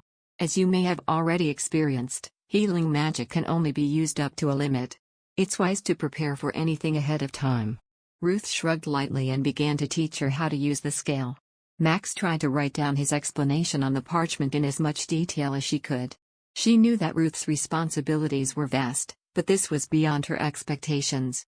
The pressure to fill his vacancy weighed heavily on her shoulders. I think I've explained everything. Now, I'll leave the keys to the tower with you. Ruth, whose arms were crossed across his chest, looked up at the ceiling and took the key out of his pocket. There is nothing particularly dangerous here, but if possible, avoid touching anything other than the herbs and books. I'll be careful. Max took the key carefully from him, then there was a strange silence for a moment. Ruth scratched the back of his bushy head and made an awkward expression. Please take good care of Sir Riftan and the other knights. They all think that they're immortal, so they don't hesitate in doing anything reckless. I'm anxious about leaving them behind, but I won't be worrying too much since you're here. Max smiled gently. She was well aware of how much Ruth did for Riftan and the knights. He took precious time to teach her various magic spells because of his dedication to Anatole and its people. She responded in the brightest voice she had, to try easing his concerns. Don't worry about us. Take care of yourself and come back safely. I'll work hard and do my best. Because we're all rooting for you, Ruth. You should. Only then Ruth's shoulders sank, like he suddenly remembered his situation. I won't be able to sleep in a bed for a while starting tomorrow. You never sleep in a bed to begin with. Max shook her head in a curious manner. At least. Sleep in a warm bed today. Also, for dinner. I told the chef to prepare a special and grand feast, so don't skip it. Make sure you'll come down to eat in the dining hall. I was thinking of doing that anyway. I won't be able to have a proper meal for a while, so I need to eat when I can and grease my stomach. Now, let's go, we shall head back. Ruth responded giddily and turned towards the door. Max collected her parchment and gazed pitifully at his back as he left the room. She felt sorry for Ruth, who was embarking on a rough journey. Moreover, it was going to be difficult to get through various mishaps on her own in the future. Only then did she realize how much she depended on the nosy wizard. Max spoke in the softest tone possible. I sincerely really thank you for everything. Because of Ruth's help. Several crises. Wait, hold on. Stop saying such ominous words. Ruth glared at her and jumped up and down like he just heard Max utter a bad omen. It's like you're sending me off for forever. What I'm just trying to say. Anyway, it feels so awkward, so stop it. Saying a simple farewell will be enough. She bit her lips. She was just trying to express her genuine gratitude, But Ruth's attitude was not having it. Fine. Then. Farewell and come back soon. Is that good enough? Yes, that will do. I hope the lady will stay healthy and well. Ruth muttered some stuff while going down the stairs and sighed in a muffled manner, when he suddenly sent a mischievous glance to Max over his shoulder. Also, when I return, I'm looking forward to hearing the good news. News? I'm just saying it's not long until we hear news of the birth of Calypso too. Max's face turned beet red. Seeing her reddened face, Ruth giggled and eventually burst into laughter. Max glared at him with an indignant look and stomped down the stairs. Really, it's impossibly hard to even bid a sincere farewell. That evening, the dinner served was the most grandiose they ever had. Roasted swans and whole piglets gracefully lined up the center of the tables, dozens of dishes seasoned lavishly with cloves, nutmeg, cumin, and pepper were served at a plenty. The knights exchanged farewells while they enjoyed sumptuous food and quality wine prepared carefully by the servants. None of them reflected any grimness or anxiousness in their faces. As Max watched the knights exchange mischievous jokes and slander like they were going to see each other again the following day, she wondered if one day she would also need to send Riftan off for a long journey with a smile. Right now, it seemed unimaginable to her. Just the thought of exchanging farewells with him made her feel like her body would split in half. She looked up at his face wrapped in the soft candlelight glow and thought about how important of a figure Riftan had become in her existence. She wouldn't be able to bear it, shall he be away from her for half a year. Things would have panned out great if Riftan was an ordinary lord of a land in the countryside rather than a knight, but if the circumstances were as such, she wouldn't have been married to him in the first place. She sipped wine and secretly soothed her troubled heart. She wanted to utter plausible words of encouragement to the knights who were leaving, but failed to say a word, like she was a mute. The next day, the knights set out for the expedition before dawn. Dozens of giant war horses with loaded supplies strapped to their hips and armed knights on saddles, crossed the gates in an organized row. Max climbed the wall and watched as the knights crossed the moat. Sir Riftan led the way, driving his horse down the road that glimmered dark blue against the early dawn's light. Following him closely there were Ruth and Sir Karen. The rhythmic pounding of horseshoes against the earth continued for a long time. She waved her handkerchief in the damp, cool morning breeze until they were out of sight. Riftan, who was standing in front as he sent the knights off with a hardened expression, turned his head toward her. You may go back in now. The wind is blowing strangely, rain might pour in a while. Max anxiously trailed the knights with her eyes as she watched their leaving figures that were now the size of ants. Will they be fine? They will be fine. When it rains, the chances of encountering monsters decrease so it would favor them better. But I hope it stops before evening comes. Riftan frowned and looked up into the dark skies. An annoyed sigh escaped his lips. There is an expedition as it is, but I'm more worried about the road construction. I have to leave the castle before it rains. He gently pulled her face closer to his and planted a kiss on her cold forehead with a soft smile. Recently, she could see Riftan oftenly flashing smiles like that. When he displayed that boyish smile, the crease from his face smoothed out and he appeared 10 times more attractive and handsome. Your face is cold. Don't wander around and go back to our room to rest. He rubbed her earlobes and whispered in a tone someone would use to a young child. Max blushed and grumbled with a dissatisfied expression. I am not a little child. Be good and listen to me.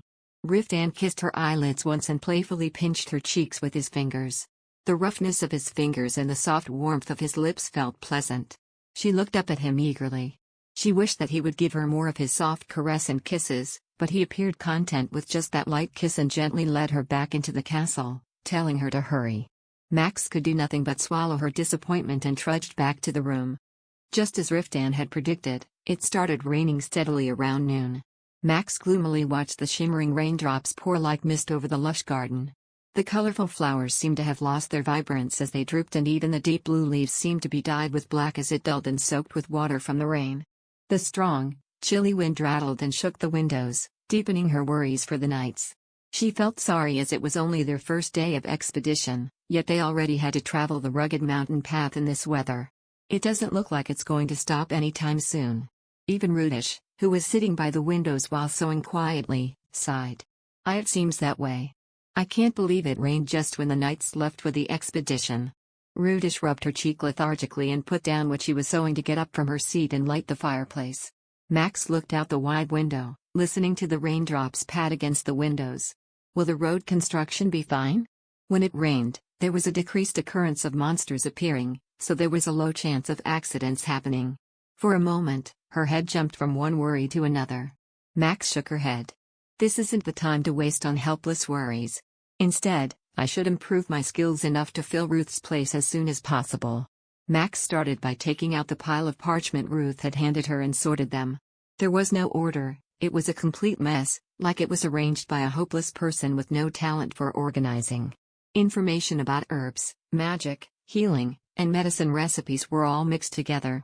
It was also noticeably lacking as there were incomplete sentences, like some information was missing. She suspected a few parchments were left back in the tower. I have no idea if this is being meticulous or being chaotic. She decided to visit the tower later, first to study what she understood and then to find the missing information. Max took out new pieces of clean parchment and simplified her magic formulas. There were two kinds of magic that Ruth had arranged for her. One was to accelerate the speed of her mana flow to increase her magic power, and the other was to double the amount of mana she exerted. Max secretly expected that there was a powerful magic spell written on the parchments, like the flame magic of the royal princess, but her shoulders only sunk in disappointment. Even if she learned such powerful kind of magic, she would only be able to barely make a flame the size of what's on a candle with her current mana pool. All she knew how to do was to cast healing, detox, and recovery magic. Other than that, her magic was limited and stagnant. If she attempted to learn a new kind of magic, it was obviously not going to go the way she wanted it to. It would be better to focus on working and strengthening the magic that she could cast. Max began to study the structure of the magic formulas as she convinced herself of the judgment she had come up with. With her thoughts set, she began memorizing magic formulas.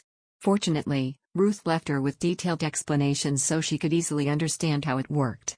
The problem is practice. She was worried about how she could learn to apply a new magic formula by herself without Ruth's help, but she had no choice but to try. She concentrated eagerly and memorized the complex structures of the magic formula. For a long time, she was immersed with her studies, when she suddenly felt a heavy pain in her lower abdomen. Max, who was dipping her quilt in the ink, felt something dripping between her legs, and her face stiffened. Under the oak tree. Chapter 174. The unpleasant visit that had repeated since she turned 17 had come again. Max scrambled out of her chair in her attempt to save her beautiful satin dress, which the seamstress had intricately sewn for 2 full weeks. As soon as Max asked Rudish for help, the servant immediately brought her hot water, a clean linen cloth, and a new dress. Max frowned in disgust, wiping clean the blood between her legs with a hot wet towel, then wore a thick linen-lined cotton underwear, turning to look in front of the mirror several times to see if there were any stains on her hips that she had missed. She didn't particularly like wearing the underwear as it made her hips look big like a duck's. The uncomfortable feeling of her sore lower abdomen felt like there were cold pebbles housed in it, and it annoyed her. The thought of having to endure this for a minimum of 5 days made her sigh. "Don't be too disappointed, m'lady." Max turned at Rudish with a puzzled expression at the sudden words of comfort. The maid then continued to speak in a cautious manner. "Some couples take more than 3 years to bear their first child. If you wait with an eased heart, God will grant you the most beautiful child when the right time comes." Max blinked blankly. Only then it occurred to her that the inconvenient phenomenon she was experiencing meant that she was not pregnant with a child. Max spoke slowly as anxiety took over her. "Isn't it strange? That it came so late? It's just that the timing isn't right," Rudish reassured her with a tender smile. "Milady's expectations must have been set high, since it came at the end of the month. It's normal for it to come late at times. Do not worry so much, madam." Ironically, Rudish seemed more disappointed than her when the words flowed out of her mouth. Max didn't even realize that she was late. In fact, her cycle had been more regular after staying in Anatole. Before, she had her period once every 2 or 3 months, and there were times when it wouldn't come for even 5 months. She bit her lip, confused. Did other women bleed more often than her? What about Rosetta? She squinted her eyes and groped her hands, trying to focus and search in her memories, but nothing came to mind. The 2 sisters weren't close enough in the first place to exchange such private matters. Thinking of the possibility of not being able to conceive a child because she happened to have a big flaw, a cold sweat ran down her spine. Her mother's haggard, lifeless face flashed on her head. Max turned around, trying to hide her agitation, and nonchalantly ordered, "I want to drink a warm tea. A herbal tea, can you brew some for me?" Of course, madam. I'll prepare it right away. As Rudish went out of the room, Max collapsed helplessly in front of the desk and clasped her face. She wanted to tell Rudish the truth and ask for advice, but she feared that she would tell Riftan about it. How would he react if he finds out that there might be something wrong with his wife? She was well aware of how important it was for men to have an heir. It was no question that Riftan would desire a son to pass on the castle and the territory. Her throat felt like there was a thorn stuck inside it. Will he still cherish and care for her even if she happens to have the same fate as her mother? Max flipped through the parchment nervously. However, as the pain in her stomach grew worse every second, even if she was able to gather her thoughts momentarily, it was immediately shattered. She stared aimlessly at the swimming letters on the parchment before throwing her quill in frustration. That made the ink splattered, creating a messy stain on the desk. Max stared at the mess silently, then lowered her head against the desk as she listened to the raindrops hitting the window pane. Just why do worries chase my life? Her eyes darkened at the thought that a fatal one could add to the list of her dozens of flaws. Stop overthinking. Rudish is right, it's just not the right time, she thought to herself desperately. That wasn't an old habit of her, torturing herself with the worst and most grim future she could possibly have. She had the perfect husband who was beyond what she thought she deserved. There were more people whom she could talk to. She had a safe and comfortable place she could call home. She was beginning to overcome her stutter bit by bit. She was even learning magic. Max desperately drove herself away from the worries trying to eat her mind.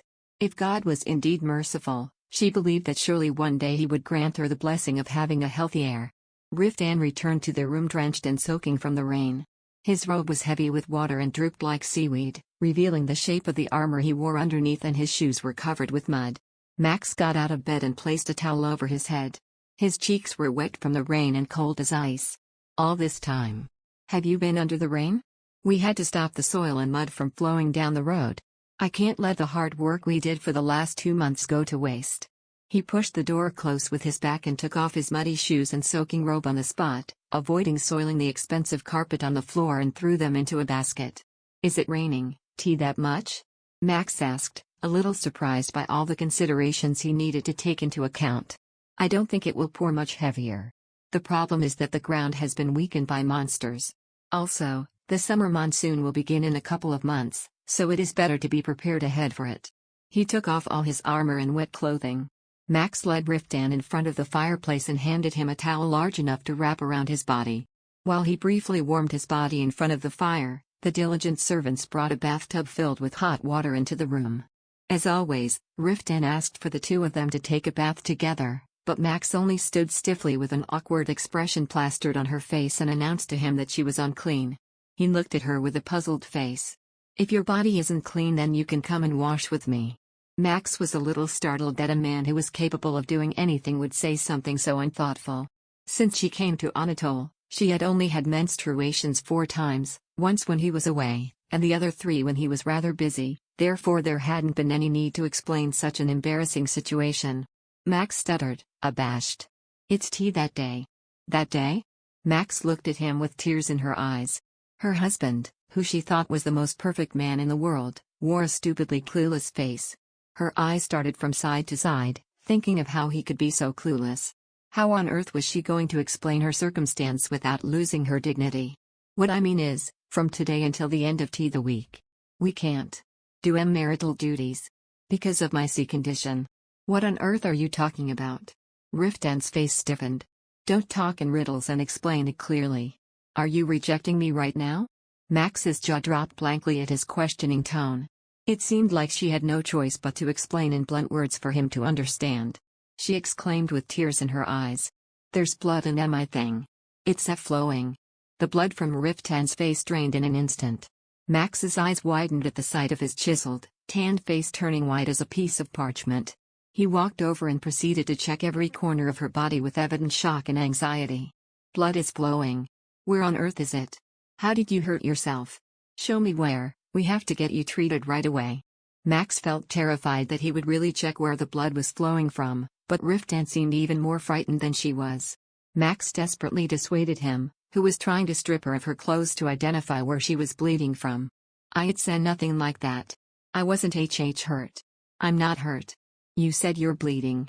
Heavens. He really didn't seem to have a single clue about what women have to regularly go through. Max didn't know whether to react by bursting into laughter or scream in frustration. She decided to calm him down first and explain as composed as she could.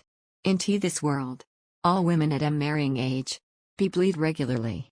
It's a very natural occurrence," my nanny said. "To be able to bear children. That is the proof." "Are you sure? Aren't you sick or hurt?" Max nodded with conviction. Riftan's eyes frowned slightly, looking at her in disbelief and suspicion, and asked, "Where on earth are you bleeding from then?" Max turned red as a beet. She never dreamed of ending up in such an embarrassing situation. Did she really have to explain everything to him by herself? She hesitated for a moment, then whispered in his ear even though there was no one else around. They may encounter the same circumstance in the future. It would be better for her to explain everything properly than to be subjected any longer to such an embarrassing situation. "Is that true?" After hearing her explanation, Riftan's eyes drifted down to her, his eyes widening in disbelief. The color in his face still hadn't returned. "Are you sure? Down there.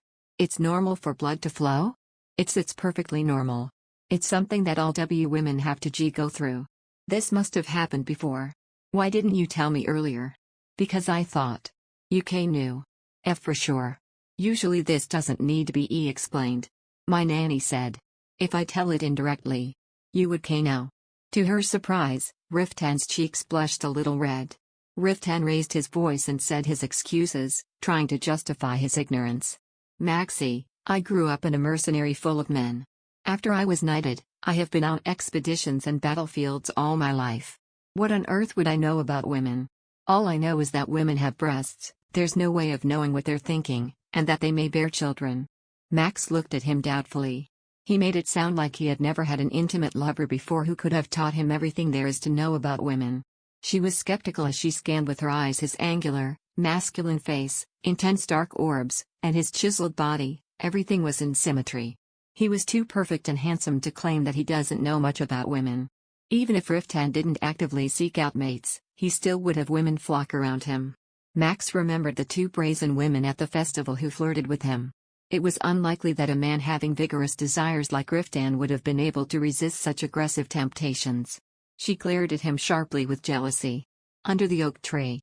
Chapter 175. "You must not know more than just that. You knew what to do. With me. What about you?" He arched an eyebrow interrogatively. Max bit her lips, hesitating to utter the words that wouldn't normally come out of her mouth. Before I got married to you, Riftan. I didn't know what couples do with their bodies. But Riftan. Knew how. You knew how to do that. To me. Everything I know, I learned from you." Max was so embarrassed that she stuttered so bad, almost biting her tongue. It sounded like she was accusing him of using techniques that he must have learned from other women on her, but at the same time she didn't know where else in the world he had learned that from.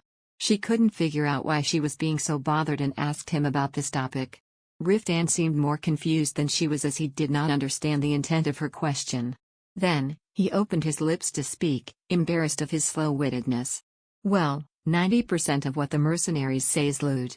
When those men open their mouths, they brag about their techniques on how to pleasure women. I've been hearing those kinds of things since I was 14. All I know are the basics, not to mention they've probably exaggerated more than half the facts."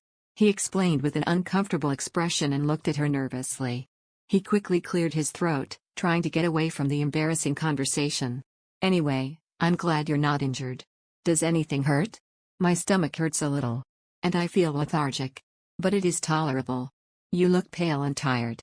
He caressed her cheek and sighed, before turning back to the tub. "And I'll bathe on my own, so lay on the bed and rest." Max silently obeyed and crawled under the covers. She curled up on the bed and fought the throbbing pain as he bathed. For a long moment, all she heard were the gentle splashes of the water from behind her. When he was finally warmed up, he pulled on some cotton pants and slid in beside her. He dug under the covers and pulled her close, holding her tight as he rubbed soothing circles on her aching belly with his warm palms. Max let out a long groan at the pleasant relief. His heated body behind her gently melted her tense muscles.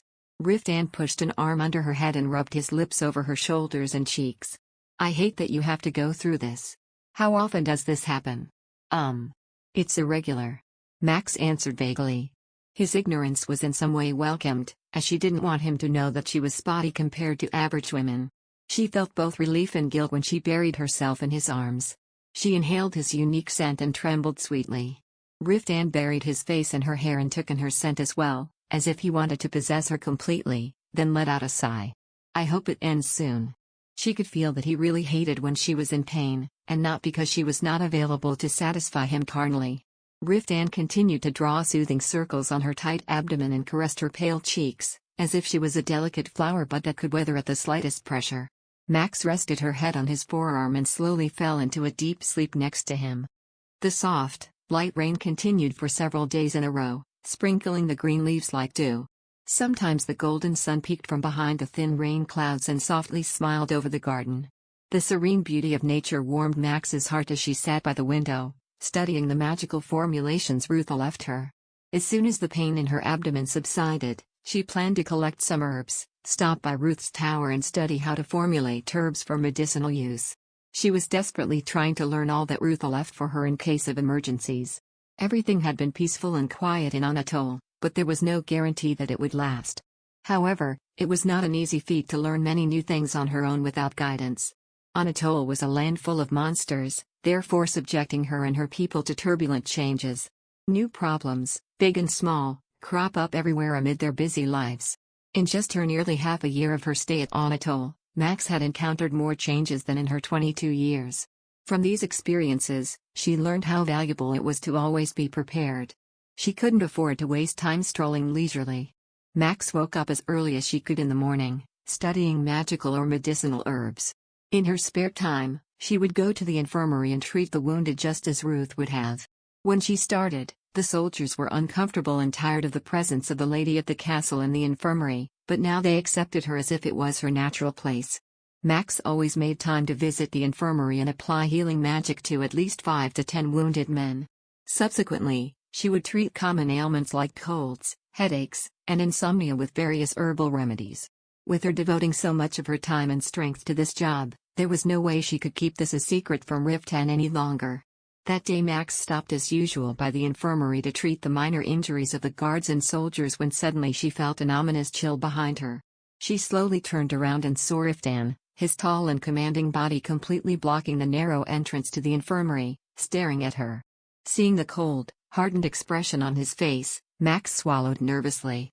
Baron was standing behind him shaking his head as if he knew what was coming, and Gable just kept his mouth shut and hunched his shoulders as if weighed down with guilt. Riftan approached her like a predator tiger. Would you mind explaining what's going on here? A soldier was injured.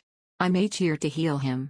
Max moved her eyes around nervously, and when she found the soldier with the broken leg, she quickly cast a healing spell on him. Riftan's expression hardened even more as he narrowed his eyes further at her. She quickly straightened up and smiled stiffly at him. Now. I think I did everything I could here. I have another job to attend to. She tried to sneak away, but of course Riftan wasn't going to let her go so easily. He growled as he grabbed her arms, hard. I heard it's been a while since you started pretending to be a healer here.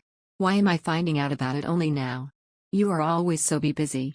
I didn't want to bother you with something so unimportant. Riftan's rage only intensified at her half-hearted excuse. Cut the bullshit. You deliberately hid it from me. I didn't hide to tell, I just didn't say anything. Is that all you have to say? Damn, I just didn't know what my wife was doing all day. I feel like a fool. How could you do this behind my back knowing how much I care about you? Max, who was sweating profusely and trying to think of something plausible as an excuse, suddenly frowned. Why in the world was she hearing these accusations from him? As the thoughts of her efforts flowed through her head, Max began to get angry. She looked into his eyes, her expression full of rebellion. What did I do wrong? What? I only healed the wounded K-Knights. Is that a bad thing? Is that something to be scolded for? Damn it, don't change the subject. You promised me last time that you wouldn't overdo it again. I'm not overdoing it. For the past 2 weeks I haven't depleted my mana and I haven't felt dizzy once. She argued. She refused to not stand her ground, and when Riftan's face showed a slight tremor, Max continued her assault. And I'm not doing anything dangerous. I was only taking care of the wounded men. Inside the castle where it is safe. Damn it. You are the Lord's wife, my wife. Why are you playing at being a healer? Because I can do it. Max gave a reprimand, startled at her boldness. She had lived the entirety of her life bogged down with the obsession of being a useless stutterer who couldn't do anything. The nanny constantly reminded her that the words of a husband are law to a wife. You must unconditionally obey and accept everything you do. But here she was now, disobeying and arguing with her husband. Had she gone mad? Calming down a bit, Max spoke in a softer tone as she swallowed the lump caught in her throat. Now. There is no one except me who can use healing magic in this castle. I won't work too hard and I have more mana now. So you don't have to worry about me getting sick again. At her docile tone, Riftan also calmed down and tried to speak comfortably to Max. I'll hire a healer as soon as possible. I hate the idea of you doing this. Why do you insist on trying unnecessarily? Why? Why can't I work hard too? Riftan. Ruth and all the knights. Do all kinds of difficult tasks every day. Why am I the only one who can't? Damn it. You are different from us, you are the daughter of a duke. In his outburst, Max turned red. For the first time in her life, she was overwhelmed by the need to hit someone. What does that mean? Princess Agnes can do all kinds of dangerous things. What's so special about a duke's daughter? Riftan was speechless. He couldn't find the words to refute her argument. Baron, who was looking to the side with his arms folded, whistled slightly. Has the commander been pushed to a corner? Riftan glared at him before turning his attention back to her. The princess is a high-level wizard who has accumulated years of experience since childhood. How do you compare to her? He spat and breathed heavily. Even Baron, who was watching the couple quarrel with a smirk, covered his forehead with his palm at the sheer stupidity of his commander's recklessness. Max looked up at Riftan and lowered her head in defeat as her eyes prickled with tears. She couldn't argue because she knew it was true, but did he have to shout out her incompetence in front of everyone? She felt her pain increase. Damn. What I meant was. Max swatted the hand that landed on her shoulder. Riftan stiffened in shock at her unseen act of rudeness, but Max just looked at him before walking out and slamming the door. For the time being, I don't want to see you. Under the oak tree. Chapter 176. Although Max said that she did not want to see his face, that was impossible since they shared the same room. Seeing him was inevitable. That was why Max decided to take the childish approach, the silent treatment. Maxie, let's talk. Riftan, who retired to their room earlier than usual, paced near the bed anxiously. Like a caterpillar, Max simply lay motionless on the bed with the covers over her head. Riftan reached out and tugged at the covers, but she held on with all her power with trembling fingers. She even made snoring sounds, like she was trying to give him a hint. Damn it, I know you're not asleep. Get up.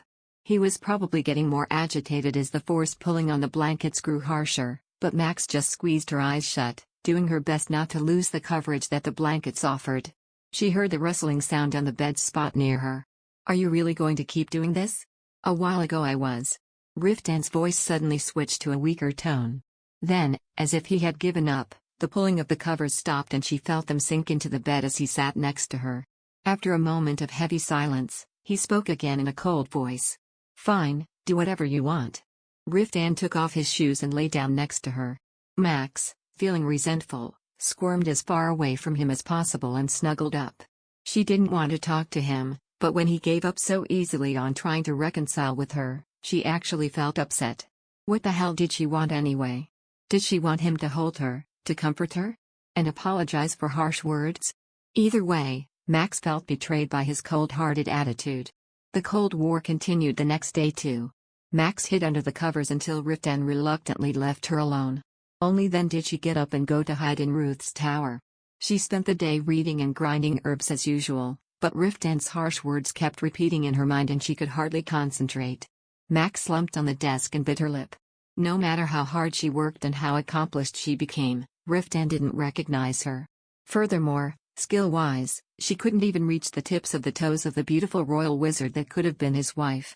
She knew she was thinking irrationally, but she couldn't help it. Riftan made it clear that he had no intention of including her in his life outside of the bedroom, which was practically limited to 5 hours a day. Max was like a pet cat, sitting in the room all day to only receive an occasional pet at his convenience. Yet why did her heart hurt so much? She was used to being rejected and living as useless.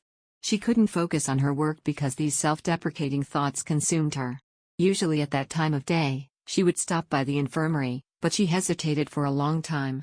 Just the day before she had such a heated and embarrassing screaming fight in front of everyone, she wasn't sure if she had skin thick enough to face everyone. But the idea of not showing up hurt her pride. Everyone would believe that she was defeated by his verbal attack. Max frowned. She didn't want to be known as a shy and weak-hearted woman. She was afraid of being compared to the energetic and brilliant princess. After a prolonged infighting, she finally went to the infirmary, with a bag full of prepared herbs. As she walked towards the knight's quarters where the infirmary was located, as expected, the knights looked at her with uneasy eyes. She wanted to make excuses, saying she was only there to restock the medicine cabinets. When she reached the entrance to the training ground, she hid behind the large iron gates and looked around to see if Riftan was near, then quickly ran towards the knight's quarters. As she sneaked into the infirmary through the side door, she saw a gentleman with bandages around his wrist. He immediately straightened up and bowed politely to her when their eyes met. "Greetings, Lady Calypso. I didn't think you were coming today. I came to replenish the herbs. The pain reliever is all running out." She uttered almost incomprehensible words and looked at his wrist. "Did you hurt your wrist? Would you like me to cast a healing spell on it?" "I'm fine. I wove a bandage around it so the impact doesn't hurt my joints when I wield my sword." The knight smiled kindly and waved his hand dismissively. Max sighed, relieved. She was concerned Riftan had given strict orders forbidding her to enter the infirmary, but based on the gentleman's attitude, that seemed not to be the case. She relaxed at the desk by the window and began sorting out the herbs she brought. The knight bowed quickly and left.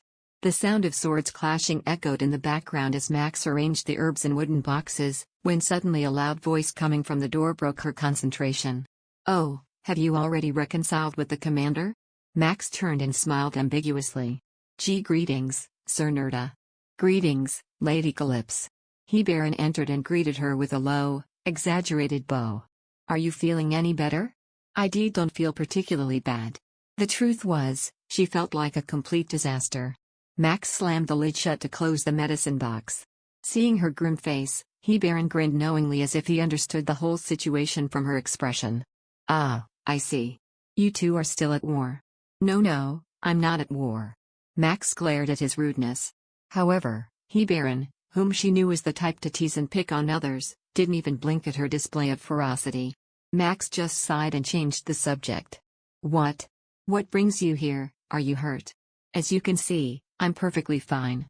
A couple of us are on our way to subdue nearby monsters, so I'm here to collect some emergency supplies." "Oh, on that shelf, I put the hemostatic medicine, poison antidotes, and healing salves in that bag there." Baron walked over to the shelf and grabbed the sack and left the infirmary with a leap in his footsteps.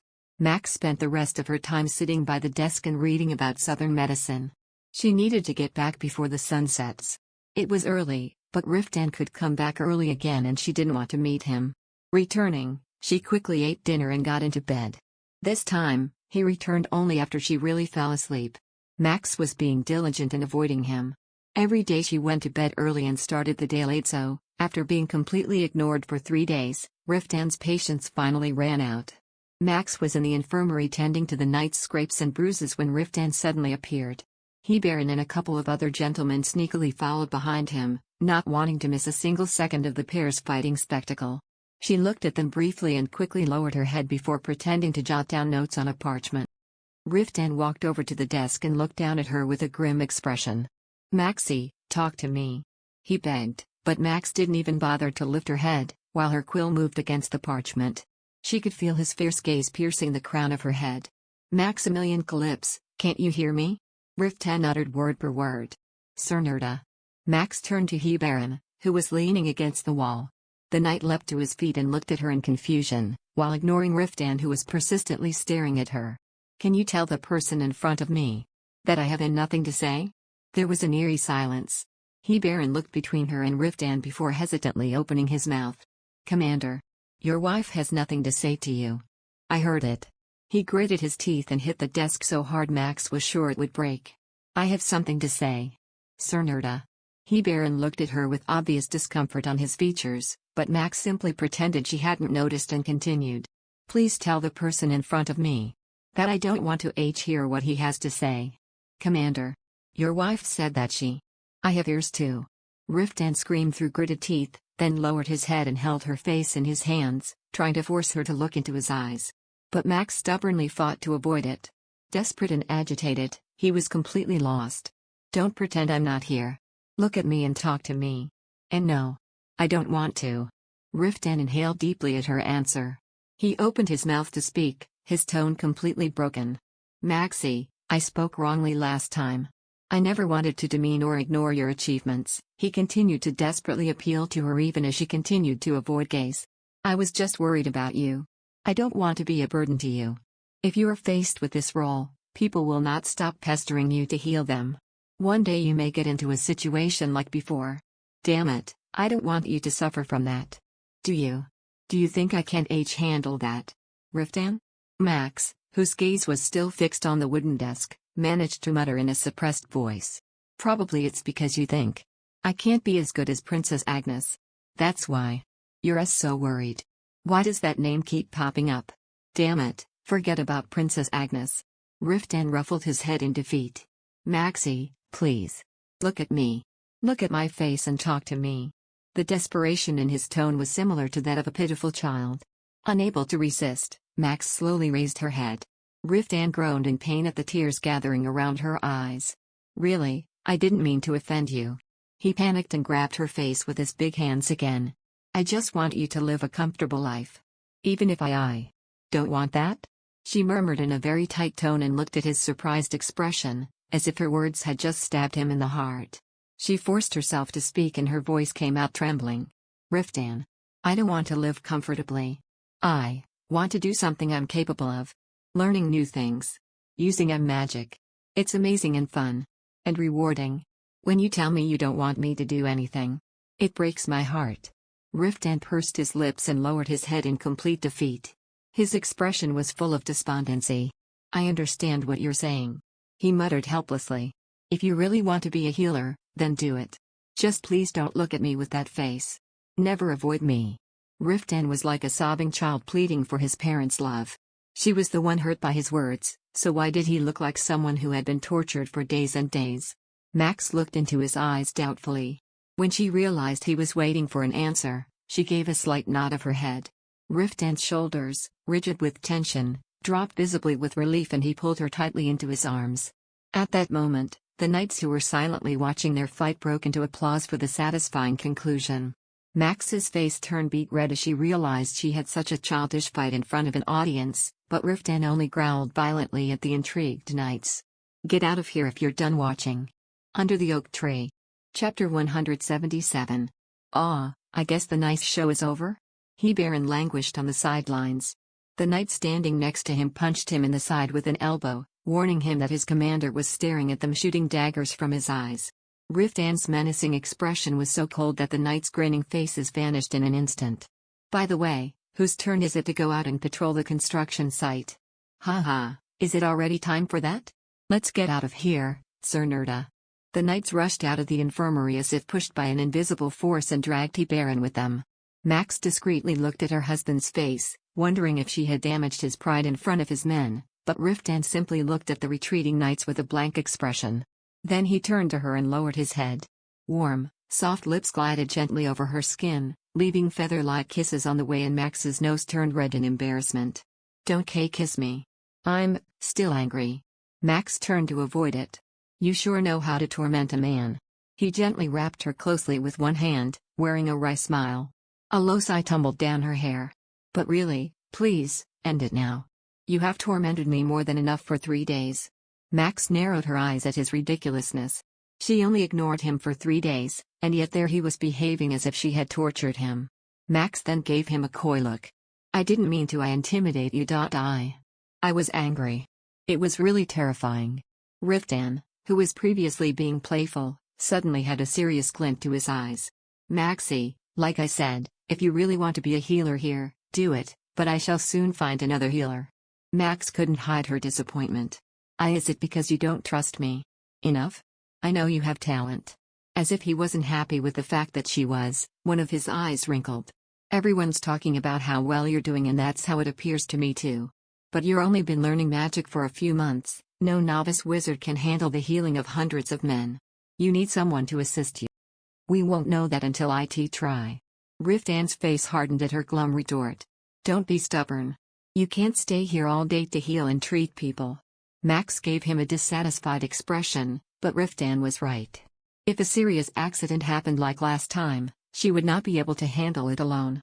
She had no reason to object to having another healer present, so she nodded reluctantly and Riftan stroked her cheek soothingly. I'll get another healer. Don't try to carry all the burdens on your shoulders. Max sighed in resignation. The fact that Riftan conceded to her that day meant a lot. It was a far step from his usual attitude. He was the kind of person who couldn't stand still watching a grain of dust fall on her shoulders, let alone such a heavy weight, so she decided to settle for his permission as for the moment. After making sure she was no longer upset with him, Riftan left the infirmary and made her promise not to go to sleep today without waiting for him. Thus, Max was now the official healer of Castle Calypso. With Riftan's permission, the knights who hesitated to receive treatment from her due to their fear of the commander now came freely. They came with bruises, cracked heels and torn palms, all from training incidents. Sometimes even servants and blacksmiths passed by to get treatment. Max piled magic books in the infirmary so she could simultaneously study magic and attend to the wounded. The number of wounded gradually increased, doubling, now tripling to the point that she ran out of medicines. Max secretly begged for a healer to come soon as her work piled over. However, finding another healer was not as easy as she thought. All the wizards who came to Anatole to purchase magical items left a long time before for Levedon. The small number of wandering wizards, who belonged to guilds or mercenaries, were also hired or commissioned by other territories in the northwest. After running around and using his connections, Riftan was able to obtain an elderly wizard in his 70s from Count Robern, in exchange for a forced military alliance the Count had wanted. This is the first time in my life that I have been ripped off like this. Riftan was disgusted by the fact that he formed an alliance with beyond unfavorable means in return for a mere wizard. I just hope to God this wizard isn't that old. I just need him to live long enough to serve Anatole well. However, contrary to his hopes, the wizard was a slim old man, who appeared to be in his 80s, escorted by 6 assistants. Max, who came out to greet the guest, looked at the thin old man in surprise, and was very curious how such a frail person could survive the journey through the Anatole mountain range. The old wizard's clothing was baggy and unkempt, his back was almost bent into a question mark, his old gray face was covered in wrinkles, and his scattered beard resembled that of corn silk. He entered the great hall with slow, wobbly steps, as if he might fall at any moment, and bowed politely to them in greeting. Riftan groaned in exasperation. "My name is Medric Aaron." To be welcomed by the most renowned knight in Wedo, the wizard was cut off by his own sporadic coughing. "Dear Lord." Riftan looked at him in disbelief and asked calmly, "How old are you?" This humble man turned 68 this year. Max was surprised. The wizard didn't look his age at all. He probably subtracted at least 10 years from his actual age, and it seemed that Riftan was also thinking the same thing. It was clear that Count Robern had ripped them off, but instead of venting his anger out at the poor old man, Riftan ordered the men to take him to his room and immediately called for a messenger. "Are you going to confront the Count about this?" "Of course, we should complain. There is nobody in this world who should dare deceive me and get away with it so easily." Riftan growled like a beast, then rubbed his neck in annoyance. "But it will be difficult to send that old man back. From the looks of it, I don't think he can handle the journey through Anatole again.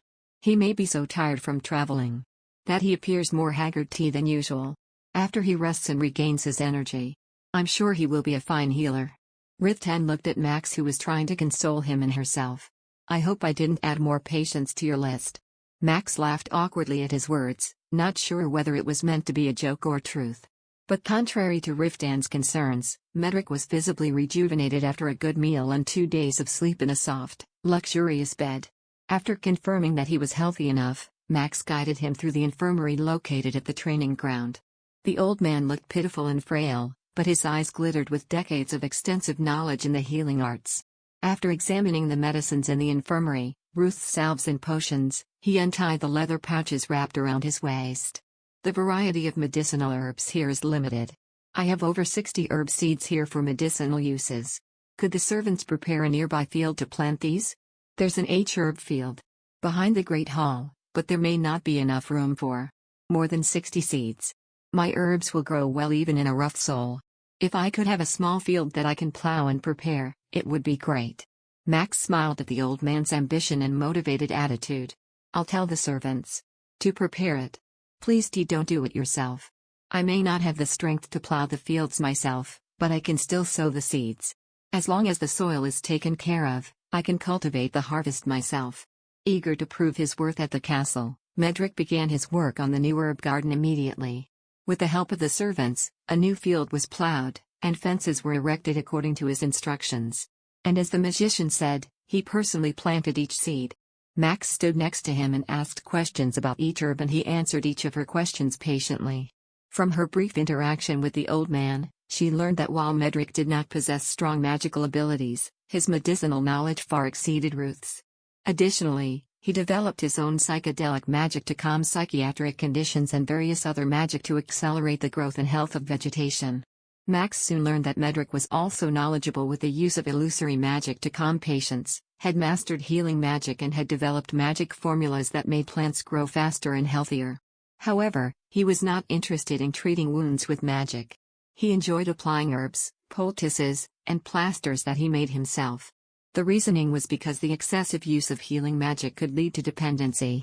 If the wound is not serious, it is better to let the body heal itself. After all, the human body is built to rejuvenate itself. Why? Perhaps. Are there any side effects from receiving long-term treatments using healing magic? There are no physical effects, but eventually, the human mind will become dependent. They will lose their rationality and self-awareness, that as long as magic exists to heal them, they will believe they are capable of anything. Their pain tolerance will wear down and they will be increasingly dependent on wizards. The best thing for men is to endure pain and learn from their wounds. Medric looked at her carefully as he advised. "Milady, you must not cast magic for everyone who prompts for it. Mana is a part of our soul. Consuming too much mana has long-term effects on the body. Train your eyes to capture the severity of injuries so you can judge who needs what kind of treatment. The moment you fall into the well of healing everyone in sight, your life as a healer will be filled with frustration and suffering." Medric's teachings were very different from Ruth's, and Max was immensely fascinated with this new way of thinking. Ruth would never give her such advice. He was an avid admirer of magic and he never hesitated to use his powers at any time. Compared to him, Max noted that Medric was more cautious and wiser, and she immediately recognized that the man's healing method suited his feeble magic abilities much more. He immediately earned their respect and became her second advisor. From him, she learned the efficacy of various herbs, how to deal with different types of injuries, and tips on magic. While Medric was not as good with complex magic as Ruth was, his knowledge of magic was still valuable. Under the direction of a new teacher, Max's skills also improved remarkably. Now she could successfully launch barriers using the earth as her medium. She was also able to improve her mana acceleration. Now, unknowingly, she was reborn as a much more competent wizard and healer. Anatol's prosperity was also increasing. With the construction of the road almost completed, ranks of merchants from the south visited Anatol with their priceless cargoes. Seeing that the road construction was promising, they generously offered their endless support for the next project with the goal of expanding the port. It was a considerable investment for the fastest path to the western continent. The payoff would be great. Their territory rapidly evolved into a city from a small rural town. It was bustling so busily that it was unbelievable that a huge battle against monsters transpired in the northwest. If it weren't for Levedon's messengers, Max might have completely forgotten about the countless armies of trolls. However, once every 10 days, such terrible news arrived. Castles were capsized by monsters and villages were devastatingly ransacked. To make matters even worse, the extremity of the situation and the magnitude of the monster army against the reinforcements dispatched from Wheaton was much larger than they had expected. It would most likely ensue to a longer battle. Under the Oak Tree. Chapter 178. The knights frequently discussed the monster's movement in every spare time. There were countless speculations flying around the castle, starting from why Balto and Levedon were, until now, ignorant of the formation of a troll army so large it could crowd the highlands, and even theories that there was a greater evil pulling the strings. Max listened to their discussions with a mix of terror and anxiety. As her visit to the infirmary became a regular occurrence, the knights, who were wary of their conversations around her at first, began to discuss more openly.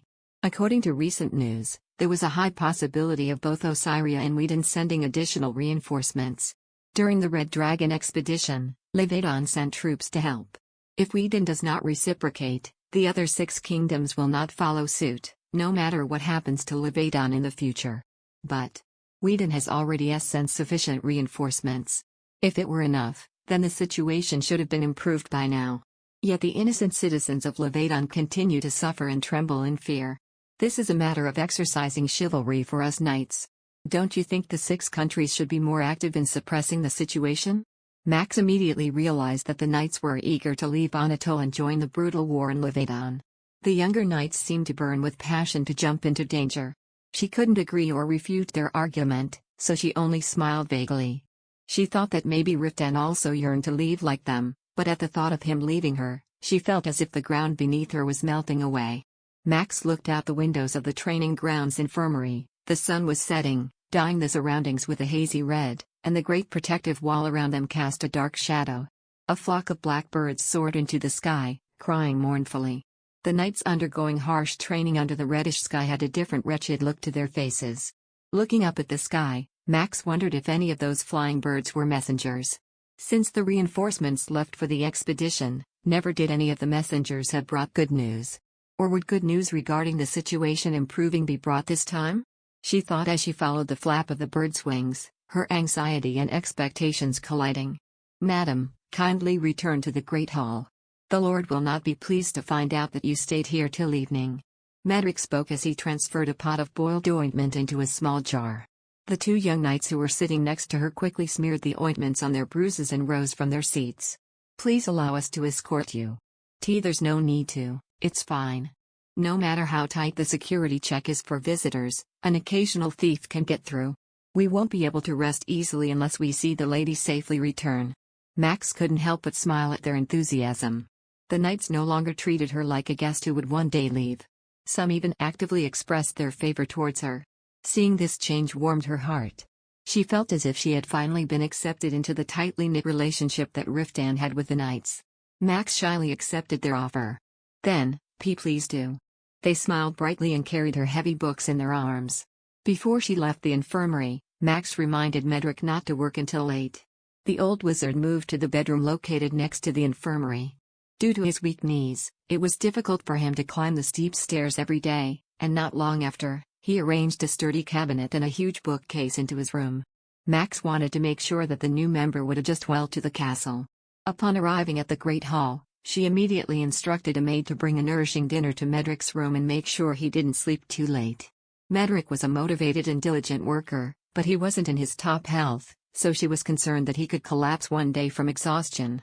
"Is that wizard doing his job properly?" Riftan asked as soon as he got back to the bedroom, late as usual, and stripped off his armor. Max took his coat and hung it on the rack, her eyes opening wide at his question. "Oh, of course. He's working hard. You don't have to worry." "Then why do you spend more time in the infirmary than before?" "When I asked Rodrigo, he said that you are there from morning till night." "Because I'm learning a lot about herbs and magic from Medric. He does most of the work. There's nothing that Medric doesn't know when it comes to medicine and healing techniques." Riftan looked at her thoughtfully. "How is his health? Is he fit to travel?" Travel? Max looked confused. Was Riftan planning to send him back to Count Robin? Her heart felt heavy at the thought of the enthusiastic old man pouring out his heart at his work. From what she had gathered, Count Robin was not a good master. He sent off an old man on a dangerous journey to Anatole, visibly tired and exhausted.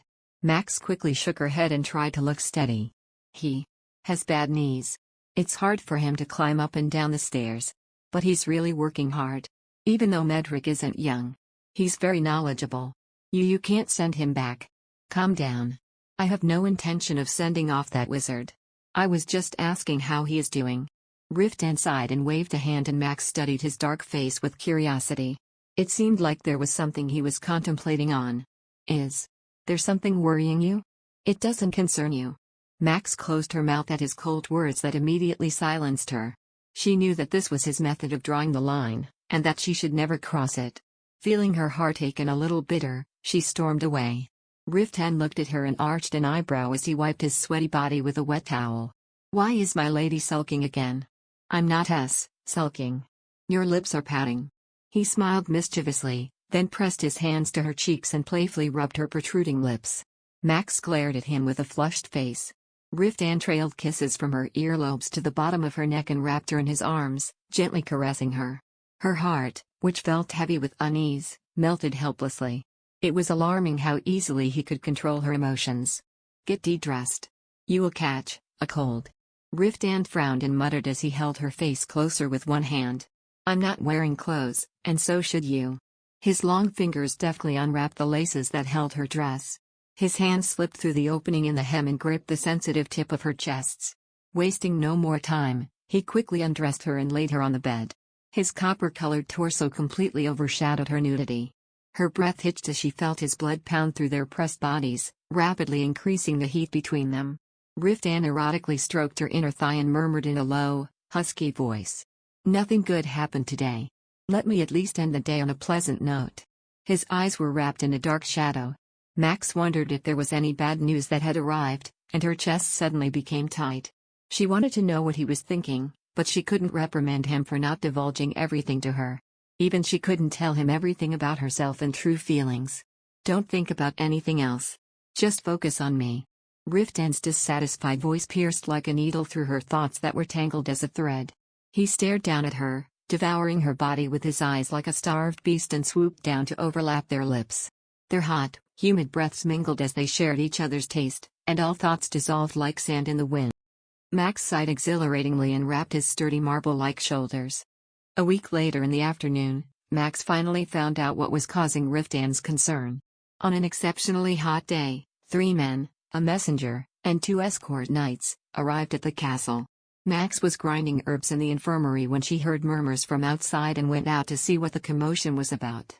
One of the messengers sat on his giant stallion holding a banner with the emblem of the royal family, yelled, "In the name of King Reuben, I have brought a royal decree for Riftan Calypso, Lord of Anatole." Max's heart sank.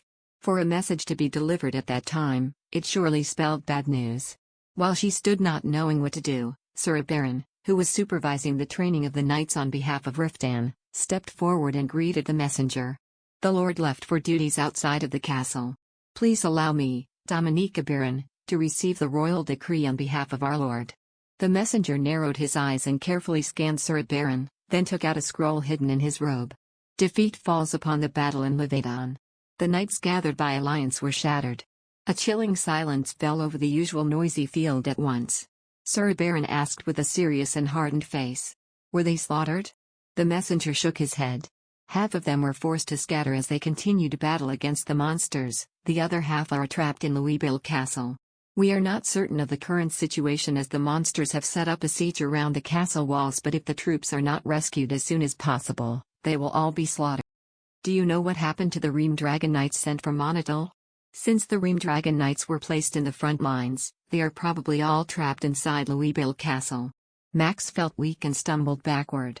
If not for Medric, who caught her shoulders, she would have collapsed on the ground. The faces of Ruth, Sir Elliot Caron, Lombardo, Uslin Ricardo, and all the other knights and soldiers flashed before her eyes. If she was feeling so shocked by the news, she couldn't even imagine how the other knights felt. Max looked around and saw the knights' expressions turn cold and stern. Despite the heavy atmosphere, the messenger continued to deliver the imperial order with a solemn face. In accordance with the Treaty of Peace between the 7 kingdoms, requests for additional reinforcements are to be sent from each kingdom. As Whedon's most powerful knight, Lord Riftan Calypso, shall obey the king's command and lead his knights to Levedon. Go and bring back the lord this instance." Sir Riftan commanded the surrounding men and looked at the messenger with the dignity of a knight. "We need to know more about the situation. Please come inside the castle." The messenger and the escorts dismounted from their horses and rushed towards the conference room located in the knights' quarters. Max paced around like a lost child. She also wanted to know the details, but it was obvious that it's not her place to intervene. She wandered aimlessly through the infirmary before finally giving up and returning to the room at Medric's insistence. After a while, Riftan returned to the castle and immediately entered the conference room with the other knights. It was painful to not know what was going on.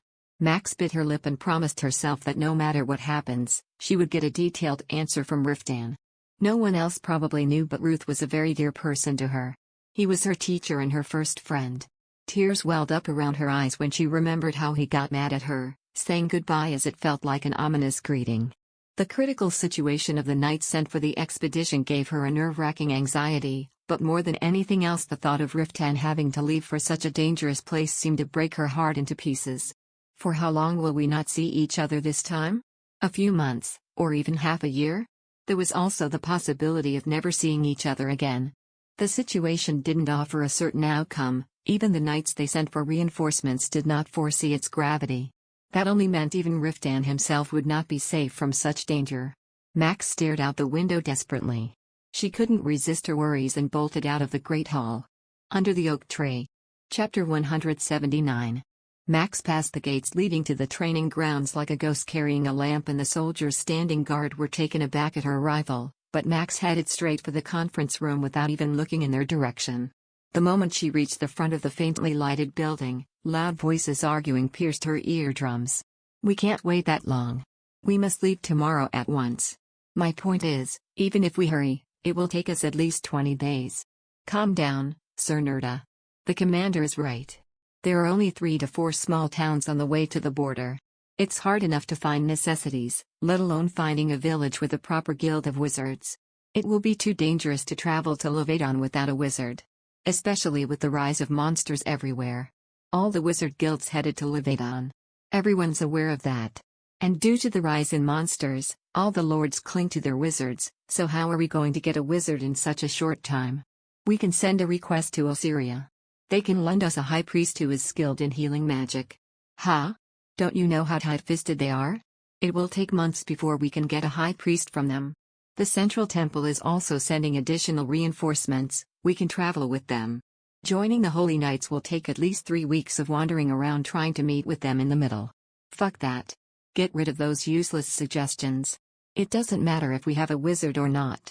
We have fought in much more dangerous situations than this. Have we not, Command?" Max froze on the spot and felt her heart sinking, in fear that Riftan would agree with Hibaran. The terrifying illustrations and descriptions of monsters that she read flashed through her mind. Monsters with poisons powerful enough to melt bones in an instant, subracial monster species with strength 6 times that of humans, and dragon subspecies with powerful magical attributes. No matter how strong the Ream Dragon Knights were, they would not be able to survive the long journey unscathed. Max held her breath as she waited for Riftan's decision. She didn't have to wait long before hearing his low baritone voice. "It's unreasonable to leave immediately tomorrow. Wait a little. In 4 days. No, in 3 days, I'll get a wizard. This is a waste of time. You've been trying to acquire a wizard for months, but the only one you managed to get was that 80-year-old wizard. What more in 2 days?" Hibaran, who had been shouting violently, suddenly became quiet. "Should I keep eavesdropping like this?" Max restlessly stood and leaned against the door, unaware that the voices had suddenly stopped. At that moment, the door swung open and Hibaran's huge figure protruded out. "Who the hell has been rudely eavesdropping?" the knight muttered menacingly, but his eyes widened to find Max in front of him. "Lady Glyphs? What are you doing here at this hour?" I. Max, who stiffened in surprise, took a step back. The other knights poked their heads out from behind Hibaran, looking at her curiously. Max blushed, feeling embarrassed to be caught red-handed. "I'm sorry for disturbing. I'm so anxious to know what's going to happen," she muttered in a slurred voice. Riftan passed Hibaran and came out of the door. Max's shoulders sagged in fear of Riftan's chillingly hardened expression. Was he angry that she was wandering around the castle alone so late at night? He continued to glare, staring at her with anger evident in his eyes, and yelled an order over his shoulder. "Gable, take her back to her room." It was obvious that the order was addressed to dismiss her. Max's lips trembled. "Riftan. I didn't mean to interfere. I'm just worried about everyone. I wanted to know what you and the knights were planning to do. And what can you do about it?" Riftan cut her off bitterly and Max looked at him with a broken expression, hesitating to speak. "Maybe there is something IIC can do." "Gable," Riftan yelled fiercely, purposely interrupting her. "Are you deaf? Take her back to the Great Hall right this instant. What are you doing standing around?" Max pursed her lips as she realized that the knights behind him were uncomfortable with the situation. Hesitating, Gable left the conference room and approached her. Riftan grabbed the doorknob and said in a chilling voice directed at her, "Don't wait for me, go to sleep." Then he closed the door, preventing her from speaking anymore. Max reluctantly turned around. Gable, who stood, took the lamp from her hand. "Everyone is sensitive because of the bad news. Please forgive." Shall they speak harshly? They're all on the edge. Max grinned at Gable to ease his mood, but it came out forced and rigid. It's fine. Rather, I should apologize for bothering you. I just couldn't wait a little longer. He raised the lamp so they could see the steps in front of them and looked up at her with a softened expression. Milady had a close friendship with the wizard. It's not unreasonable for you to worry. They climbed the stairs in silence for a while. Max had too much on her mind. Riftan's intimidating attitude and his arguments in the conference room were constantly replaying in her head. It was only when they crossed the garden that she carefully opened her mouth to ask, "Do you really need a magician for the expedition? When you left for the capital the other time, you went without Ruth." Gable paused for a moment and let out an awkward smile. The route to Drachium is lined with large towns and cities. There are countless guilds on the way. We can get treatment, or even hire a temporary wizard from the city's mercenaries. However, there are no such things between Anatole and Levada. If we get injured, there will be no place to get treatment, so traveling without a wizard would be burdensome. Me. Max barely squeezed the courage out when they reached the top of the stairs. How about taking me? She could feel the scrutinizing gaze of the knight, even in the total darkness of the night. She wanted to look confident, but couldn't hide her trembling hands. Finally, Gable responded after a while. The commander would never give his permission. Max shut her mouth at the obvious fact, but after retiring in the bedroom, the idea did not leave her mind. She snuggled into the bed, pondering ways to persuade Riftan. She noticed the looks on the faces of the knights. They also considered it a possibility, but no one dared to speak her name out. Her heart pounded anxiously. There was no way Riftan could go to a place full of monsters undefended. She couldn't allow them to go without a healer to take care of them, even if they had the most perfect defense, even if they were the best knights in the world. She bit her lip as she waited for Riftan to open the door. No matter how angry he got, she vowed not to back down. She would not tolerate her husband being sent to the battlefield defenseless. Max waited all night, but Riftan never came back even as the dawn broke. She fell asleep for a moment, and was woken up with the sound of Rudish opening the door. When she saw her milady lying uncomfortably at the foot of the bed, still wearing yesterday's clothes, her eyes widened. Max immediately jumped out of bed and ran over to her. Rudish. Did Riftan leave already? I fell asleep for a while, I didn't see him. The master slept in the knight's quarters last night. Where is he, now? He's in the drawing room meeting a merchant. Max quickly rubbed the sleep from her eyes, which she closed for barely 3 hours, and quickly brushed her messy hair with her fingers and ran outside. As she descended the stairs, she saw Riftan and the merchant Adarin, sitting face to face in an antique, well-decorated drawing room. Max paused 4 steps from the bottom of the stairs. Their calm voices conversing echoed quietly in the hall. It's not easy to get a wizard from anywhere at the moment. The only way to acquire one is to hire from the wizard tower, but it's not easy as there are rules established amongst them, and even if we pass over that hurdle, it will take at least 10 days. I can't wait that long. How about contacting the nearby territories? Riftan trailed off when he noticed her. Max unconsciously backed away, but quickly regained her resolve and entered the room. There appeared a sharp tension on his face. We're still talking. Get out. Riftan. I also want to listen. Are you still trying to get a wizard? If that's the case, I told you to get out. Riftan's voice became low and grim. Max looked at him and then turned to Adarin.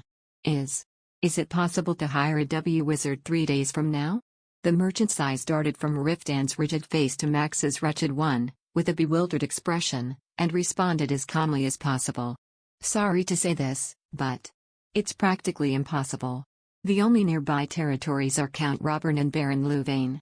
As you already know, Count Robern is not willing to lend his wizards while Count Louvain only has 1 wizard, so he cannot be sent on an expedition. You mean it's impossible then? Maximilian.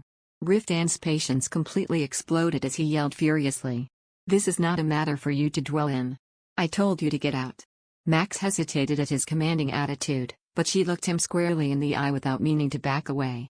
I am your wife. Why is it not a matter for me? This has nothing to do with you. She felt as if her heart was being stabbed by 1,000 needles. Max felt like a child rejected by her parents and clenched her hands into a fist.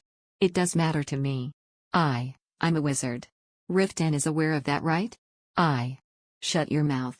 His roar was similar to that of a fierce beast, and Max's entire body froze in an instant. There were several times that she experienced his anger, but this was the first time that he looked at her with such threatening and vicious eyes. Riftan looked coldly at Max, who flinched in fear, then turned to Adarin. I want one of Count Roburn's wizards. It doesn't matter how much gold it takes. Can you give it a try? We have contacts in Count Roburn's land, so we can try to contact one of his wizards by using an informant. However, if we are caught doing that, then our credibility. The merchant blurred his words, as if there was no need to explain the consequences, but Riftan threw a heavy leather bag at him, which landed with a heavy thud. If you make it happen, I will pay you 10 times more. Persuade them by saying that whoever takes the deal will get 5 times of what Count Robern gives them. The merchant took the heavy pouch and put it in his hand, then nodded with a sigh. I will do my best, but don't get your hopes up too high. The wizards who serve the Count are like his vassals and have served the Robern family for generations. Therefore, it will not be easy to convince them. Convince them, whatever it takes. Riftan's tone was as sharp as a knife. He rose from his seat and Adarin followed suit, shoving the leather pouch into his arms. Then, I will report in 2 days about my progress. The merchant bowed his head to both of them and left the drawing room. Max stood still and weighed the expression on Riftan's face. He picked up his cloak without meeting her eyes and went out. Max rushed after him, but Riftan's steps only became faster. She almost had to run to catch up with him. Riftan. Please. Please listen to me. Under the oak tree. Chapter 180. Riftan kept walking and looked straight ahead as if he heard nothing. Max ran to catch up with his wide strides. Riftan.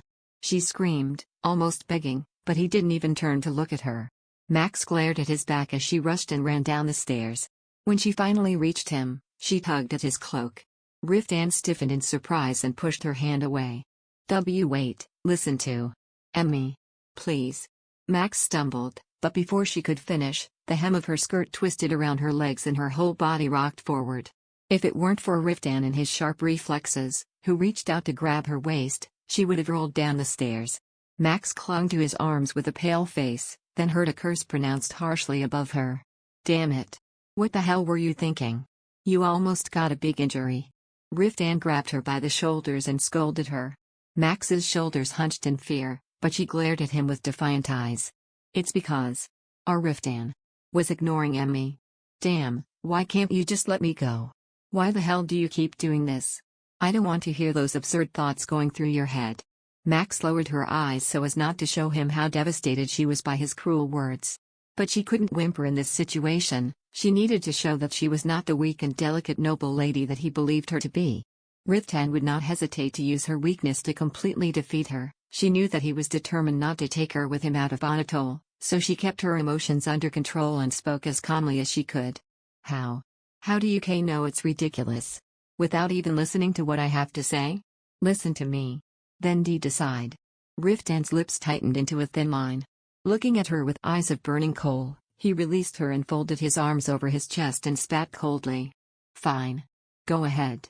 No matter how reasonable and convincing she was, his body language clearly screamed no for whatever she was going to propose. Max swallowed dryly. The journey to Levedon is very difficult, I heard. On such a journey, it would be dangerous to go without a wizard. I'll take care of it myself and get a new wizard. You may not be able to. Adarin said it may be impossible. It's none of your problem. It is mine and I will deal with it myself. Max couldn't find words to say in response to his curt demeanor. Seeing that the conversation was over, Riftan turned to leave again, but Max clung desperately to his arm. I know that Riftan can't trust me. But I studied really hard and I have more mana now. If you can't acquire a wizard in time, then I'll take on the role of Ruth and that's enough. Riftan lost his patience and raised his voice. Do you think this is some leisurely trip? As you said yourself, the road that leads to Levedon is difficult, yet you want me to bring you along a journey like that? I would rather die. His thunderous voice echoed down the hall. He swept his hair and ruffled it violently. It doesn't matter if you know magic. So, stop this now and don't bother me with this nonsense again. Then, Riftan fastly strode down the stairs and Max failed to hold on to him. She just stood there blankly and watched him disappear from her sight. At the end of the corridors, the servants poked their heads out and looked to see what was going on. Max blushed and hurried off. Her heart sank heavily with grief, His cold rejection made her confidence crumble down. She returned to her room, depressed and defeated. As the shock gradually subsided, the sadness was replaced by anger. An anger she had never felt before bubbled up from deep within her. Riftan would rather die than take her to a dangerous place. How can anyone be so selfish? How could he force her to stay still in the castle while he leapt casually into danger? How could he not consider how she was feeling? Max nervously massaged her head. After the way their conversation ended, she was sure she wouldn't be able to sleep well that night. What was going to happen if he got infected with monster venom? What if he suffered from a fatal wound that couldn't be healed with mere medicinal herbs? If she were left behind, these thoughts would haunt her for months. Was this the comfortable life he was obsessed with giving her? Max stared at the dark, empty corner of the room, then stormed off again. Even if she argued with him for 100 days, it was all useless. First, she needed the knights on her side. She knew that Riftan's iron will could not be shaken, but the knights were in a different position. If they sided with her, they could pressure Riftan and persuade him for her. Max ran toward the training ground, clinging to her last bit of hope. The generally spacious training ground was packed with people. The knights had already started preparing to leave for Levedon and the servants were rushing to help them. Max squeezed between the knights who were checking their weapons and horses that stomped their feet restlessly. She was afraid she would bump into Riftan, but luckily he was nowhere to be seen. He must have gone to give instructions to the construction site before leaving it. She looked around for a familiar face and quickly saw Baron sharpening a sword that was as big as her.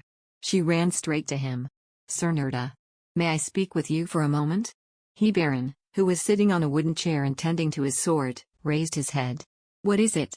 He rose to his feet, towering over her small frame, his annoyance clearly indicated in his darkened features, and Max felt a little intimidated by it. Baron had lost all his usual optimism at the news that his colleagues were in danger. About why yesterday? I have something I want to say. Say it. Max looked around, a little flustered by his cold demeanor. Some of the other knights looked their way, but not everyone seemed to pay much attention. They were all busy checking their weapons and horses and tuning their swords. Max tried to sound as confident as possible as she fidgeted with the hem of her dress. I heard that a wizard is needed for the trip to Levedon.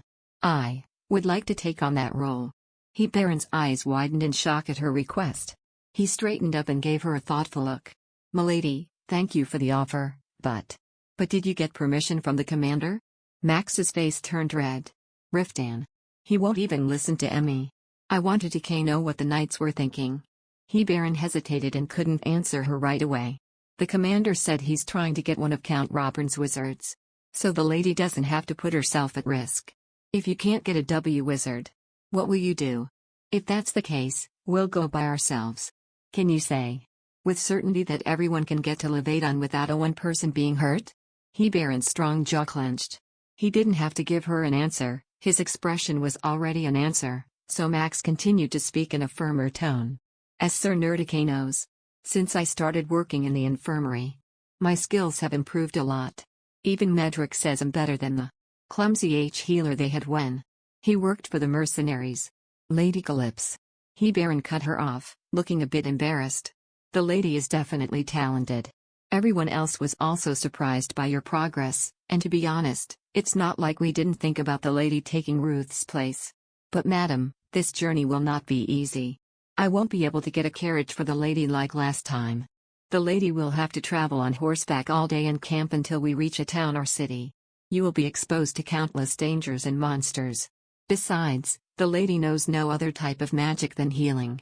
That's not the case. I also learned defensive magic.